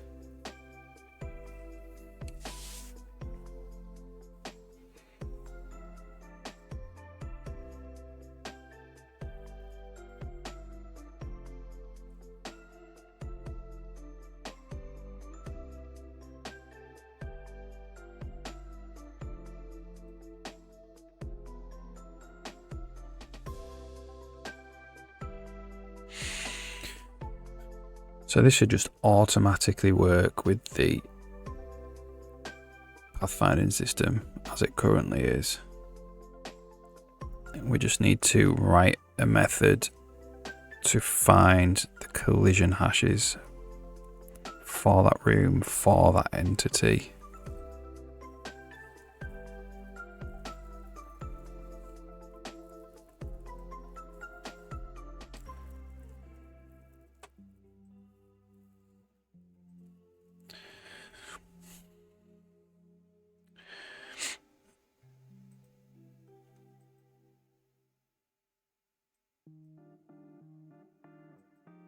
So this animation controller for the Spidean will have a rig type, and we can look up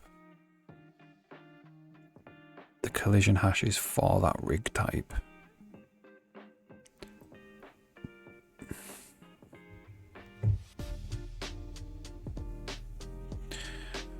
Hopefully that will be good. So I think this is actually right. So what we're doing here is we're just making a massive area that covers every single collider in the level.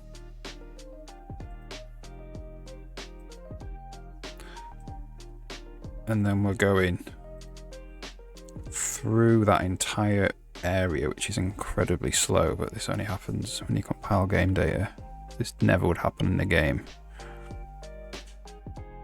And you were just checking if for every single location in the entire level, if a collision region of a certain size would collide with any of the collidable meshes.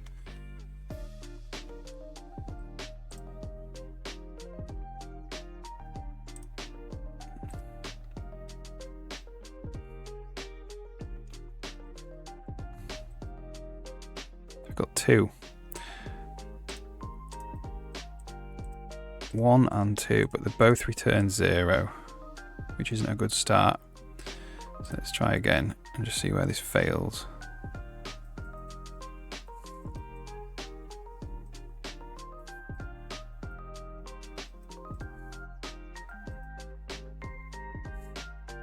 Yeah, this is definitely the way to do it.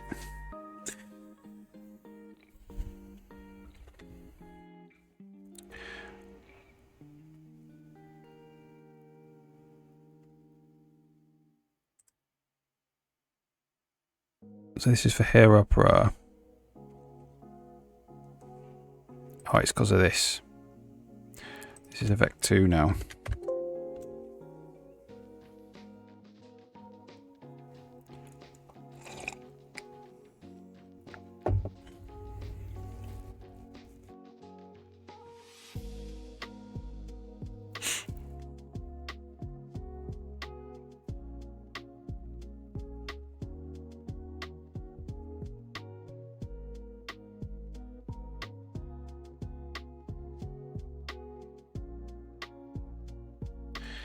And then we just need to draw these cells and make sure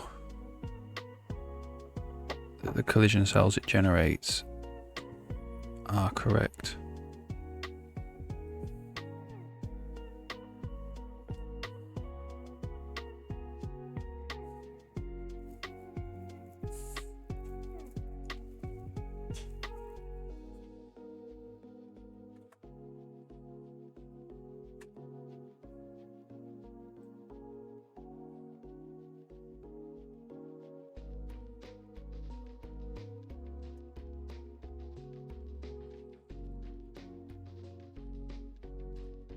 All right then.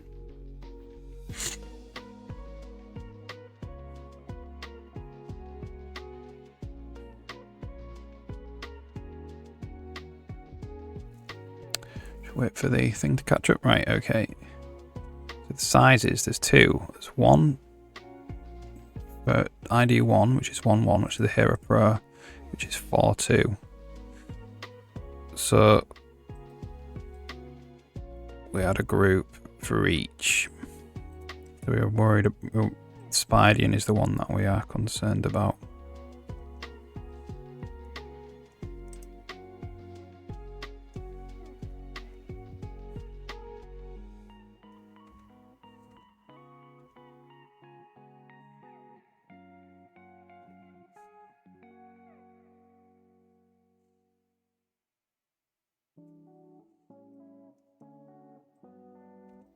So we're making a box right at the edge.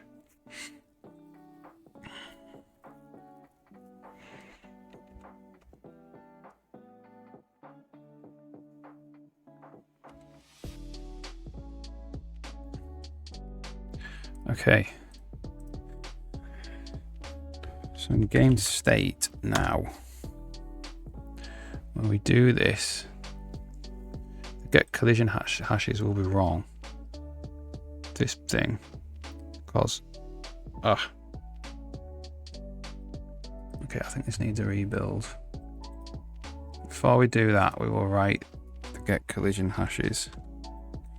Let's get collision hashes now.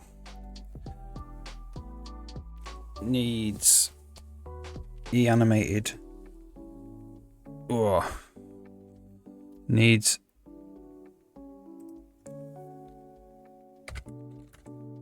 entity ID and entity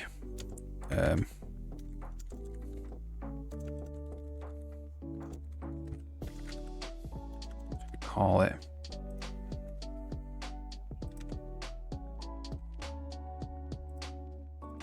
entity collision size type.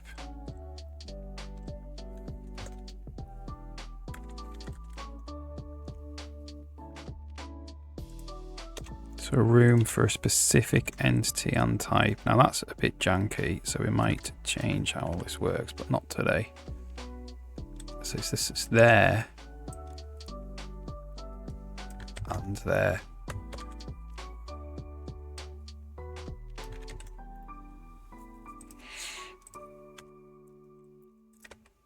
So the operator on the room is no good anymore.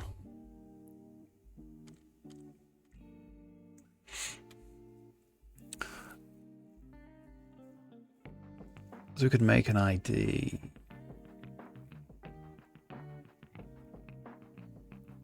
Anyway, we'll just go for group collision hash groups. If group.room ID equals room ID and group.entity entity ID is equal to entity ID and group.entity.type is equal to type, then group hashes group.hashes.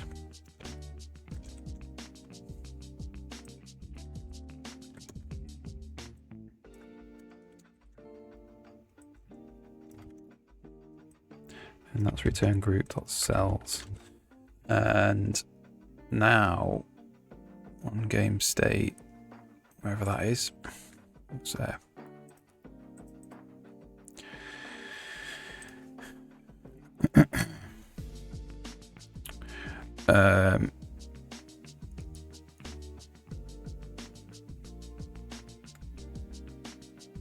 So it's on the animation controller really. This means that we can't do pathfinding if it doesn't have an animation controller.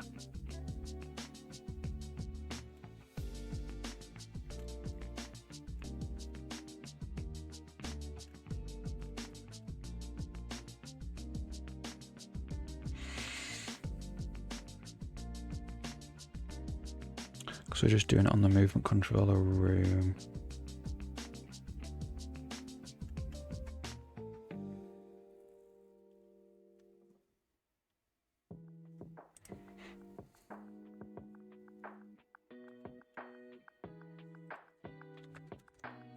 So what is this? An array of index type. I think that's just U32. Yeah. So standard span U32 collision hashes, and we're just going to do this.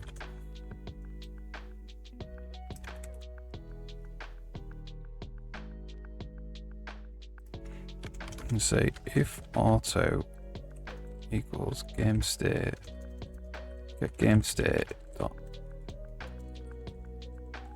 get animation controller PC get ID. This is animation controller.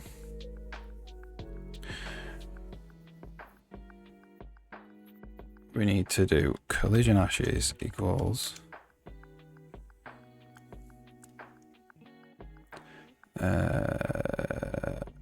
level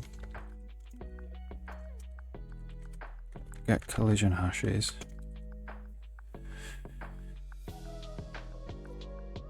I have a rumor in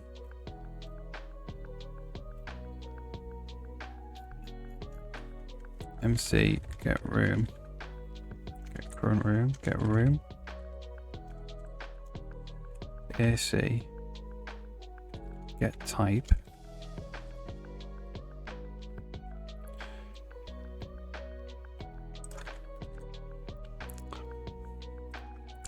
and that's E animated rig like that.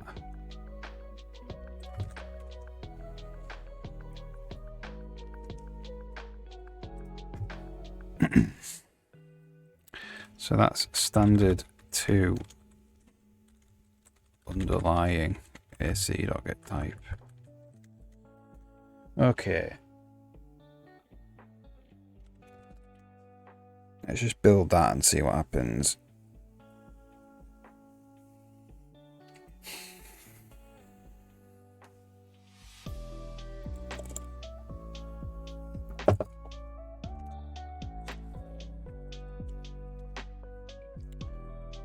It's vec2u, vec2i.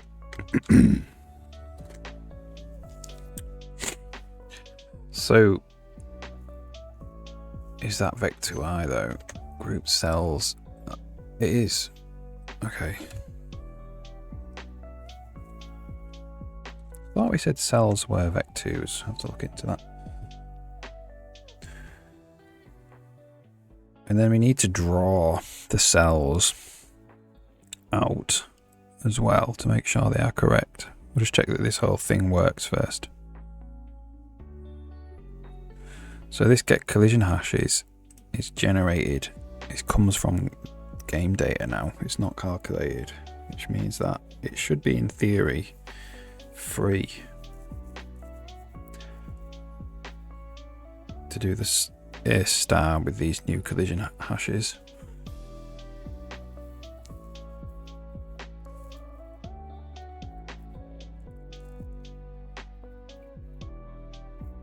This would be a good win. Taken all day to sort this problem out.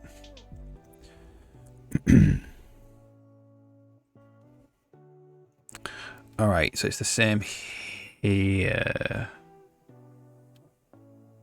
So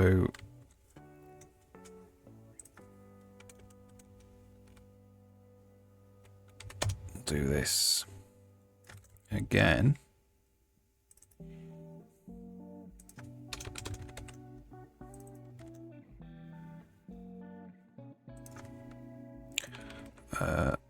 What's this? Location.room.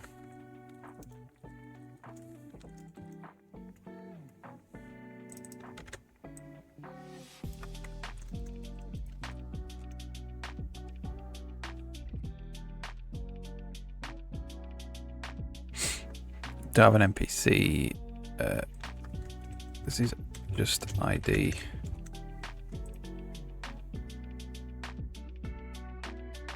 Okay.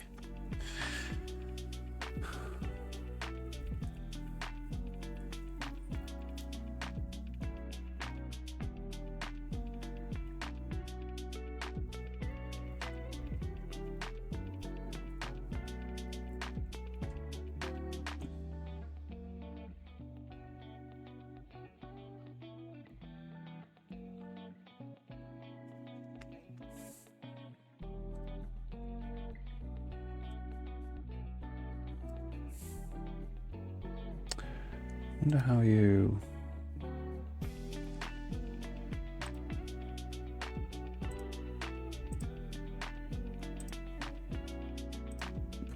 Nice fade in transition between scenes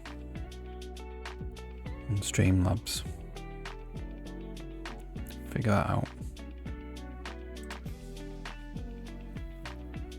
Okay, so we're running the asset compiler now. We are crashing.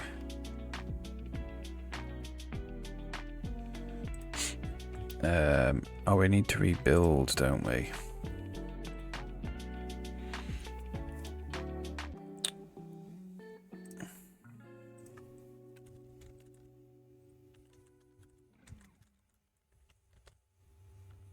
Scene fade transition.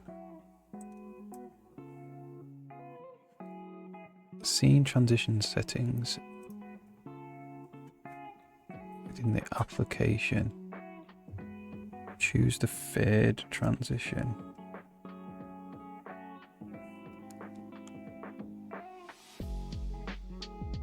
How do you do that?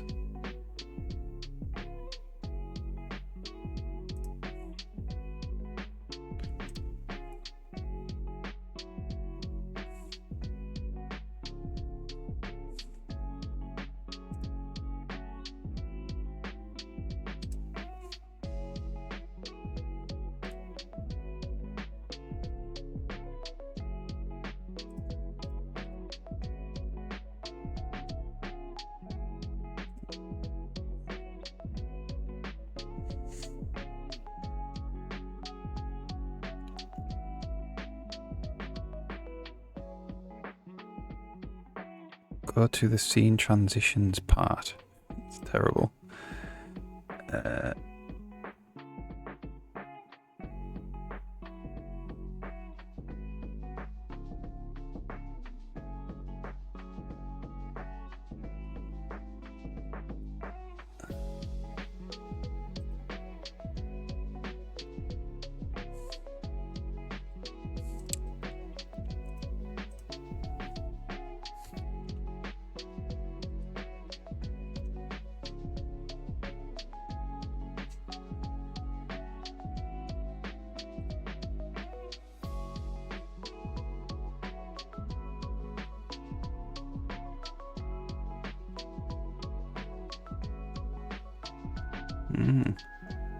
Yeah.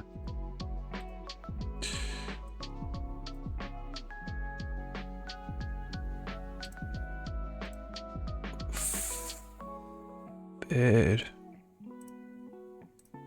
Let's try this out.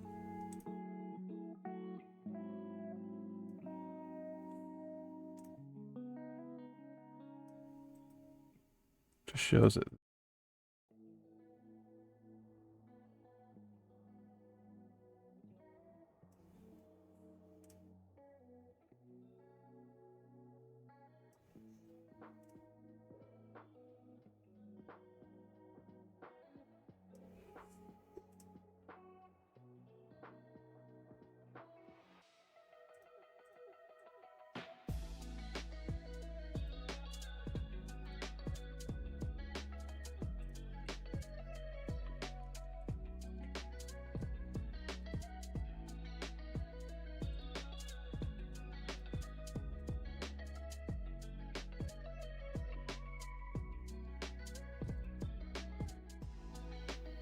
Can get the call.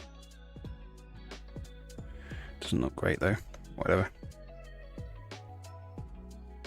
I want to work on that a little bit, I think. Making the stream look a bit better.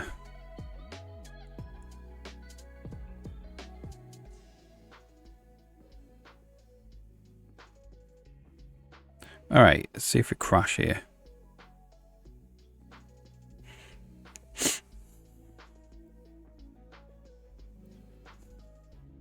Seems alright so far. Okay. So get the level collision hashes.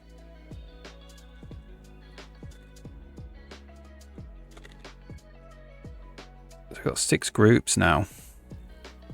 All for animated rigs. This seems to be good. Right, so let's just get the collision cells as well, right? So just draw them.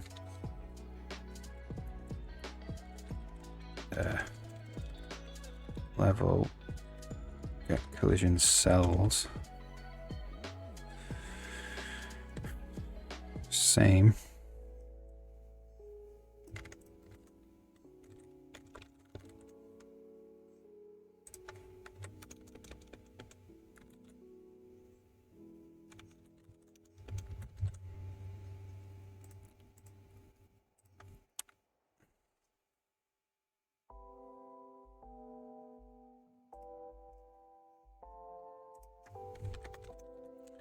And then we're just going to go get game canvas, draw, quad in world.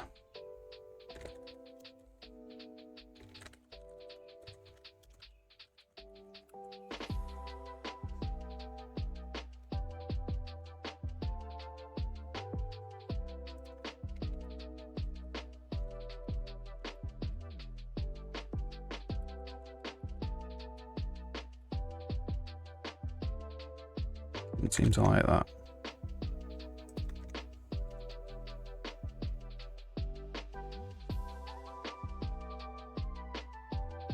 It's fine though. Pixels to world 1. Float color 1 in max.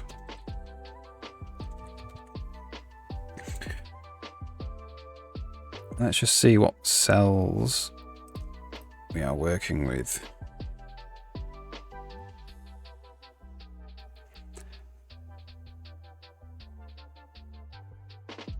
Hopefully it's good. And hopefully we have fast patrols, fast pathfinding, and that would be a problem sorted.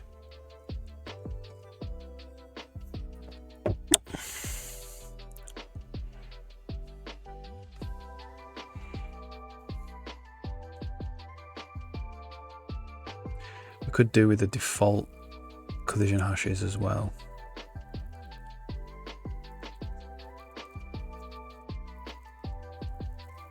Maybe we don't tie it actually to a type. We could just find it, do it for a certain size. Yeah, I might do that tomorrow if this works. And that means that we don't require this animation controller all the time. Because we might want to do pathfinding with things that don't have animation controllers.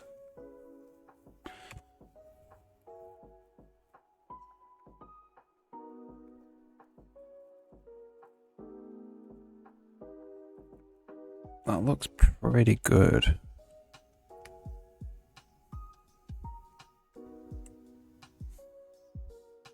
No, it's not working. At least we're using the new system.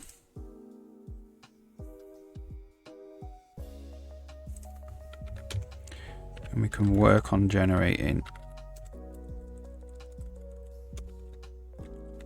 these hashes.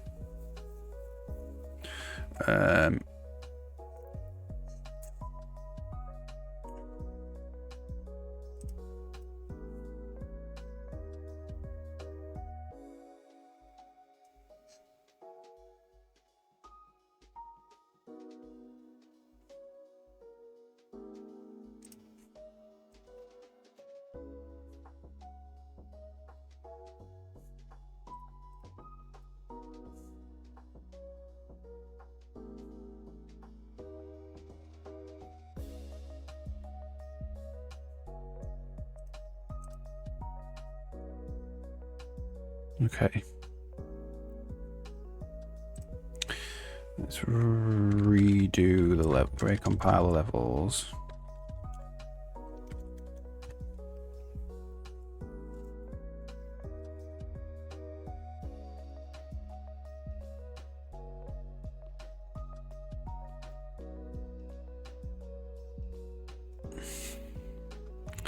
So this is Hero Pro. This is the Spidey with 4-2.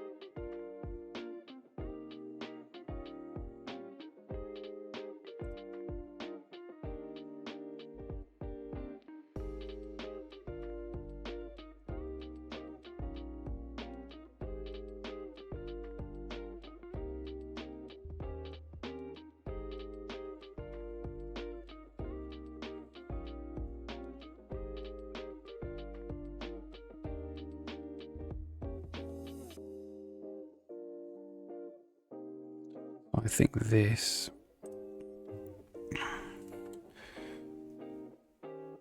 needs to be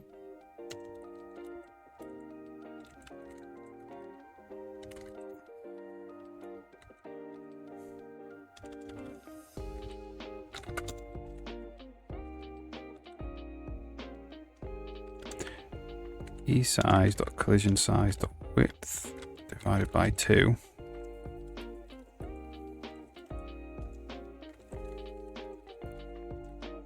Height divided by 2. And this needs to be back to xy dot inflate width height like that.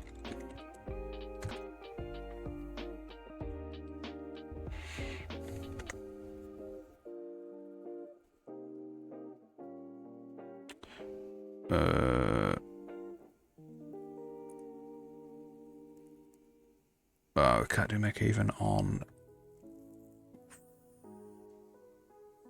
Oh, this is just a rectangle, so we can just do divided by 2. It is already floating point. I need to make it even.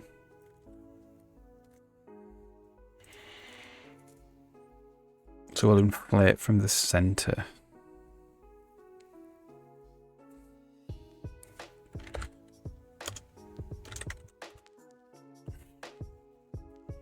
That's a head off in 5 minutes. Didn't compile it.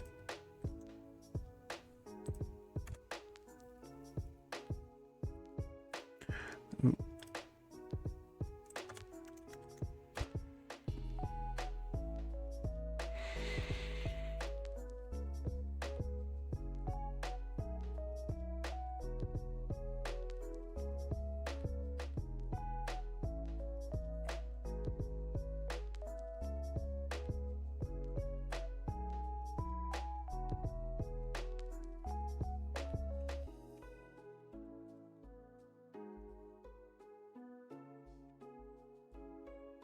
Try that.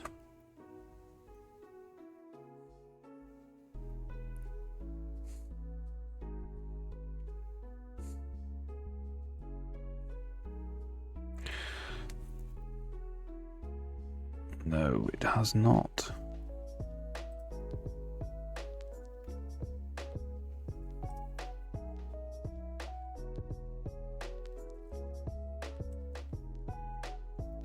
So I'm wondering if we need to put all of the points on rather than just the one.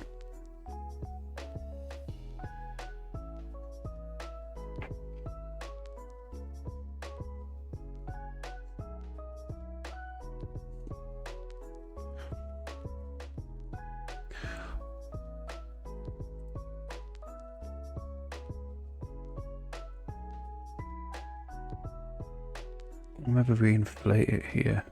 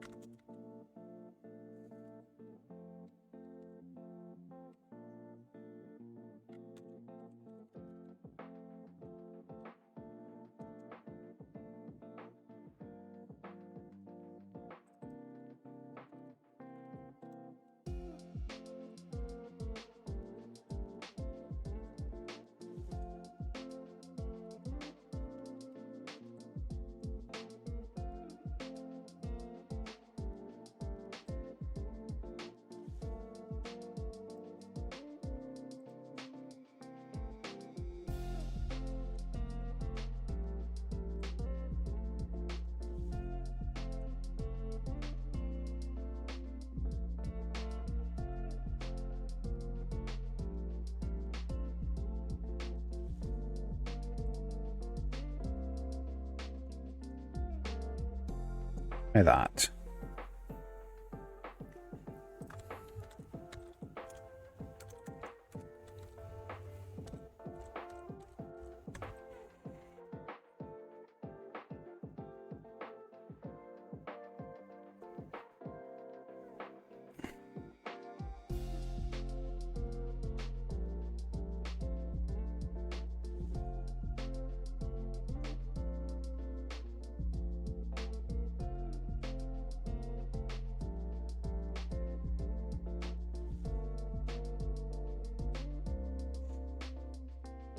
Did it even come through?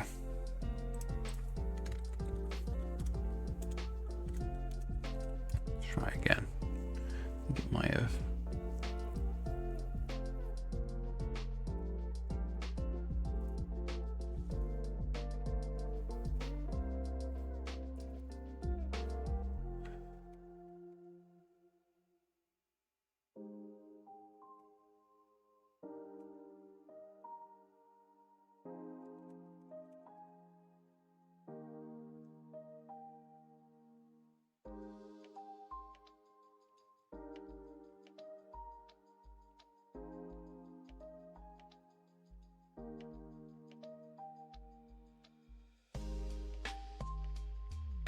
That's weird.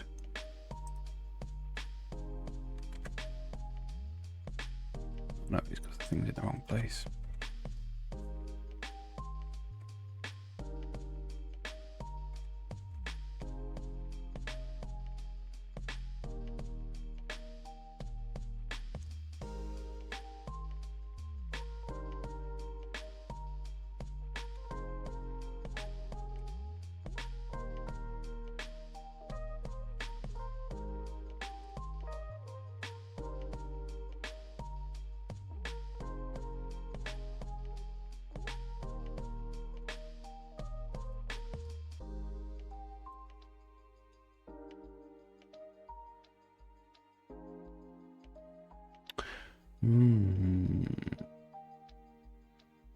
Something to work on. Gonna have to head off.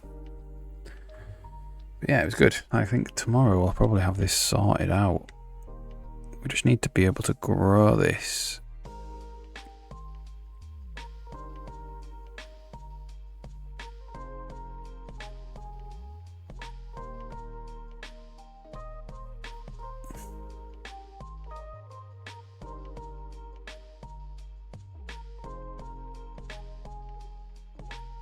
For some reason, I can't get it to work.